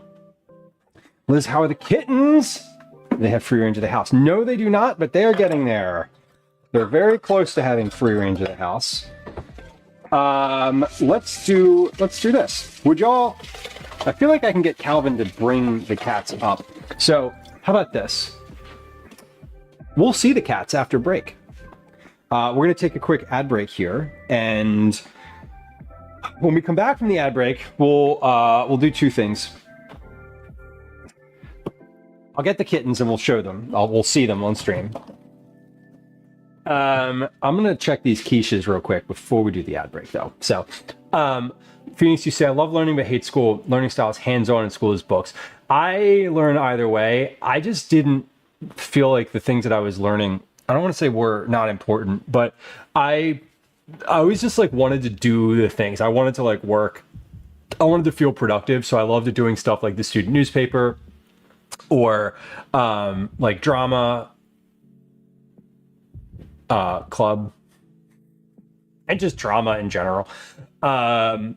So I didn't really, I was just like, I don't want to write this history essay. I don't know. Random, you think about taking classes at the local university? I've recently thought about taking like more specific classes. Like, is there a cooking class I could take or something more tactile, like a hands-on type of thing? That would be interesting to me. the sort of generalized, like, you know, take a business course, not even, I guess business might be hands-on, but like, you know, take a US history course. I would not want to do that. Okay. Let's check this quiche. Quiche is, how we doing, quiche? How we doing, quiche? How we doing? Quiche is finished. Beautiful. Do I have space on the counter? I do. Quiche is finished. Keep our oven at 350 because that's what my cookies bake at. Yes. Okay, perfect. Quiche is finished. Cookies, angel food cake is out. Cookies are next. Ad is coming up. When we're finished with the ad, we will have some cats. We'll do a couple things when we come back. We'll try one of these angel food cakes, see how they turned out. Visually, they look terrible. Volume-wise, they also look terrible. Taste-wise, we'll find out soon. We're gonna try one of these angel food cakes. I'm going to shape the cookies and put those in the oven. We'll bake the cookies, and that's what's coming up next. But before we get there, we're gonna do a quick break for Words on Stream. Here comes a game of Words on Stream. Here comes an ad on Twitch. It's 3 minutes long. You can watch it on YouTube if you don't want to get an ad on Twitch, but here we go. 3, 2, 1. BRB. Hi, welcome to another edition of Commercials I Okay, Hate. let's get some stuff in the dishwasher here. I'm gonna continue the dishwasher load, and then we're gonna make Calvin help with the cats. Calvin's gonna come up and talk about the cats, I'm sure, and all about how his opinions and take. Or he's not going to want to do that at all. He's just going to want to be on his iPad. I mean, that's fine too. We'll see. But usually if I give him the chance to do something fun on stream that's not cooking, he's like game. He's going to a cooking camp this summer, and he said that he's interested. He's like, well, after I come back from cooking camp, I'll like be able to help more on stream. And I was like, you could help more on stream now, but you'd have to like take more direction. I say that, but the last time he offered to help, I told him no, so that wasn't very nice of me.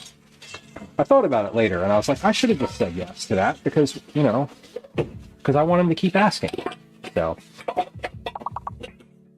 So I should have, and I didn't, and now I feel guilty about it. And that's parenting, baby! Anyway. Doing some good here. Let's put these muffin tins in the sink soak. Because they actually are a thing that would benefit from soaking.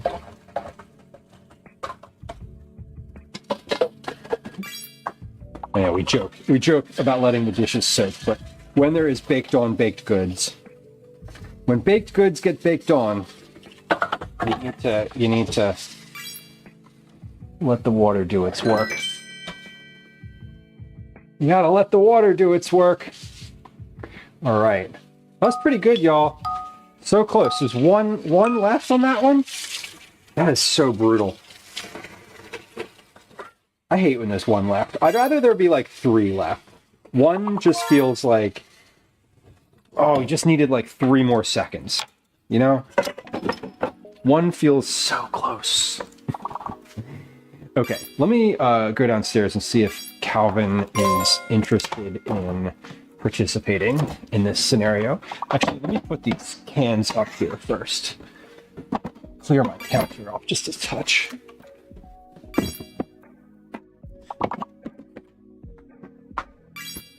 Okay, we got just a few moments here. BRB. Let's see.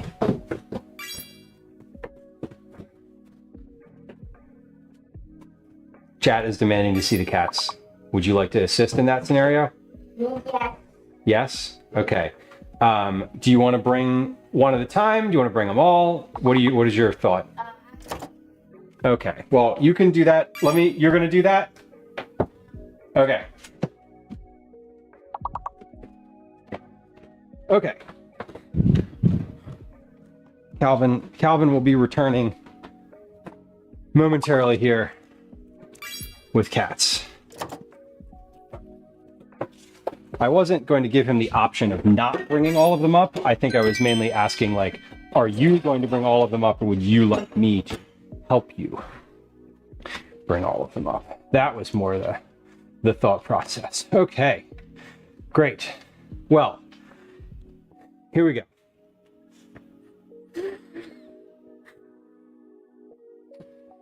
Here we go. Here comes.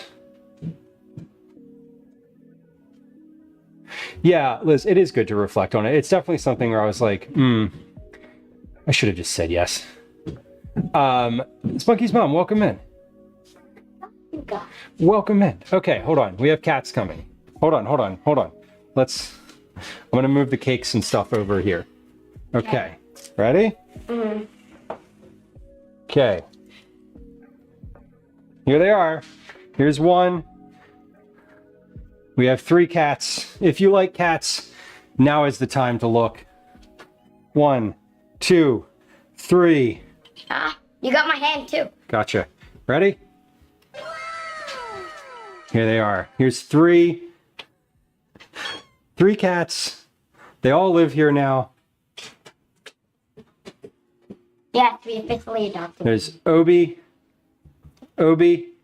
Elsie, and Ash. They're getting very big. Ash is like, what's going on? He's like, why am I in my home? There we go. But yes, these are. No, you don't get to eat any of the foods. There's 3 cats. Oh, Dad, what's dinner? I see cheese on the oven. Is that dinner? On the stove. Is that dinner? Gwen said that the internet says if you hold them up and their feet shake like this, then they trust you and they're fine. And I think, hold on. I gotta yell at Dave.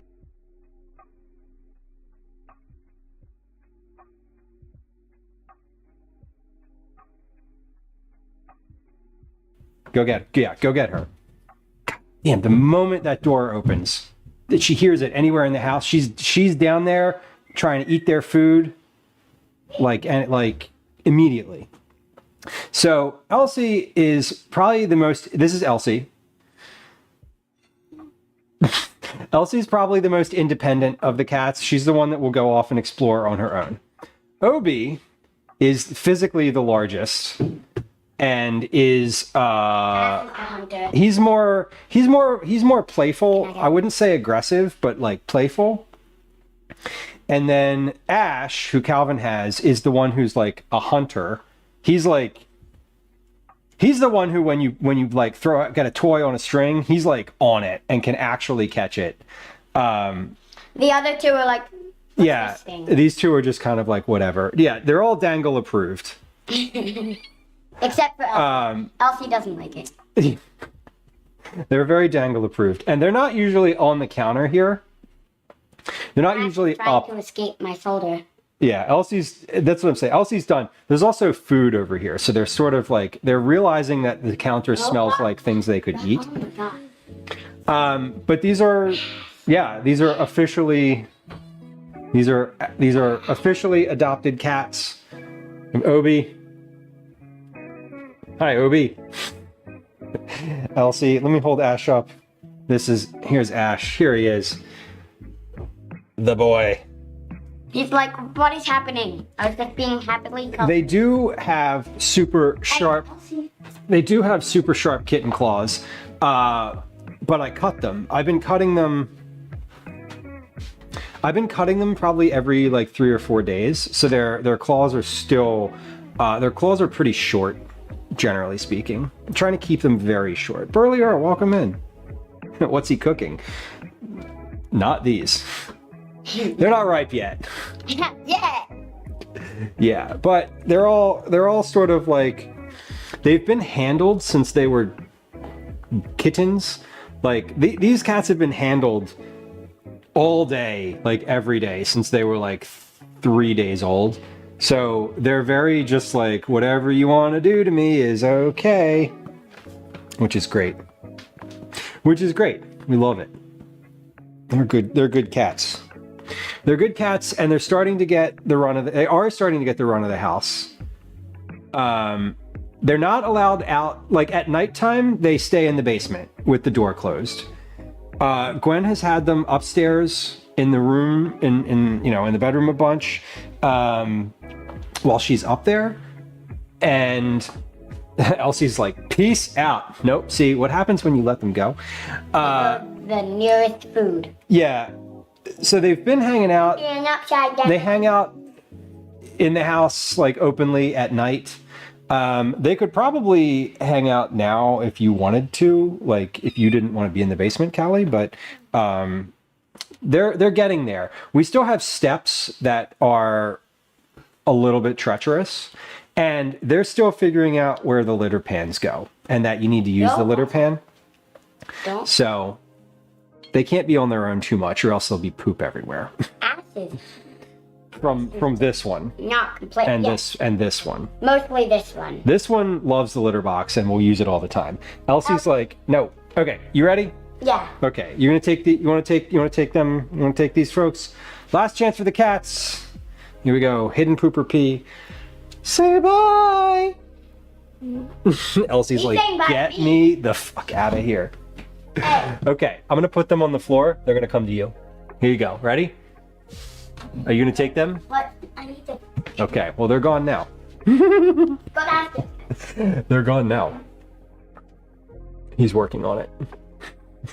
Calvin, when you take them back downstairs, if you want to come up and have a piece of this angel food cake and try it with me, you can. Okay? Yeah, looks good. Okay, Oh, cool. Liz, I had a thought be allowed to have. today that I'm gonna have a redeem that's like I don't know, whatever 1,000 points or a couple thousand points or something, that is just like, go get a cat. And when you redeem it, you just tell me which one you want. And I'll go get the cat in the house and just bring it up and be like, this is the cat. Here it is. Because eventually they're going to get big. Obi's going to get big. Like they're like 9 weeks old at this point. Like they're not old. Angel cake. Okay. Angel food cake. Yes. Hold on. Is it piece for dinner? This cat stream is sponsored by Clorox disinfecting wipes. Watch out. Yes, quiches for dinner, and it's finished. So I'm gonna bake some cookies first, though. Are you hungry? No. Okay, because if you're hungry, I would eat, but I wouldn't say hungry. okay, so you don't. I'll eat whenever. Okay, and you're not in a rush. Yeah. Good, and you're just enjoying your iPad time. Mm. Cool. Hey, I noticed something. Mm-hmm. Maybe I'll share this off stream. No, it doesn't matter because I'm thinking about it now, and it will be gone. I noticed that your iPad was in your room all night, and that you just made a couple chess moves this morning, and then let it be, and that was awesome. And that's what I'm talking about when I say I want you to be able to have control over the thing, because like that means that you can do that. So like more of that, please. Like, good work. Good job.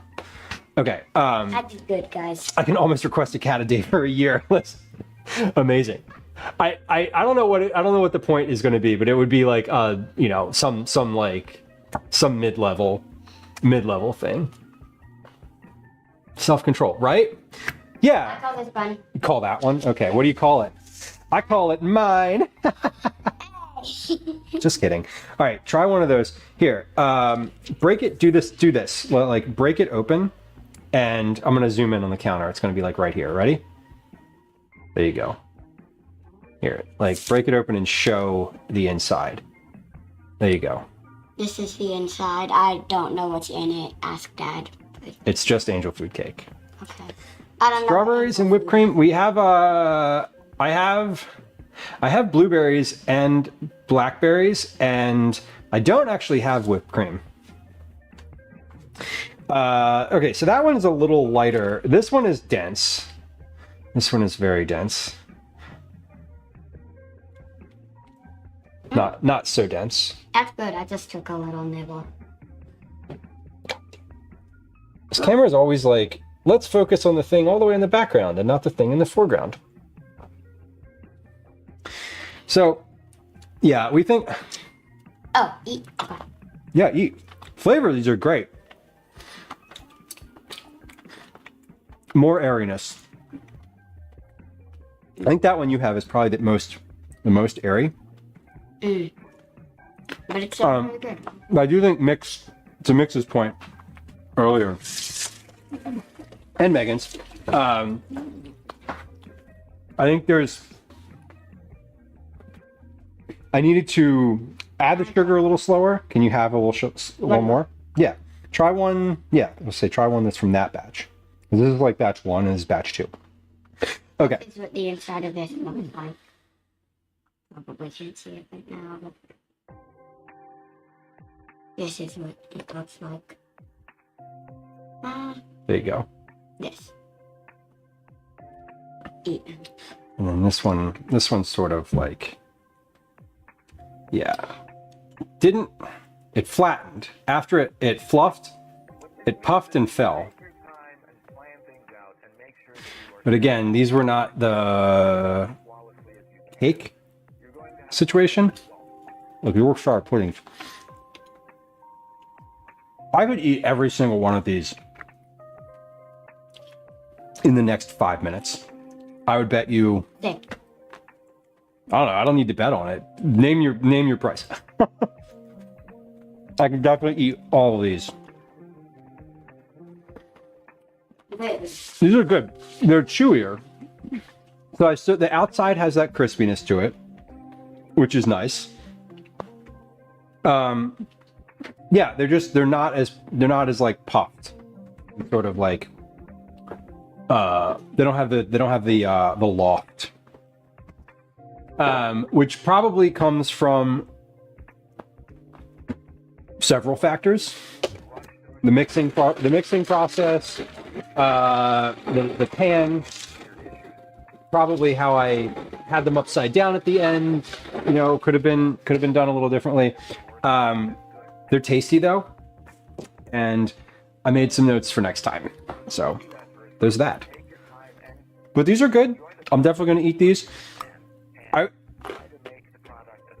The thing that is nice about these, I feel like you could mash like 7 of these together into the size of like a baseball and just chew on it. It would be really good. First run at angel fruit cake. And I didn't make it in any kind of pan that's supposed to make angel fruit cake in. I just made it in muffin tins. For cupcakes, you need a little more flour or different pan prep. I saw them puff, like they were puffing in the oven and then they just like fell. They fell before I opened the oven, so I know that it wasn't. I'm like, is there anything in my oven? So yeah, maybe the pan. The next time I try to make this, I will get a pan for it. Or I'll probably ask around. I might be able to borrow one from the library. The library has all sorts of like cooking stuff that you can buy, which is kind of cool. Long time no see. Hope all is well in your world. Fisty Foods, thank you for your subscription. I hope you're well. That's 18 months.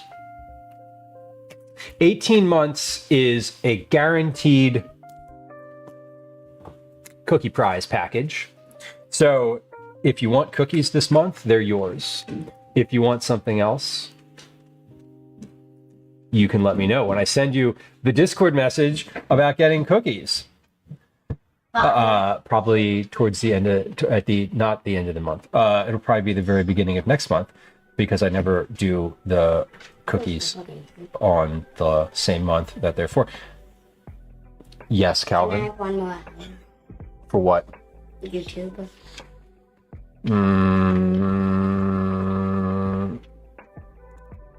What's today? Tuesday? Mm-hmm. Yeah, Tuesday.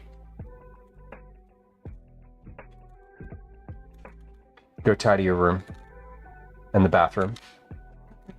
Put your clothes away from your laundry basket that are clean. You have clean clothes and a laundry basket in your room? I can't reach the closet. Use a stool. Okay. Then come ask me for another hour, and I will give it to you. Okay? Fair? Okay. Doing well. Happily take cookies. Amazing. I will still reach out to you, but just to like, it'll probably be like, hey, these are this month's cookies. Can I ask for a kitten to be shipped? Holes in boxes, Liz. It's funny. The cats from the Philly that get through the system here often get sent to Massachusetts because Massachusetts like doesn't have any cats there. Not that you're in Massachusetts, but just as a note about shipping the cats. And so it's always just kind of funny to me because it's like cats in Philly popping them out and they just go up to Massachusetts to get adopted.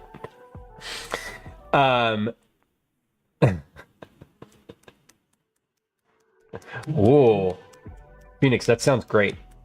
Little sandwiches. You could definitely smash these flat. That would work. Okay. Anyway, these aren't necessarily a failure because they taste good, but they don't look the way that I kind of would prefer that they looked. But like, it's fine. We do the fun thing, and we'll figure it out. And next time, I'll know. Plenty of cats in California. Oh, no cats for your rental agreement. That sucks.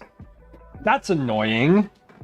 I feel like cats are very innocuous. Although, to be fair to, you know, not that one need be fair to landlords, but the cats do have a very distinct smell, and they can really mess things up.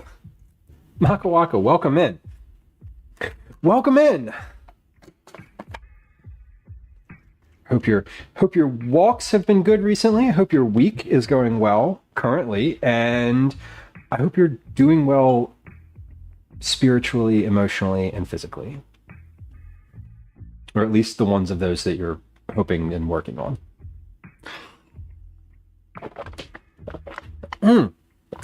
Wow.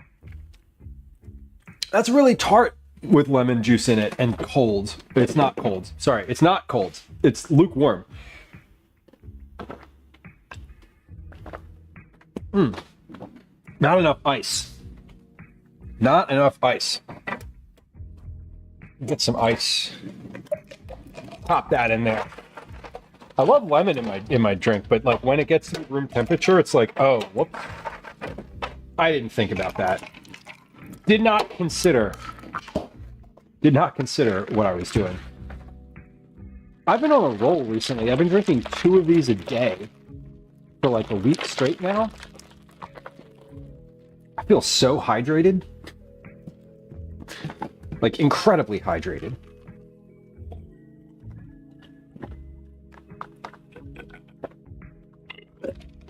So, see what had happened, right, Baker? What had happened, so I was trying to figure out my summer schedule and all that. And I was talking to a friend. I was talking to my friend Megan, who was in chat just moments ago, recently, who may still even be listening. Anyway, we were talking about like the gym and how I like to work out and how I like in the summer my schedule changes and it's awful and I have trouble with it. So we were talking about like insulating yourself from the like getting your schedule such that you can have a sustainable like workout practice during the summer, which I like started to do. I went through on this past Sunday, and I went through the calendar up through Halloween. I made sure that like weekend stuff, I did like 3 hours of calendar management on Saturday night. And part of that is like finding time to work out, finding time to like, not finding time, but like, you know, making sure I stay hydrated, sort of just like, let's create some new routines this summer. So I'm trying some new stuff. And for the past couple of days, it's been working out really, really well. And it's not all just related to working out or food or any of that, or the schedule, but it's all kind of like dovetailing together. Things like I'm trying to drink more water. I don't want to bring my phone in the bathroom with me anymore, ever. The phone just doesn't go in the bathroom. You want to do something in the bathroom? Read a magazine. Like, that's sort of my new rule. You want to, you know, whatever. Like, don't use your phone after 11 p.m. Stuff like that. So I'm trying. Hydration is part of it.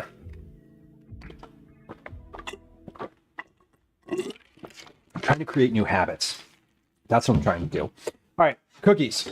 We have cookie dough here. This is cool. This is long. This has been in the fridge for a while, much longer than the directions that I wrote out say. So I think what we're going to need to do is I'm going to scrape this bowl down. We're going to roll these out. These may need to come back to slightly warmer temperature, but that will be fine, and that will happen if they are rolled out. So we're gonna do that. Even if all the habits don't stick, I'm sure some will. Totally. And Liz, one of the things that I've really long been not a stickler for, but like I've had as a sort of point of personal pride is exercising like self-control, some level of self-control. Things like stopping drinking. Like when I just stopped drinking, I was like, I don't want to drink anymore. I'm just going to stop. Like, and every time I think about it, I'm just going to like remind myself that I don't want to do this and blah, blah, blah. And like that stuck. I don't drink now. So some of these things, like the phone thing at night, you know, like don't use your phone after a certain time, blah, blah, blah. Like, I think that will ebb and flow based on the day and based on like what I'm doing in life. But we'll see. We'll see. I did change my workout routine though. I changed. Physically the location where I work out in the house and the timing of that. So I'm making changes for.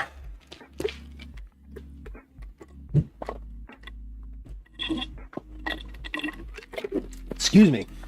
The only time I bring my phone into the bathroom is just when I shower for music, Phoenix says. Yeah, and that was the I will say I did note that as an exception for myself. I was like, you know, if I'm listening to a podcast, as long as I'm not using it, like if I'm showering or shaving or like, I don't know, any of the myriad things that I do in the bathroom, you know, any type of personal grooming, whatever, like, yeah, totally fine. I just don't want to be in the bathroom, like looking at email or scrolling or any of that. Because it happens, you know, you'll floss and you'll be flossing, your phone will get a notification, you'll pick it up. 5 minutes later, you still want to brush your teeth and you're like, why am I like this? Kathy, enjoy the rest of your afternoon. Good luck on Thursday. Probably won't be back this week. See you next week. Indeed. Well, good luck with the move. I know it's always incredibly disruptive to have to like move all your stuff from one place to another and rearrange it, but it is a nice opportunity to like cleanse. So I hope you have a good one. Good luck with it. I hope everyone stays safe, and you know, if it's too heavy lifting it, ask for help. There's my advice. Okay, let's roll out some cookie balls. We've got our gloves. So this is now in a place where I can actually roll, like pick it off and roll it by hand. On a sheet pan, portion 25-gram balls 3 inches apart and flatten slightly with your palm. Easy peasy. Okay.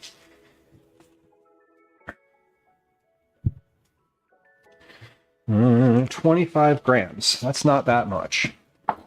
Let's get a spoon in here. Actually, no, I don't want the spoon in there. So 25 grams.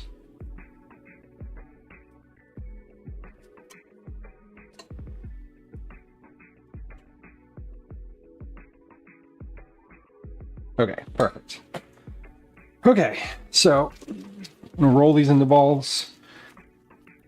I'm gonna put these on a sheet pan, and when we get to a full sheet pan, we're just gonna pop them in the oven.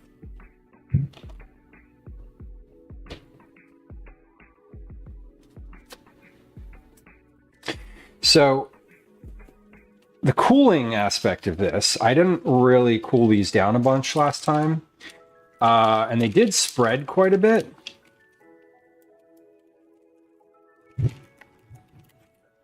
So I recommended in the recipe that this one that I'm using to cool them for 20 to 30 minutes. Now these have been in there for a lot longer than that at this point. So when I said I'm going to follow the recipe exactly, we're close. We're close enough. The ingredients, the volumes, and the steps were all accurate to the directions. They just chilled for a little longer, but I think that'll be okay. I hope that'll be okay. Oh, and if it's not, then we'll see. If it's not, I'm going to be really upset. Not that upset, to be fair. That's not. I would not be crying. I would not cry over the cookies. We would just try again. 75. Perfect. Yeah, summer camp has started. Camps have started this fall or this summer. Calvin's on his second. Yeah, today was his second day of summer camp. Lucy says it's 90 and I have to turn my oven on. Oh no, that is unfortunate. I thought about that today. I actually looked at the weather this week.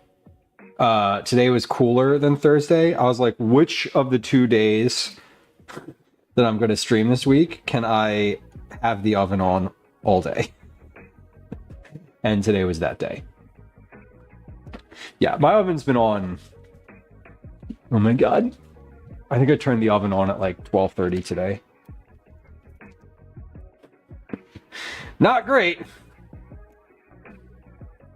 But I feel you. Good luck. Good luck.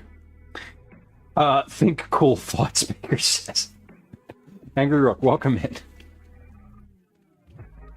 Remind me the name of the berries. Oh, what are those berries? Hold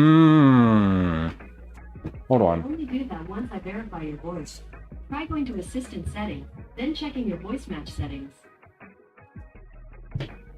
Who was talking to that?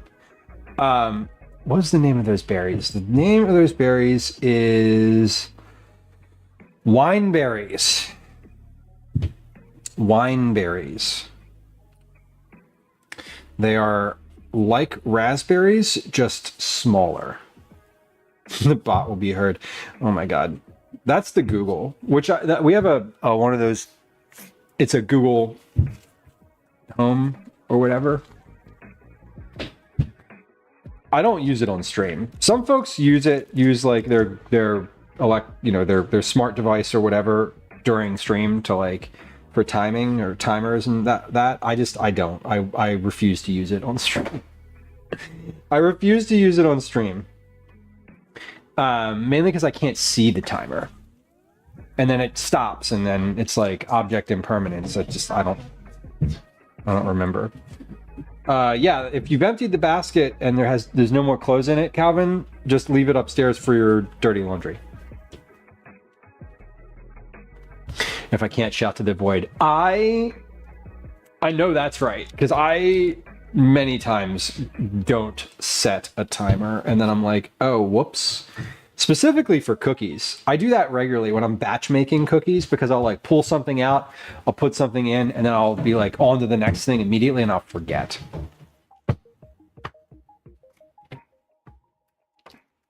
Okay. I have another hour. Hold on. Let's see. I want you to, before I click the code on that, I want you to go upstairs. Pretend that you are me. I want you to look around in your room and see what I'm going to say needs to be changed or needs to be put away, reorganized. For example, Do you have any trash up there? Do you have multiple cups upstairs? Are there books in like random piles that could go back on the bookshelf? That's what I'm going to look for. So why don't you go do that? Okay. Now it says, roll these out into 25-gram balls, 3 inches apart, and flatten slightly with your palm. He just said something to me, but I was in the middle of a sentence, so I did not hear it.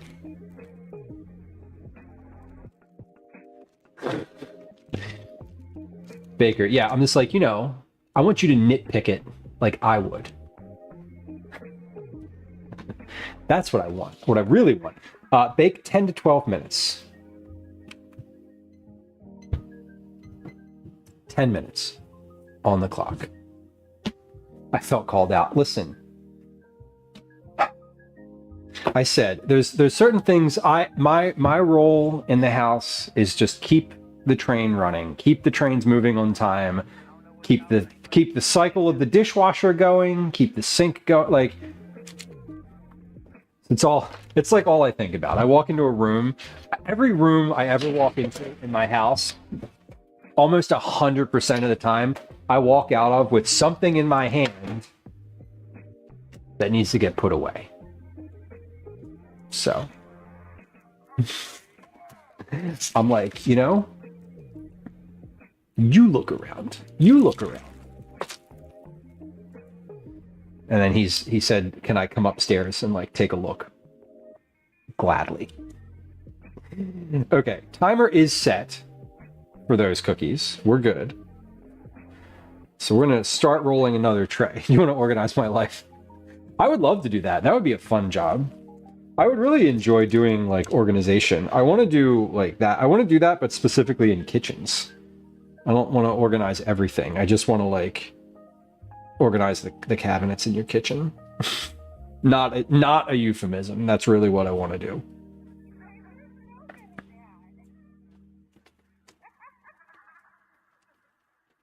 End up with random stuff in my hands. Totally.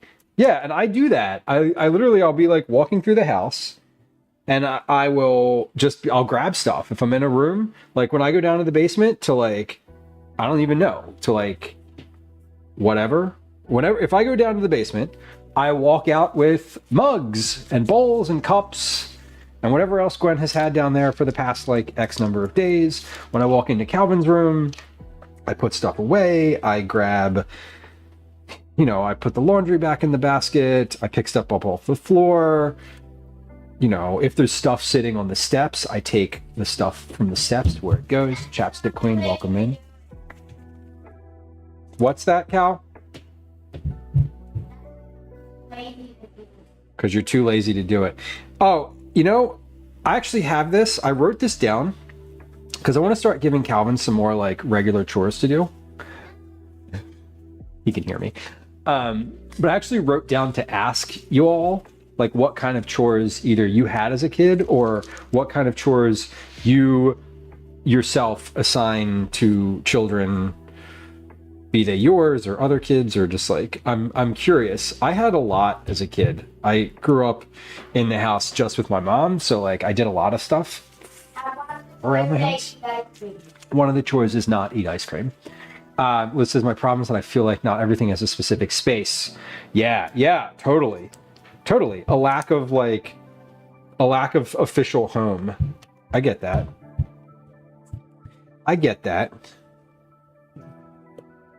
Storage is always an issue. Like, I think storage is an issue, and I think if people fill their space too. Like, if you have a space, you're gonna like put stuff in it up to the point where it's full. We expand to the space that we have. Liz always had to take out the trash in the house and can to the curb, vacuum, unload the dishwasher, dust, feed the animals, pull weeds, a lot of chores. Some of those I definitely had in mind. Tell them what needs to be done and they do it. Twinderella says, yeah. My thought was, I don't want to have like a list of like I don't want to do like, this is today's chores, this is tomorrow's chores, like this is Tuesday, this is Monday. Certain stuff I do think I would like to have be like that. Like, you know, the trash goes out on this night. The compost has to go out on this night. But what I'd really like to just do is be like, hey, you know, it's time to do some chores. We have, you know, an hour worth of chores to do. Here's a bunch of things that need to get done or could get done. Like, what's your energy? Is your energy with vacuuming, or is your energy with watering the plants? Like, those are very different. Those are very different tasks, but like both things need to get done. So like, what do you want to do? You know? I want to. Need more space, Angry Rook, totally. $200, that makes sense. Can I have So another? if you were sweeping, vacuuming, mopping, dusting, laundry, wash, dry, and put away, dishwasher, animal care, weeding, mowing, look at all these people. Look at this. Yeah, that's right. That's right. We I talked. want one of the chores be like eat one of them. No, we talked about this. We talked about like having chores and stuff, or like having regular stuff to do. Okay. Hold it up. Can I? Because does it work this way? Look away. You mustn't see the code. The secret code. Wait. Enter passcode. Approved for an hour. There you go. Okay. Approved. Get out of here. Oh, Dishes, lawn, weed, cat. Oh, the cat litter is a good one. Emptying the cat litter box. Yeah. I do that. Changing the sheets. Liz, that's a good one. Calvin's particular about his bed too, so like that would be a good one. You recently brought your 7th bike? Wow, that's incredible. I definitely don't have space for 7 bikes. So many people, things don't get dirty at any kind of a schedule rate. Totally, Twinderella. That makes sense to me. And that's sort of where my head is at. I'm like, you know, sometimes emptying the trash in the house is going to take 30 seconds. Sometimes it's going to take a long time. Random says, I make a weekly list separated into cleaning, outdoor, pet, and miscellaneous. So it sounds like you have your separation of like energy too, where it's like, oh, this is my, you know, I'm in a cleaning mood or I'm in an organizing mood. And that's sort of how that's kind of how I'm approaching it too. Or I'm thinking about it, where it's like, well, you're either going to want to do something, you're going to want to like, just, your energy's different. Energy's different based on the day. So like, let's have tasks where I can be like, hey, it's time to do chores, and it's not just like always going to be doing something, you know, always going to be doing like cleaning per se.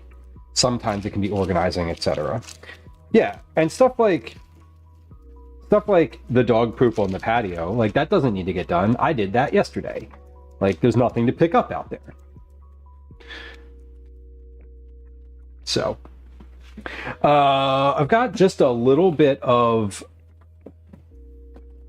dough left in here. So let's do, roll these out. The garbage. You burned yours on the farm so far. Now that is a chore I'm sure that most kids could get behind. Hey, go ground up the trash in the house and go out back and set it on fire. Like, no problem. I'll say, you know, I want that chore. Yeah, I'll mow the lawn. I'll like I'll get into a groove. I get that completely. And that's really, I think that structuring it like that is much more, it much more recognizes like the energy that you have to like do things. And I feel like it makes it more likely that you're going to do the things more regularly, no matter what they are. Easy ones. Yeah. I checked off some easy boxes today. I was pretty proud of myself. I made some phone calls today. That was a big one.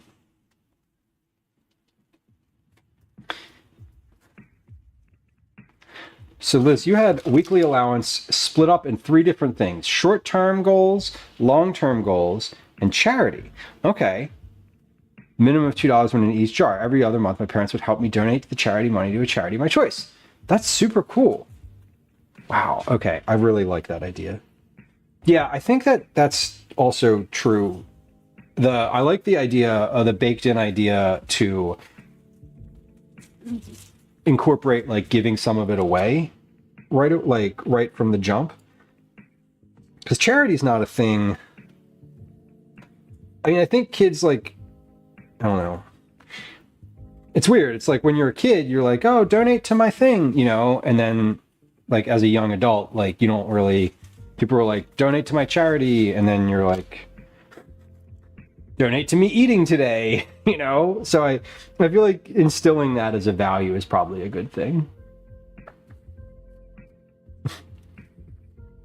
Whether or not you wanted to do it. And maybe, and I'm thinking about that from the parent perspective now. And I'm like, you know, I'm probably going to throw you a couple extra bucks in a month occasionally, just like for the charity thing, so that you still like are able to meet whatever goal it was that you set out to meet.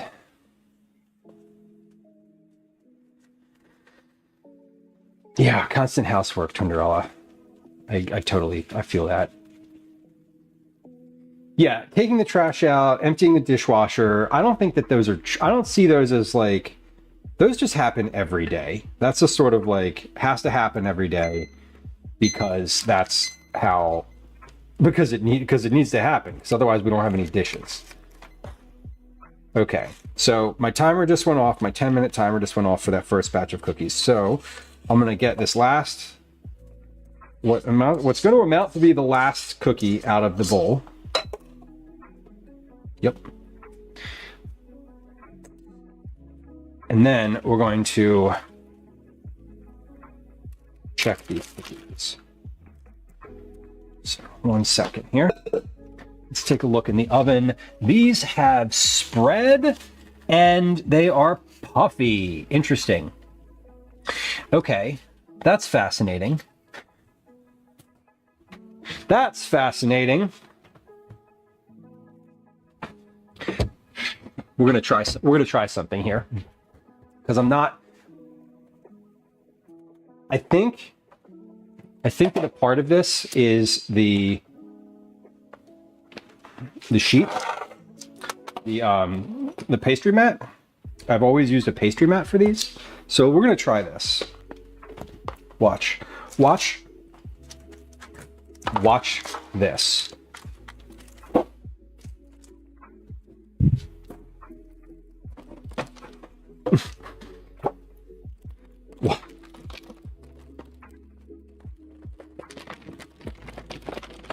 I'm going to try this next round with the silicone pastry mat, changing nothing else.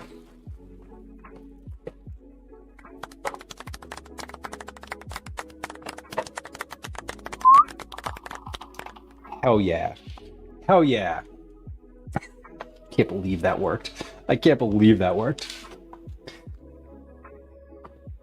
Phoenix says, as a kid, I had cleaned my room, mowed the lawn, alternating weeks of vacuum or washing the floors, bundling the newspapers, loading and unloading the dishwasher, cleaning the leaves out of the gutters. So it looks like I need that. Shoveling snow. Shoveling snow is my arch enemy. But this says I still donate to different causes, and I think it came from that, and it makes me feel good. Totally.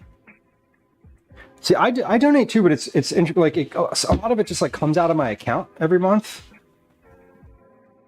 So I don't always see it. It like doesn't process for me. Well, those don't look like they're supposed to. That's fascinating. Okay. We're going to just try that again on a silicone pastry mat, which is what I've used all along. And we'll see. Now, the other thing is that immediately out of the oven, these are not, they are no longer puffy. They flattened themselves right on out. So maybe we'll see. I'm going to give these a bang on the counter to flatten them even more. And we're going to let these cool. So we'll see how it goes. I'm not going to lie, I'm a little disappointed seeing that this first batch come out, but It may be that they, who knows? Who literally knows? Did I set a timer? I did set my timer. Okay.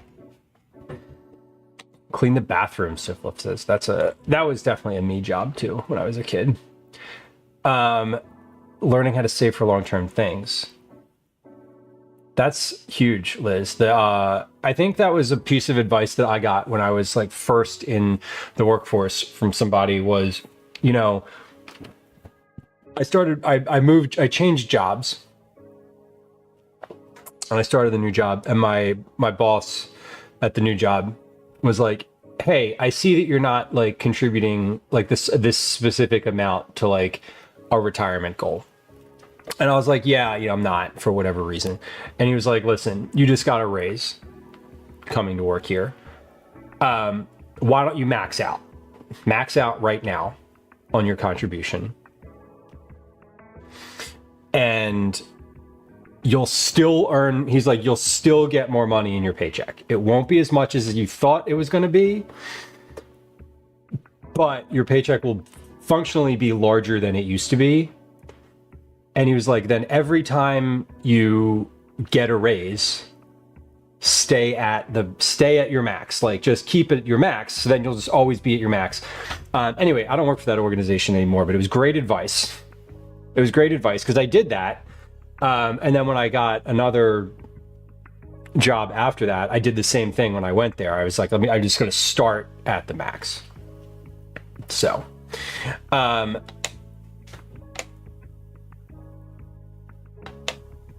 Home Ec taught you how to balance a checkbook. Yeah. Home Ec taught me how to make orange chicken, which is really good. We got an orange chicken recipe when I was in home economics in middle school, and I'm pretty sure my mom still makes that recipe. The same exact one. Here you talk about saving for big purchases, making credit card payments. Totally. Yeah, I think, that's what I'm sort of struggling with. That's going to be the next thing with Calvin. That's going to be the next thing with Calvin is like money and budgeting and sort of like dealing with how to do that. Because like he doesn't have income, but yet he still has wants, right? Now that I don't have a traditional W-2 job, Liz asks, are you having to budget yourself and put money into a retirement fund? I am not currently contributing to a retirement fund. I do have one that was set up that I was contributing to for a long time. I'm not currently. Right now, I'm getting along. Am I budgeting? Yes, I'm budgeting pretty tightly. I knew when I left that job that I was like not gonna jump right back into something else. I've started doing more recipe work, which is paid recipe work, which is really nice. So that's been good. But I haven't sort of like replaced I haven't fully replaced that income yet. So I am being a little bit more judicious about like my spending. So, it does take time, Liz. And the other thing too is that I don't want to jump back into, I don't want to go back and do like a corporate 9-to-5, right? Like I know I could do that, and I feel like it would be easy to jump back into. Not that I would be like hired right away. I'm not saying like that, but I'm saying like, I feel like I could just like slide right back into that life and it would be fine. And then 6 years from now, I would wake up and just feel like I felt when I was working there, which was awful. And maybe that's just the nature of, I don't know if that's the job or the company or whatever. So whatever. But I do, yeah, I'm sort of trying to create my own revenue streams, that are interesting to me and things that I actually want to do. Fisty Foods asked if the recipe work is primarily for individuals or for an organization. Primarily for publication, for recipe website. Not for individuals. I would do that work for anybody, and I could like give you a rate and whatever. But yeah, it's mainly for like I'm pitching something. I like have an idea, I pitch it, and the editor says yes or no. And when they say yes, I write it, and then they pay me for it. Working hard to pay off debt, Twinderella. Yeah, Suze Orman says debt is the first thing that you need to do.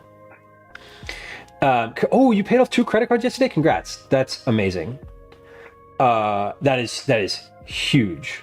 Huge. Yeah. Amber, welcome in. I feel like a real grown up. I believe you. Getting out of corporate America has to be such a breath of fresh air. Yes. Yeah. Bills to pay. Totally. And I am fortunate, you know, we have a two income household. My income of which was the lesser of the two. You know, just factually. So I am still making a little bit of money, and I'm putting that like back into the household. It hasn't replaced that income yet though. So do I post my publications in Discord? You know, I haven't. I'm thinking about it, and I'm sort of considering it. I'm reluctant to, because it's under my name, like my real name. But anyone who knows how to use the internet should easily be able to find it. So I feel like I'm in a place of like, I want to do that. And I also, I just haven't yet, because I haven't sort of, how do I want to put it? I haven't put the guardrails in place that make me feel super comfortable with it. Like, I'm not uncomfortable. I've lived my life online since I was like just out of college. So it's actually kind of weird to me to be on the internet as like Eat It Dads and not like my name. It is honestly, it is kind of weird. For like a decade, I had a Twitter account that was just my name, full name, first name, last name, that I was like trying to get followers on. Like I had a, you know, big footprint and whatever. Have a kid to protect. No, this is true. This is true. My name is Steve, Shayna. This is correct. You may have seen me in Blue's Clues. Who I assume has the same last name. Yes, he does. He does. But again, like, I'm not trying to like dox myself, but like, if you have an internet browser, you could find me. I am not hard to find. Despite efforts to the contrary. Cookies are in the oven. 3 minutes left on the cookies. Let's take a quick break. It says that we need to run a break here, so let's play a quick game of words on stream. While we do that, I'm going to run a 3-minute ad on Twitch. Here that comes. Here comes your 3-minute ad, and we'll be right back. When we come back, we're going to get these cookies out of the oven. They look a lot better than they did before. They look a lot better than the other ones, I'll say that. Twitter, I think that's smart. All right, here comes your 3-minute ad. BRB. Hi. Welcome to another edition of Commercials. All right, let's get, we're going to do a little bit more work clearing up the sink here. Cleaning up the sink. I actually think I can put some dishes away instead of putting dishes in the, instead of putting dishes in, I can put dishes away, because then I can actually use the dish pan to actually wash the dishes. Okay. Sorry, I'm just rambling. Hey, I forgot this quiche was on the stove here. This looks really good. I'm not kidding. I forgot that the quiche was just sitting back here on the stove behind me. I'm just like, oh my God. I have not stopped. I've been buzzing. Like, I haven't really stopped moving today since 8:20 this morning when I first opened my eyes in a panic. All right, these cookies that are in the oven right now look way better than the other ones. So I think we have our verdict here. I think our verdict is, and we'll reevaluate this momentarily here, but I'm pretty sure our verdict is that we need to use a silicone pastry mat. I think that's really the only difference. That and a few extra minutes of cooling down or warming up. So maybe they don't need, maybe the first ones that I put in were too cool. They were still too chilled, and so they didn't spread that much. That's my guess. We'll put these next ones in, which have been out of the refrigerator for quite a while now, and we'll see how those ones fare, because if those spread a ton, then we'll want to I want to reevaluate my directions here, my recipe. Okay, looking good though. I'm getting stuff, I'm putting stuff away. My food processor, not only did I wash it, I used it on stream, I washed it on stream, and now I'm putting it back in the cabinet, which, like, if you use a food processor to cook regularly, you know that thing's annoying as hell. Dish rack is clear. Get it. Dish rack is clear. All right, these cookies can come off of the tray. You know what I'm gonna do? I'm gonna cook this next round of cookies on the parchment paper. They've been out of the fridge for longer. So what I'm looking for here is whether or not the parchment paper is the issue, or if they're spreading because the pastry mat gets warmer. So either these cookies were initially a little bit too chilled to spread still, or the pastry mat is better for spreading. We'll see. Regardless, welcome back. Thank you for your patience. If you're experiencing an ad break on Twitch, now you're not, and it's over. We're finishing a game of words on stream. These cookies look okay. These look amazing. These look like exactly like I want them to. So I'm going to tell you pretty definitively here that I think the parchment paper is not the right move. But I am going to try it one more time with the parchment paper with these last round of cookies, and we'll see if this last round turns out like the second round, then that means that we can use parchment paper. If they don't, it means that we must use the silicone pastry mats, but we'll figure it out. Okay, so what just happened while we were finishing words on stream? I took these out of the oven. These are the, whoa, oh shit, the bottom of that pan is really, really, really hot. Okay, there we go. Okay, this is why we use welding gloves. So these cookies look great. That's what they're supposed to look like. Bake 10 to 12 minutes until cookies have spread thin. They should not be domed and are lacy and golden brown around the edges. That's literally what these look like. Lacy and golden brown around the edges. That's perfect. Okay, now compare that to, I'm gonna put these two in the middle here. So the two that are in the middle there are from that first tray. A little bit more, they're a little bit more cooler, and they were on parchment. So this is our, this last round here, what I'm doing right now, is sort of the definitive test for the parchment. Because these are totally warm. Now, these are like goopy kind of warm. So these are either gonna spread really well, and then we just know that you can do them on parchment, but you need to have the dough be a little bit warmer, maybe sticky, or you have to do them on silicone. Because the ones that I just pulled out of the oven look perfect. Like, that's what I want them to look like. So as far as I am concerned, this recipe works. And the change that I need to make is to put them on silicone mats instead of parchment paper. Anyway, I'm gonna get these last ones in the oven here.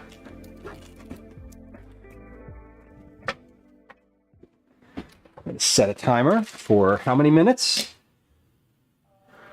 12. And we're gonna hit go. Perfect. Okay.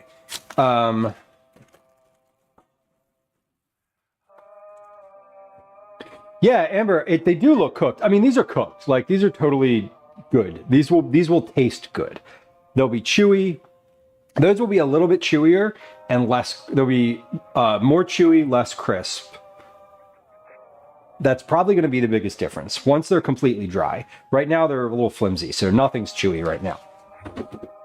But what I want is a little different than what those look like. Like, these are not, they're not very thin. So when you look at these, you can't really see light through them. And I know that's kind of a weird thing to say, but like the ones that are the way that I want them are thin enough that they have like little holes through them. So that's when I say the word lacy, I mean like lace, like the fabric lace, meaning like see-through. Okay. While we're waiting for those, let's get this other angel food John out of here. Get that. This tray finished.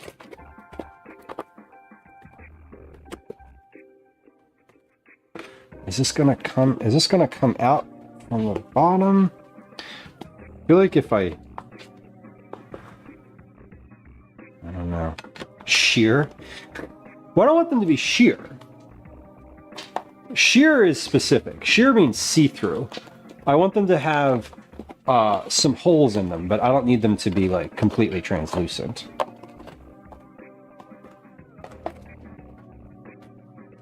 Yeah. Yeah, all of this is a thicker dough. And I let too much air get out of it, both in the mixing process and then in the actual baking, I'm pretty sure.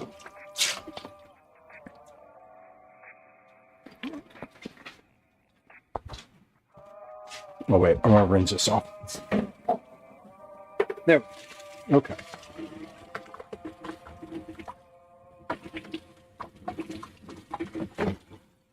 There we go. All right, we're waiting for cookies now. This is an angel food loaf. It's just a loaf in addition to the angel food cupcakes that are over here, which all sort of fell flat. They taste great. They're not very lofty like angel food cake like you imagine it to be. They're sort of a mix of angel food and pound cake. Like if you were to squeeze them together, they would be like pound cake. Excuse me. Okay, let's see.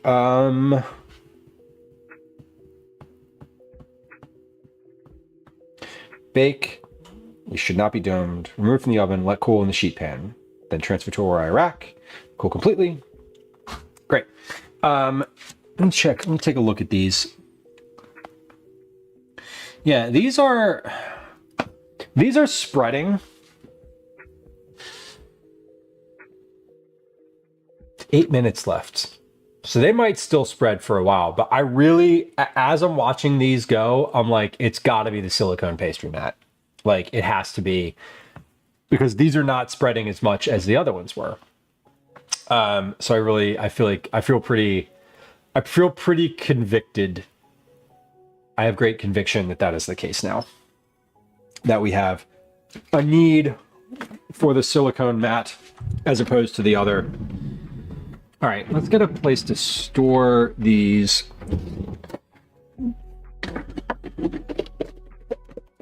And then, let's see. We'll take those other cookies off. And then, once these cookies come out of the oven, I think I'm going to throw the quiche back in there for a few minutes just because it's not warm anymore. Which is kind of funny. Calvin said he's not super hungry right now, which is fine. I just gave him another hour on his iPad, on YouTube rather. Not his iPad, just YouTube in general. So I don't know. I don't recall when that was in time, but certainly he's going to want to have that hour. Okay. It was after he did the cats, but before I started putting cookies in the oven. Or it was before I put cookies in the oven at all. Okay, right. Okay, sorry. Just talking through that for myself. Oh, lemon, thank you. Thank you. I know that the silicone has...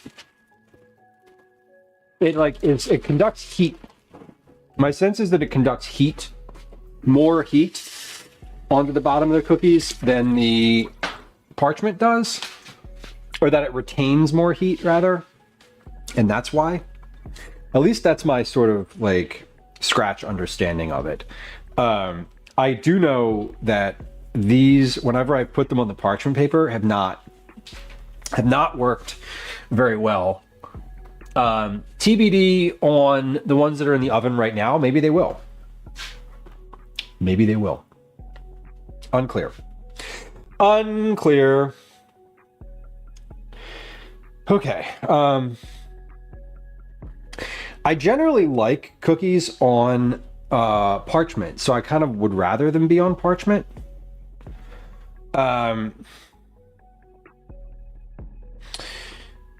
This is one of the few that I want, like, the nature of these is I really want them to spread. Like, I want them to be as thin as possible, and I feel like that haven't had success getting that to happen.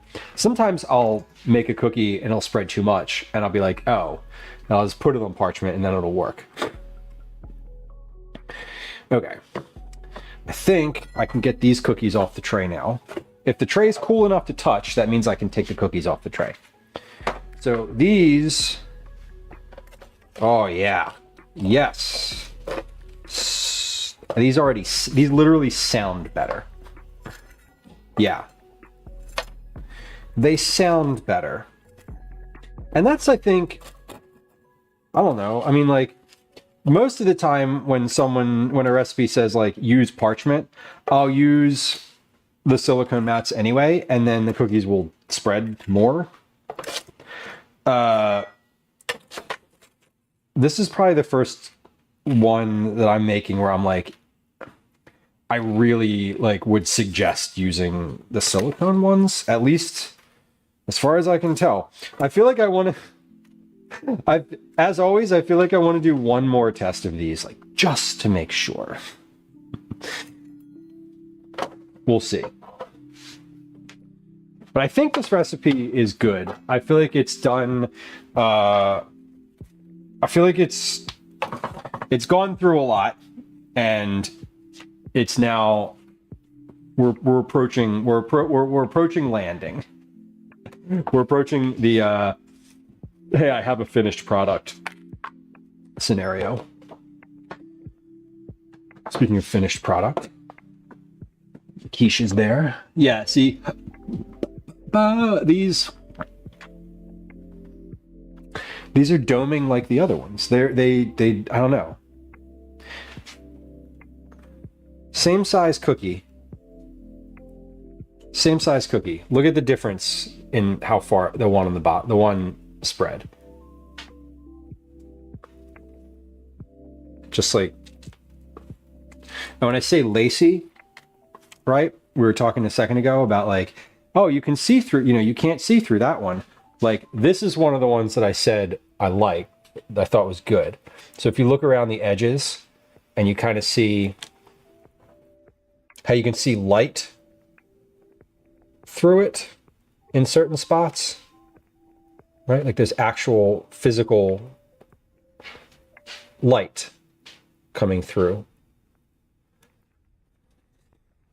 Whereas this one is not. Physical light. I know, it's assaulting to your eyes. I'm gonna eat one. Absolutely, I'm gonna eat one, Darlene. Yes. Darlene on YouTube, I am absolutely gonna eat a cookie. I'm probably going to eat more than one. Even the ones that I'm complaining about, I think they're still going to be good. It's the same dough. Same dough. The only difference is the mat.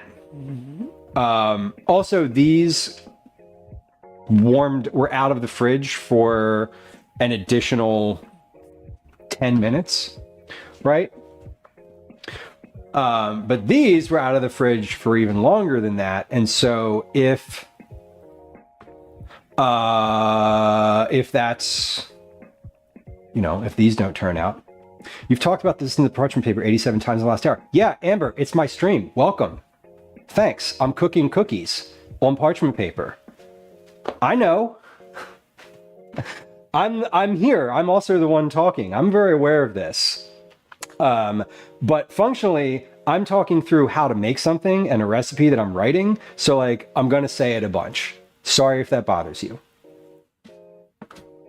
And if that felt passive aggressive, it's because your comment felt passive aggressive to me.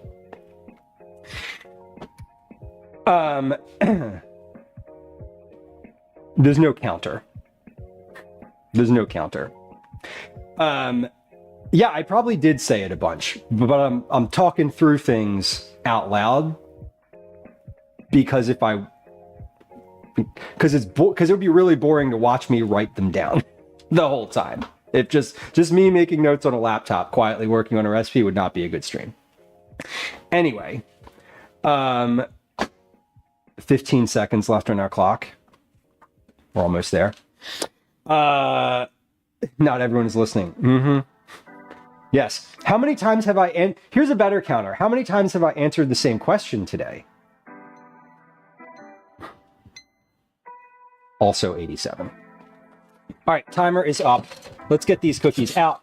100% it is the mat. Like, this is... Yeah, these are, again... That's the one in the middle is from the darker is from the silicone mat. The other ones are not. And I have my answer pretty definitively here. Because I said, if I put these in on this tray, having had them out of the fridge for longer, and they still don't spread, then the issue is the parchment. So I feel good. I actually feel really good right now because I feel like this recipe works. I feel like it works on it works very specifically on the silicone, but we're going to try it and make sure that the taste is there for both. So that's good. I'm happy. This is like positive outcome. Also, I can turn off my oven. Sheesh. It is hot. Twinderella, I put it in Discord yesterday. I tagged you. I did. I also made a subsequent note and said, hey, it says use dark brown sugar, use white sugar. But I did. There's a PDF in the mod chat for you. Let's try these. So we have two versions of this cookie. One on your this one, the one on this side of the screen, that's your left, is the one that came on the parchment paper. The one on the right is the one that was on the silicone pastry mat. No difference in time, both baked for 12 minutes, both baked at 350. Same dough. So let's give this a try. Yeah, this one, see, here's the difference. This one bends. Oh. You can bend it, right? And it still will be attached. These snap. Well, I guess you couldn't hear it. But like, these come apart. And the drier they are, these haven't even cooled down completely.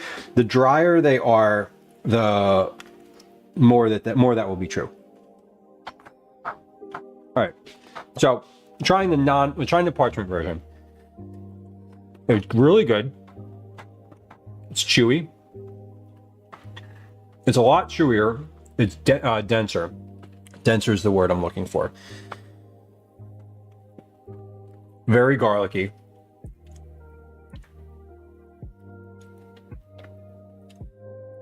God, I feel like I could put a cup of cayenne pepper in here and it would never be enough. I feel like I need something hotter. I feel like I need, like, I don't know, spicier chili powder somehow. I just always want these to be spicier than they are. They're pretty good. I'm sweating because it's hot in my house. Oh no, not the flaccidity. No, these are firm. They stand up to the task. They're up to the job of being dipped in tea. Darlene on YouTube says, I think the crunchy one will be good. The crunchy one is my goal. That's my favorite. That's my ideal. So this is the inside of these. Fudge Darling, welcome in. This is stacked up 4 to 4. And so,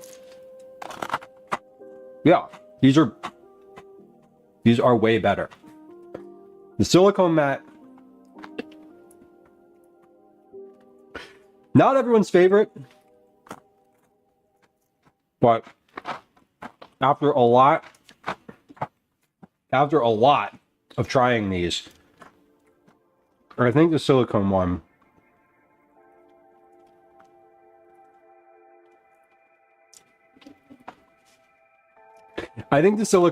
would be fine. I think the silicone one is the way to go.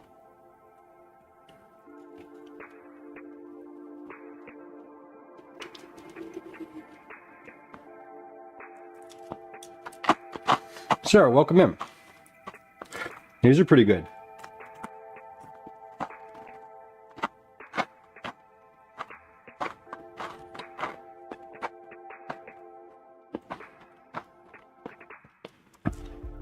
I like these.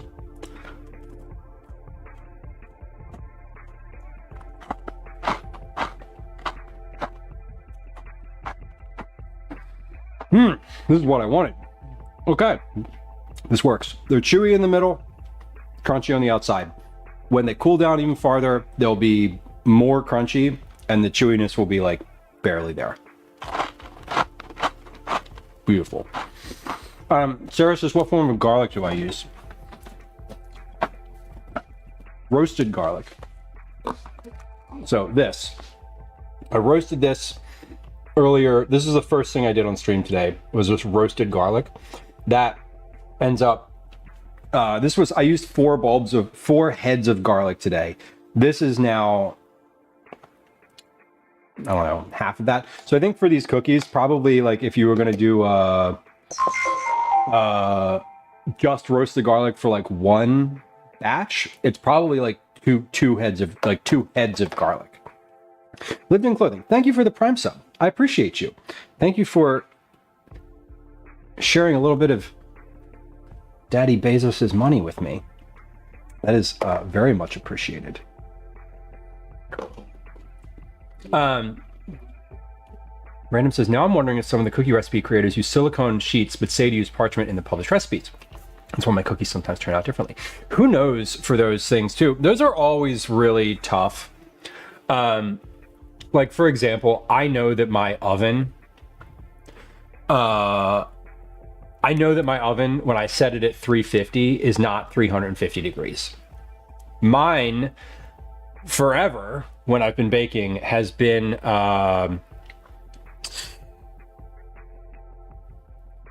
it takes longer. When I set the oven at 350 and then I put something in and it says like, 10, 12 minutes at 350, it takes 15 minutes if mine's set at 350. It takes more. So you really never, honestly, like you never know. My hope would be, and I think the thing that I know to be true is that if you are going to get a recipe from a site that has like a publisher, right, where it's like All Recipes is a great example. Actually, no, All Recipes is a terrible example for that. some folks who like some bloggers like don't test things the same way, but I feel like you're probably right that some folks are just like, yeah, you just use like parchment or silicone, it doesn't matter, whatever. I almost always, when I'm baking, if a recipe says use parchment, almost all the time I use the silicone mat. Sarah, thank you for your resub. I appreciate you, especially the Prime resub. If you have a Prime sub, you can figure out if you have a Prime sub by clicking the little star that's like right here on the screen, not in my house, but like underneath my hand somewhere. There's like a little crown. Maybe or not, or you can just hit the subscribe button and say use Prime. So, Mark Fudgeon, you're a parchment paper girly. What is your affinity for parchment paper? I generally just use the silicone mats because they're easy to get out and easier. I just find them easier to use, frankly. Because I have it. Oh, valid. Extremely good reason. Extremely good reason. Okay. These cookies are great. I'm happy with how they turned out. I would be happy to make these again sort of exactly as I just made them. You don't own a silicone mat, which is a great reason. I never used silicone mats for a long time. And I didn't use parchment paper either. I almost always just bake them right on the tray. For like, I don't know, decades? I don't know. I just like the cookies just went on the tray, and then the tray, then either they came off the tray or they burned onto the tray. I had no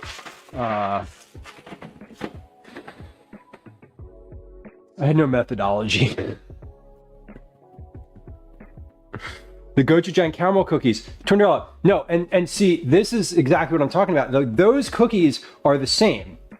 Those cookies need to spread like really thin, and these are the same way, like the exact same type of spread that those caramel gochujang cookies have is what I want for these. So, to your point, I think that's probably, pretty. It's an astute point. Pretty true. They're both very similar in terms of their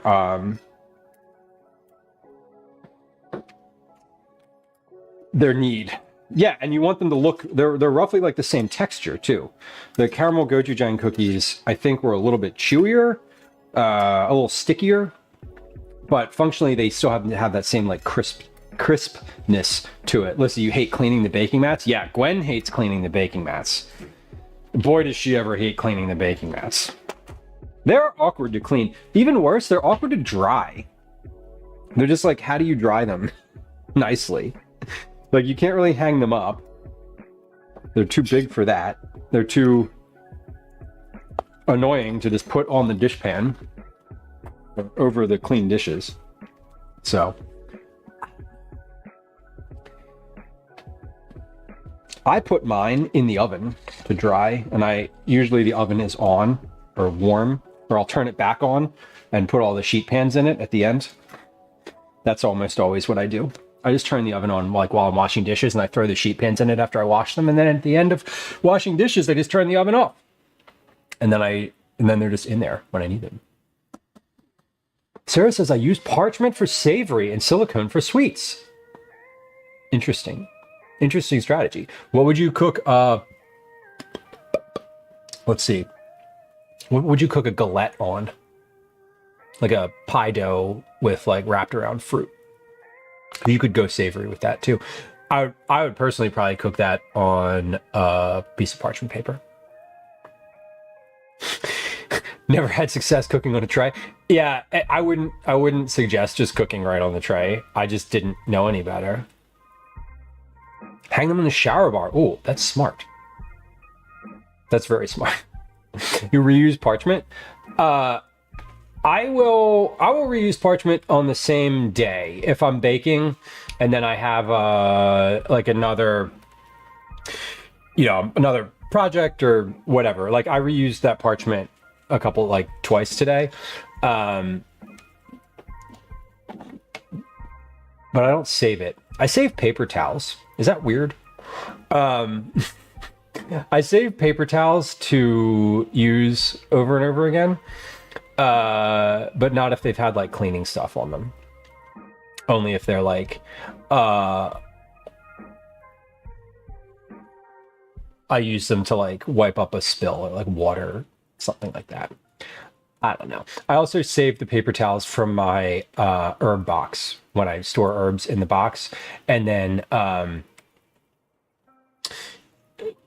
I'll use those for whatever.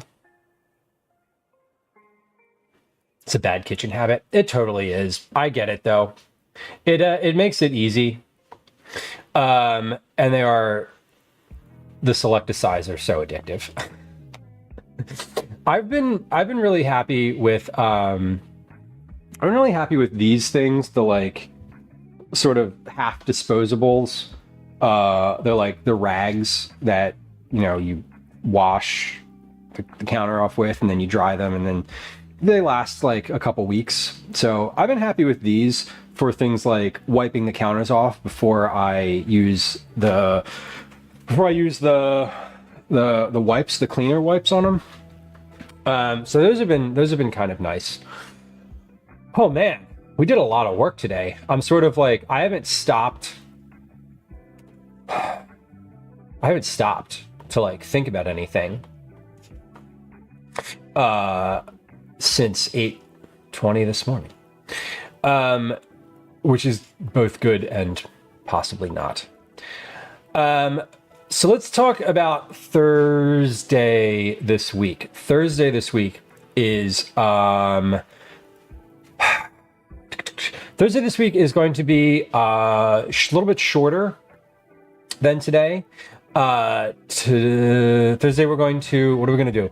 We're going to start with pavlova, which is basically a huge meringue. We're going to pop that in the oven. It goes in the oven for a little while, and then it stays in the oven for a little while longer. And so we don't really have use of the oven tomorrow. We have, let's see, the pavlova, and then we're going to do turkey burgers. So that might be dinner on Thursday. I'm not sure. Thursday, Calvin has a haircut in the evening, so we can't be here for as late as we are today. Yeah, he has a haircut in the evening, so I'm going to take him to that. But we're going to do a pavlova, then we're going to do turkey burgers. We might do something else, like I might do like a small side salad. Depends on a few things.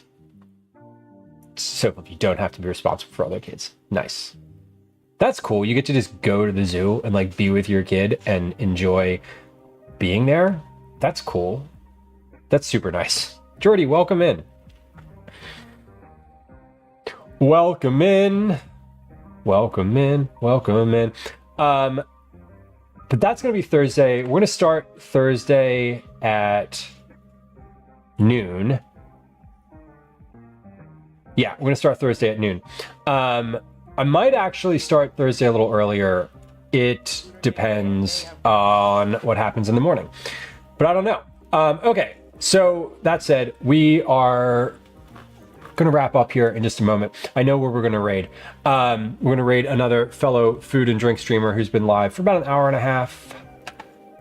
Looks like she's making something, making and baking something.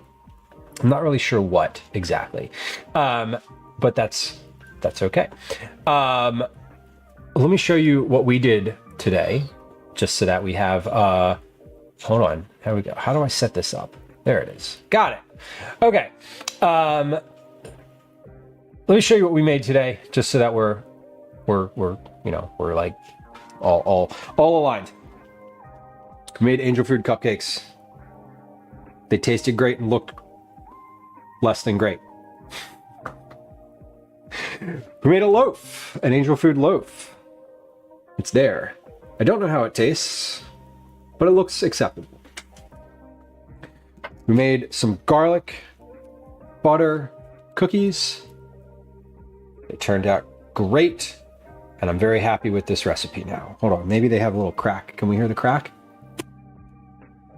They're supposed to crack. See, like these are still pliable.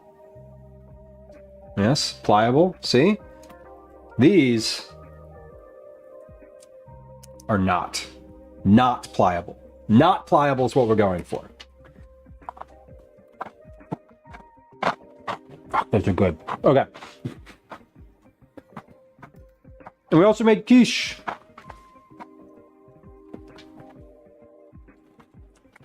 This is the one we're eating tonight. We also made quiche. There it is. It's got broccoli and cheese and potatoes and egg and nothing else.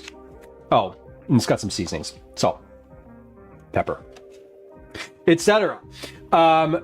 We are going to raid M. Quiche, aka K. M. Quiche K is doing a stream. She's cooking, as I mentioned, I don't know what.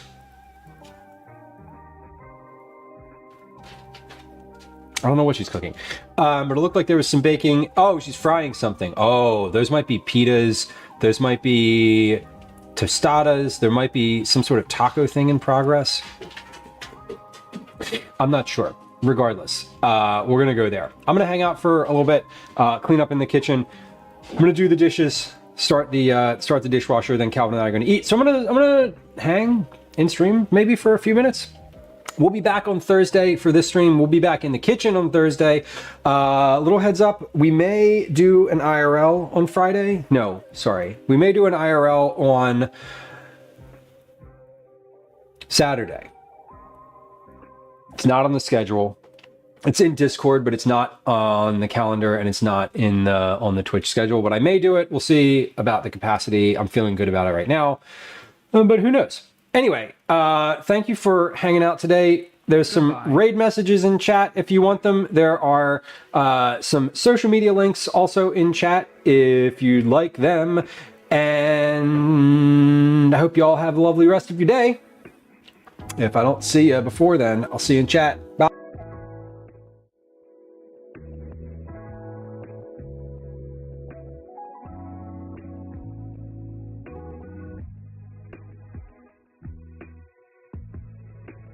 Tilly's. Eat it, dance! Are you free?